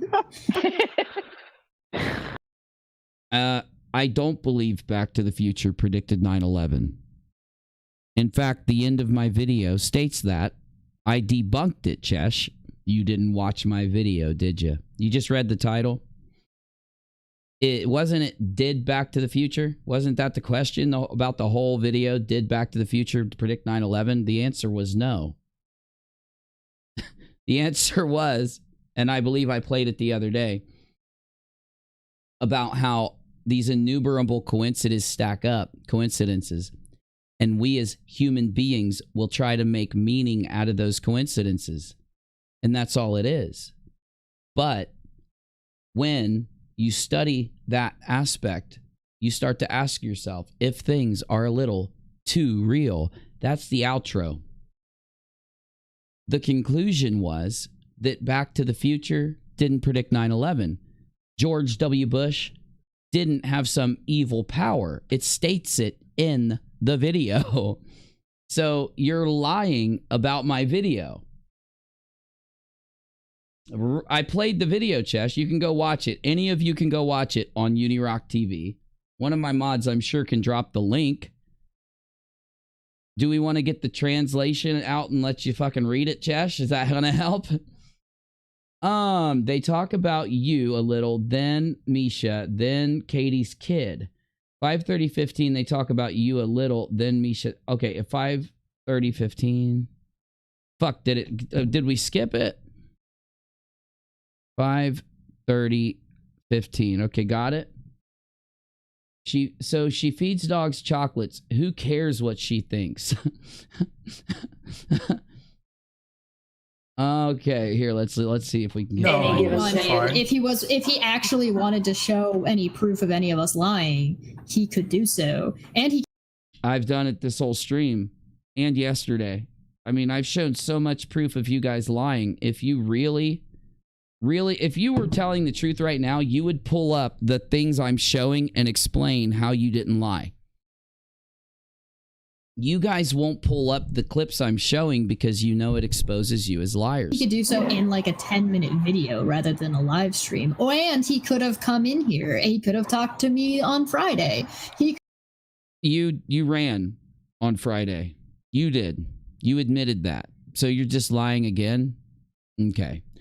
Find me a better timestamp and I'll play it. I want to hear where she talks about the kid. Like, I know she's going to lie throughout that whole stream about what happened. I said it Friday. I sat there Friday and said, this video, this live stream preserves the truth that Cheshire chose not to come on my show. Right?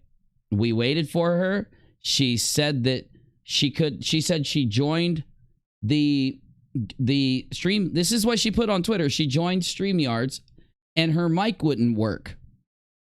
And then she left and went to bed, even though I said we could use Discord or StreamYards or any other way to speak. Chesh, when you're such a bold-faced liar and everybody on YouTube can see it and knows it, you going on lying like you are makes you a lolcow. Okay? So you're setting yourself up for a life of being Shanty 2.0. Shanny, whatever her name is. You are another Rev. You are another DSP. Steve is a lolcow. That's why Muda said, hey, Steve, I love your page on lolcow when he left. That's why those creators made fun of you the whole time for being a liar. They made fun of me for saying my dude. By the way, they didn't make fun of the fact that Creepshow says my dude and my guy. So I don't mind that they ribbed me a little bit for the way I talk. Because I can rib right back, and I did. You, on the other hand, are a lolcow. Cheshire, you're a lolcow. Why do you think DSP became DSP? He ran fraudulent fundraisers and lied to his audience. For years. He gained a following of people that never talked in his live chat and just watched him so they could laugh at him. That's why your live chat doesn't move. You have solidified yourself as a lolcow. I've heard you say that twice. Mm-hmm. When you say that, I mean, who exactly are you referring to? Just so we're clear. Red's Rhetoric, Cheshire, Manya, Sweet Heathen. I don't want to. Are these the people I've harmed? I've harmed these people? Is that what he's saying? I harmed these people because I busted Red's Rhetoric fraudulent fundraisers. Steve, can you answer me a question? Why isn't it that Red's Rhetoric harmed all those people by stealing their money? Why isn't Red's, because he stole all that money, harming those people? Is it because I hurt their wallet by exposing their fraudulent fundraisers? Is that what you're saying?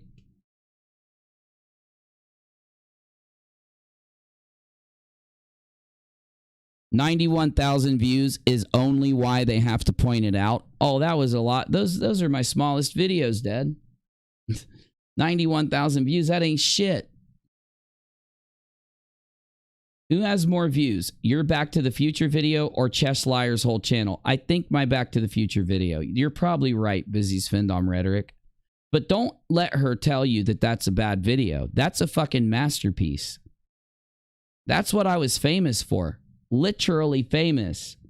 I walked into a gas station in a little town and a guy comes up to me and says, "Oh my fucking God, you're Unirock. I was just watching you on the front page of YouTube a few days ago."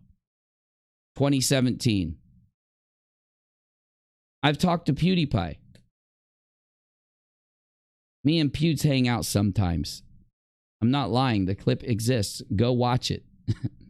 You guys think I'm fucking with you, don't you? They'll probably tell you that I'm lying. I've never talked to PewDiePie. That's what they'll tell you, right?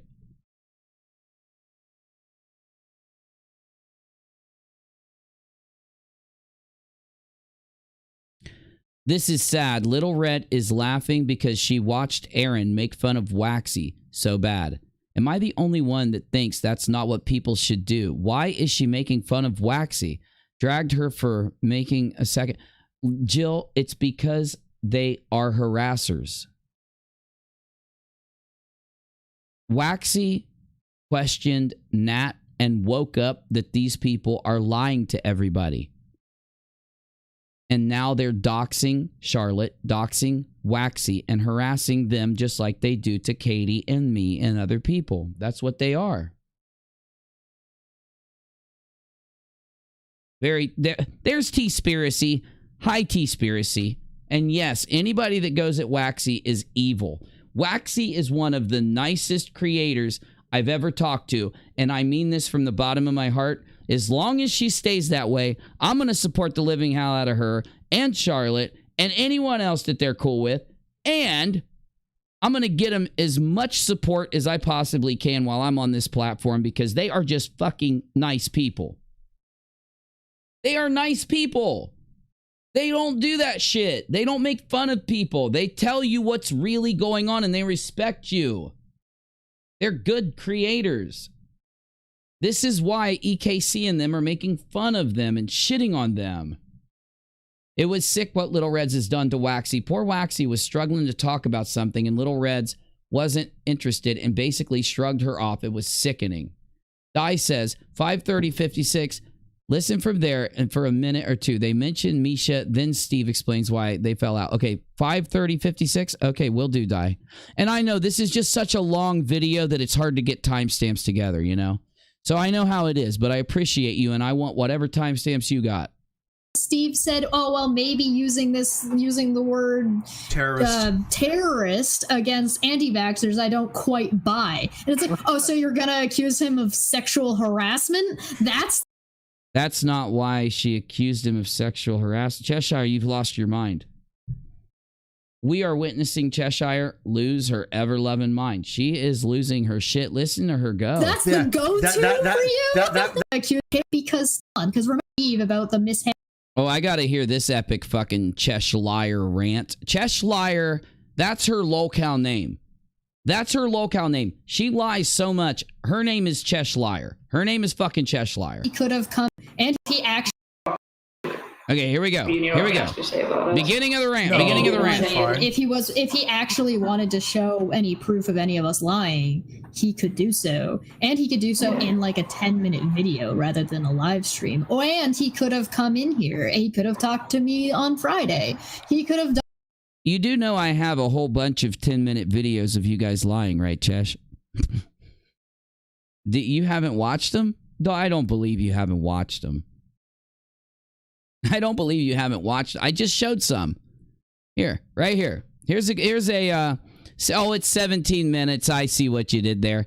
My response to the last few days. A whole video of you guys lying through your fucking teeth. December 13th, 2019. There you go. Done a lot of things if he actually wanted to resolve anything. But he doesn't want anything to be resolved because this is the way he makes money. Yes. He doesn't care about victims. He doesn't care about people. He doesn't care about getting to the truth or exposing the bottom of an issue. Because if he did, he wouldn't be so butthurt about getting some minor criticism from Steve about the mishandling of some information to the point that this is how far he's gone. Because remember, that's where it started. KJ started by not liking Steve because Steve said, oh, well, maybe using the word terrorist against anti-vaxxers, I don't quite buy. And it's like, oh, so you're gonna accuse him of...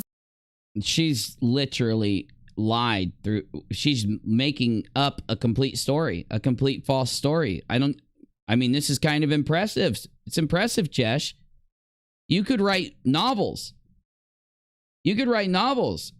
Like, seriously, you are making up a complete fucking story that's just not... It's a fiction. You're making up a fiction. It's a good thing I documented the past, Chesh. Of sexual harassment? That's the go-to for you? That was me hitting on her, apparently, in her view. No. Yeah, I don't know how that works either. Dude, I love doing this. This is my favorite fucking pastime. I could just sit here and do this. I could just sit here and do this for days. I love busting their lies. Okay. Close your eyes, ladies.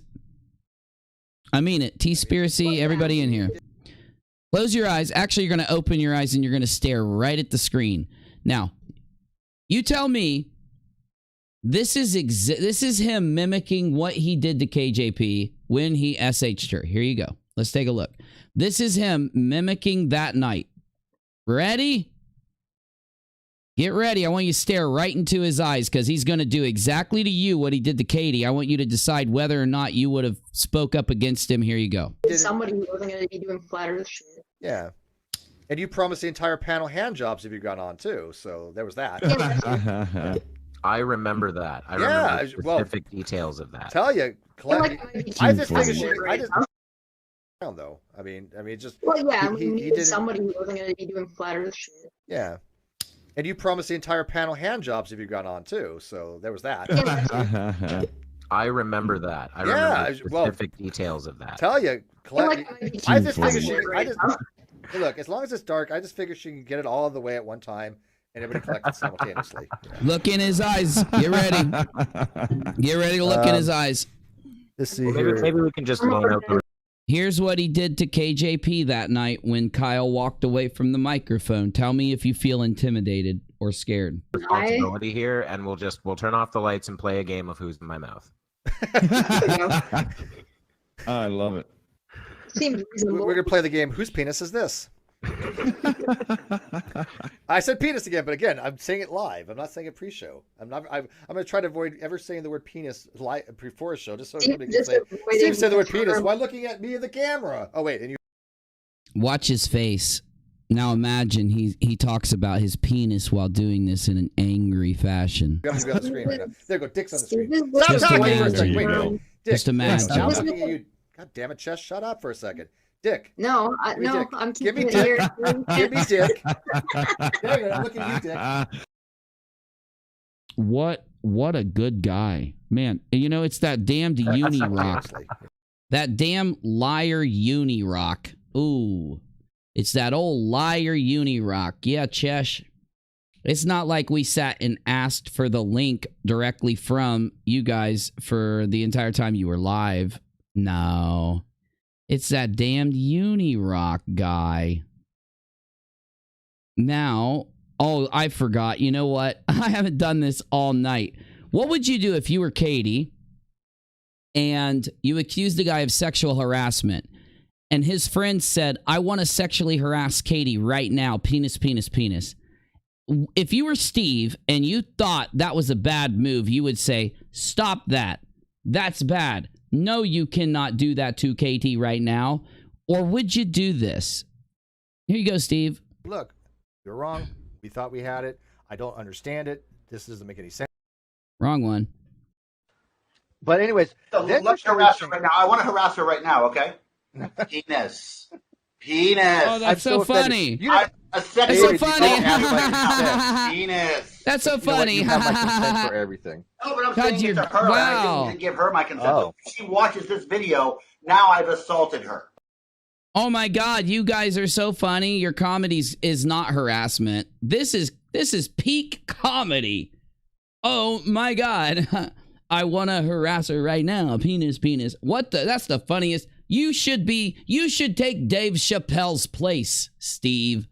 You guys should take Dave Chappelle's stand-up on Netflix. Take his place. You're better than him. I think you're better than Dave. But anyways, So let's harass her right now. I want to harass her right now, Penis, okay? penis, penis, penis, penis, penis, Penis. I'm so offended. penis. You didn't, A sexual David, you didn't ask my consent.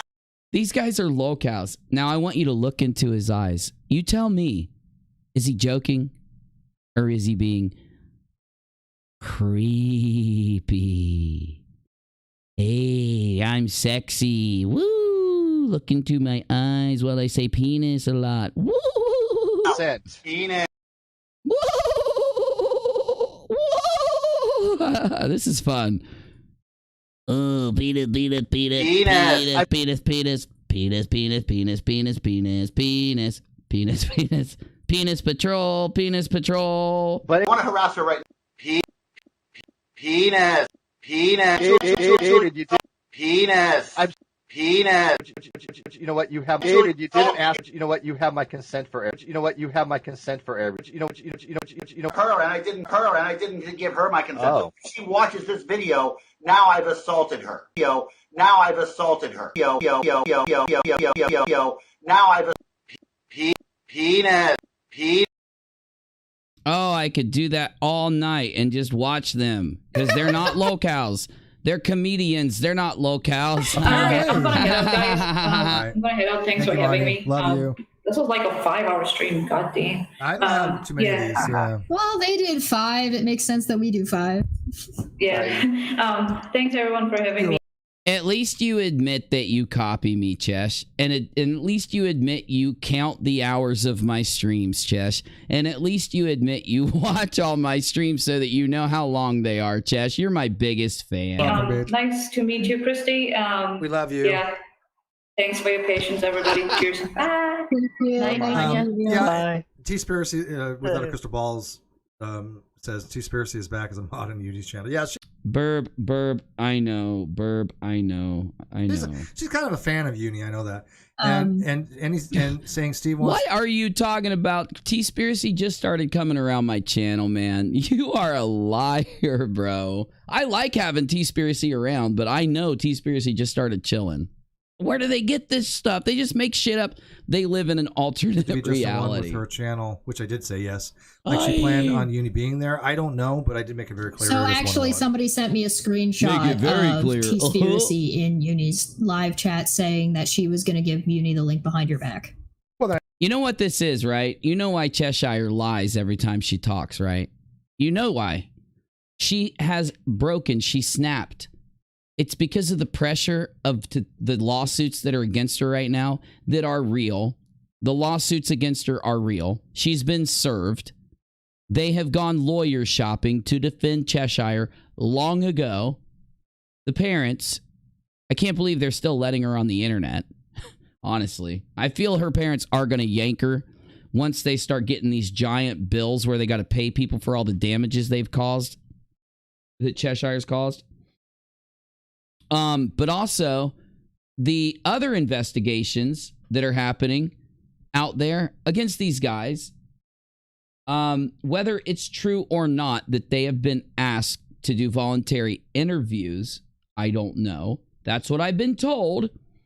Though I do believe their behavior is indicative of people that have either been served or asked to do voluntary interviews. Because why? Because they're all moving. The only one that's not moving is Cheshire. Red's Rhetoric moved. Sean Hufford moved. The alien with the peg built in moved. What's the other ones? Well, Steve moved, of course. And Steve said he's not going to give his address out after he's moved. So he can't be served. At least he admits it.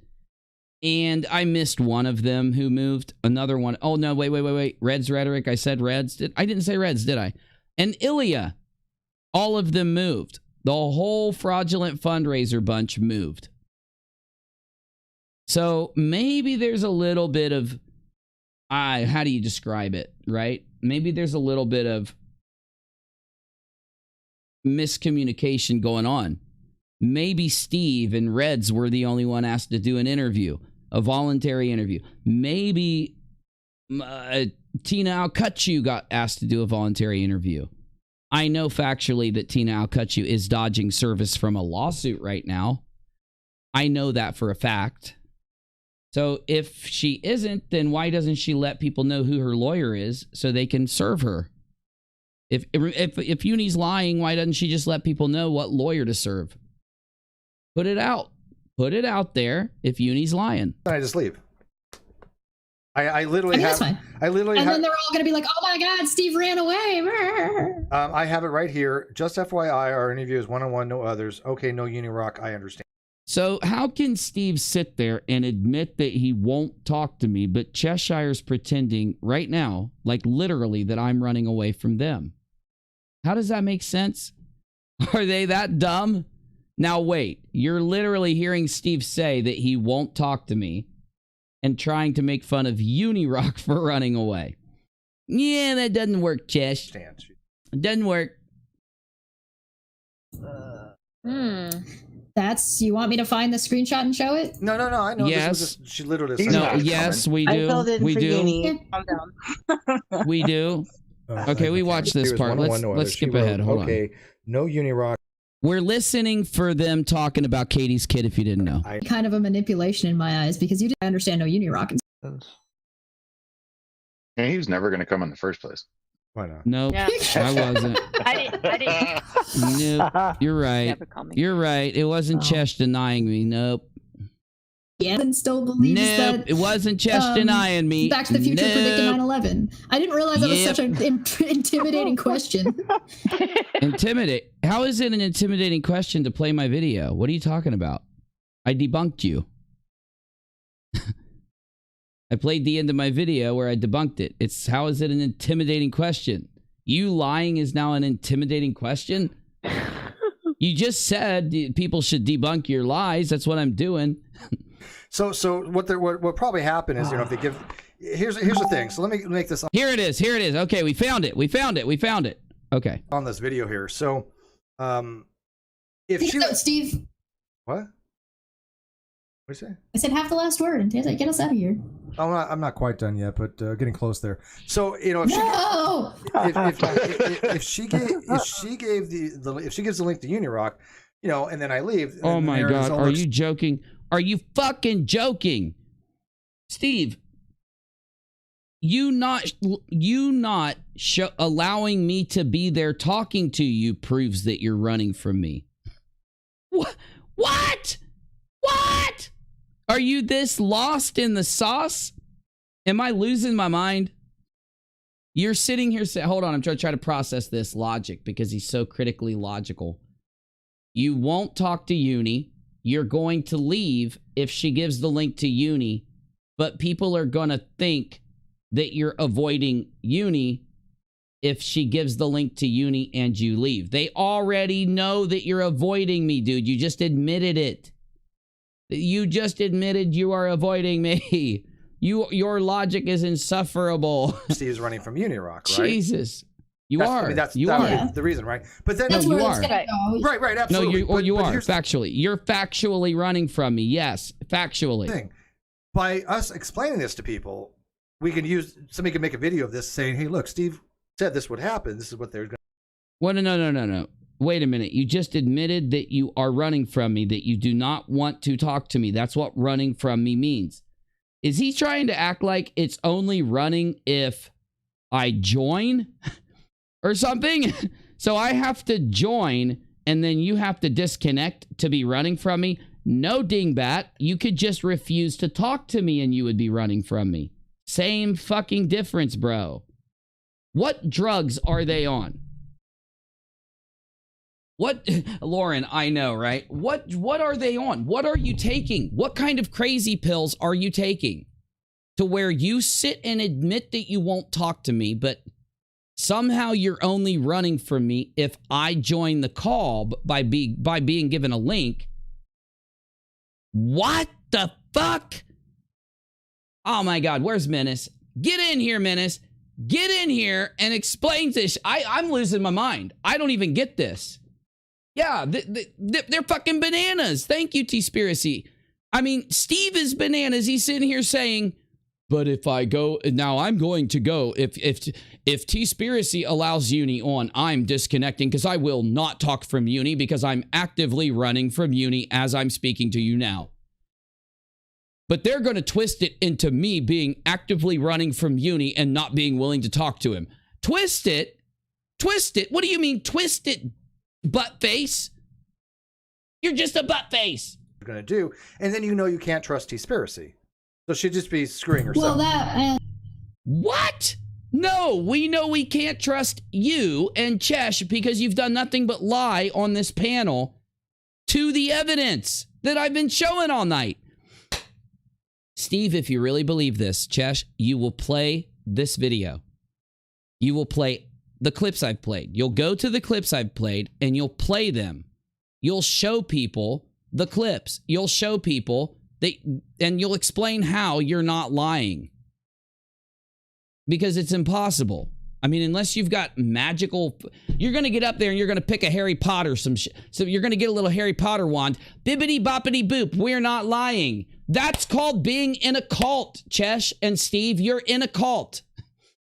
If you're going to sit in a live stream and use this kind of logic that you just used,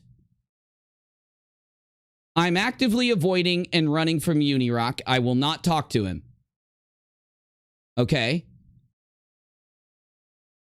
But somehow I'm only running from Uni if he joins a chat and then I disconnect and run away. What? You're running from me with your original statement, dummy. Well, that, and you've also got, well, it doesn't matter, right? Doesn't matter because it's about the outrage, right? It's about the fake outrage. Because the thing is that Unirock has had opportunities to talk to you more than... You're lying. I just tried to talk to him the other fucking day, dude. And Chesh, you wouldn't send the fucking link. You wouldn't send the link. You wouldn't send it, Chesh. You wouldn't let me in. You wouldn't let Negative Exponents in. You wouldn't let Menace in. And there was other people that tried. I just don't know who, so I'm not going to name them. You wouldn't let any of us in. What do you mean we've had an opportunity to talk to Steve? You are protecting the man. But you're trying... Oh, I see. You're trying to convince your viewership. Oh, fuck. I lost it. I'm sorry. I lost the plot. I lost the plot for a minute, guys.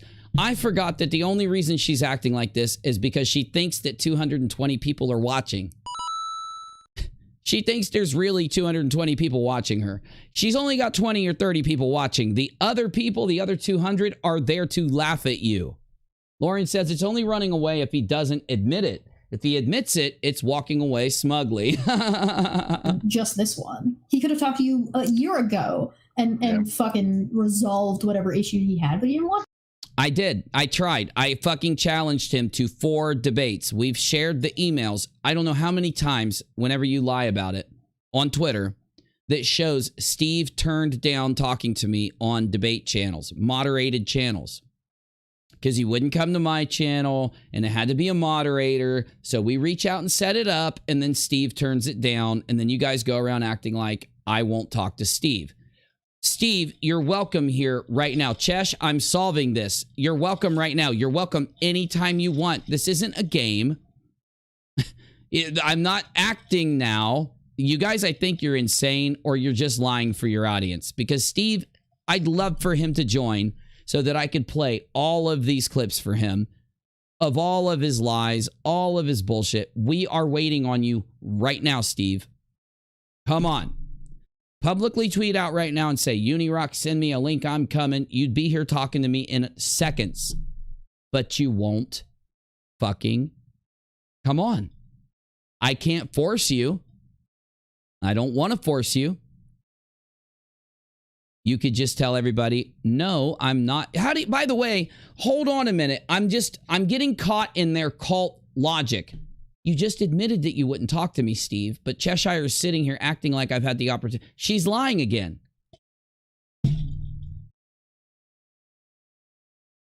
They joke on Twitter to get t-shirts, not them, but another KJ haters want to be cults too. I believe you, Jill. I believe you. These KJ haters have turned into fucking cultists. I wish it was different. And no, I'm not talking about KJ criticizers, by the way. You can criticize KJ until the cows come home. I do it on my channel. I do it. What did I just do? No, remove the bookmark. I don't want it to happen. I don't want it bookmarked. See all this? This is me criticizing KJ. Talking about current events. Talking about KJ. Right? Talking about fraud raisers, KJ, deaf noodles. I'm just having fun, man. This is too much, bro. Say it again, Steve. Say it again. Let's see here. Maybe we can just loan out the responsibility here, and we'll turn off the lights and play a game of Who's in My Mouth. Dead Cuckities in Space. We know that you love playing that game every night at 7 p.m., 9 p.m., and 11:30 p.m. Every single night of the week. We get it. Let the adults talk. Shut up. On the other hand, he could have talked to me on Friday. He doesn't. So the only way... You didn't. But we love the lie. We love how desperate you are to sit here and lie. You're welcome, Chesh, to come on, by the way. Why aren't you here now? If this is the case and you want to talk to me so bad and you're not the one blocking me, why am I sitting here fucking literally allowing you to come? The way he's willing to talk to Steve is by ambushing him. Yeah. Which, you know...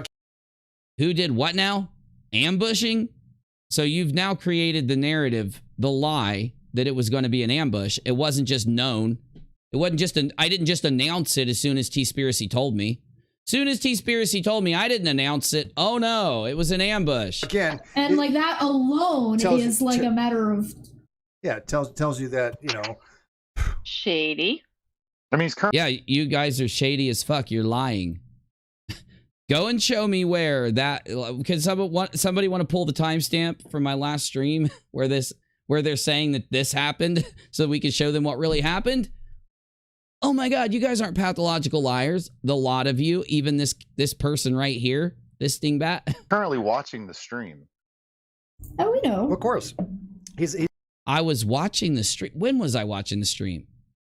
Oh, I was watching a clip from your stream, but it was from way back here, you dummy. He loves riding my dick. Are you kidding?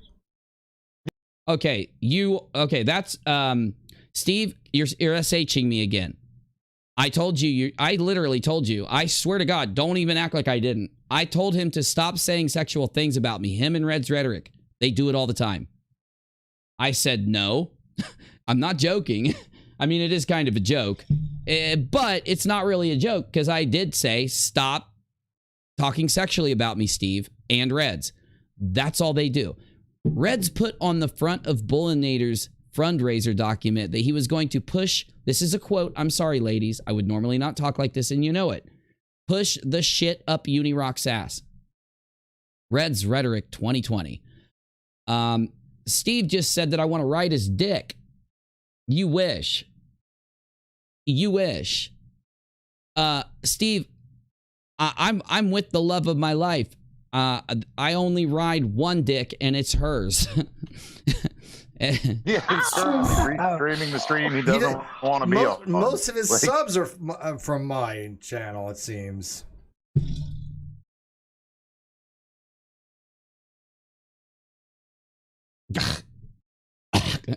Most of my subs are from your channel. No, you're not a lying narcissist. You're not a pathological lying narcissist. Pour the kombucha on my head. Do you hear this shit, bro? Whoa. Most of his subs are people who like to ride Steve's dick. You know, and look at the, I mean, and Cheshire, quit sexually harassing my subscribers. You and Steve are too much alike. My subscribers said to stop talking. I'm not joking. We have told her to stop talking sexually about me and my subs for a year now. No means no. I'm not hamming this up. I did say this on stream. And it's amazing because she loves talking sexually about my subs. Mods he does have. I mean, I still will never get over the Misha Griffiths, a mod of Unirock. I mean, she's one of my very good friends. She is one of my very good friends. I would say that I admire her as much as I admire anyone else in my life. And I mean that. So why is that? Why are you so jelly, bro? You act like I don't talk to journalists. You act like I don't talk to fucking, you know, credentialed people. You act like everybody hates me, bro. You're talking about yourself. I actually have a lot of really plugged in people that I talk to. Often. Way too often. I am getting too close to the fire here. I'm getting too close to the fire. There's a lot of shit I'm not supposed to say. A person with a PhD that cannot see the manipulation of Unirock, I just... Well, can you show it, please? All of my content is public, from my periscopes to any video I do. Play the manipulation. Go grab it and play it.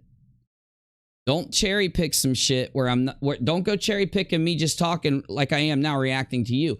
Go grab where I'm playing the clips of you lying and explain how I'm manipulating anything. Because I'm playing the clips, bro. I'm gonna help you out. I'm gonna play another. But anyways, let's harass her right now. I want to harass her right now. Okay, I'll play your clips all day. That's why you hate me, bro. I'm just doing my job, Steve. I talk about internet culture. I track internet communities. I report on them. I put a history to what happened. That's what I do. That's what I do on YouTube. You're just another person I talk about, bro. As soon as this story's over, as soon as you become the solidified locale of the past, you won't be brought up anymore. We went a good, I don't know how many months we went without bringing you up because nothing was happening. When you don't do this stuff, we don't bring you up. Don't even act like we're not. Steve says he should be able, if you don't know what he did, if you don't know what he used to do on YouTube, Steve used to talk about flatties. Okay? So flatties would go out, and if a flatty didn't do something extreme, he wouldn't talk about the flatty. Right? That's factual. So if a flatty didn't do something extreme, Steve wouldn't bring him up. You may not see certain flatties go across his screen on non-sec or on his channel for months. But when a flatty did something, he talked about it.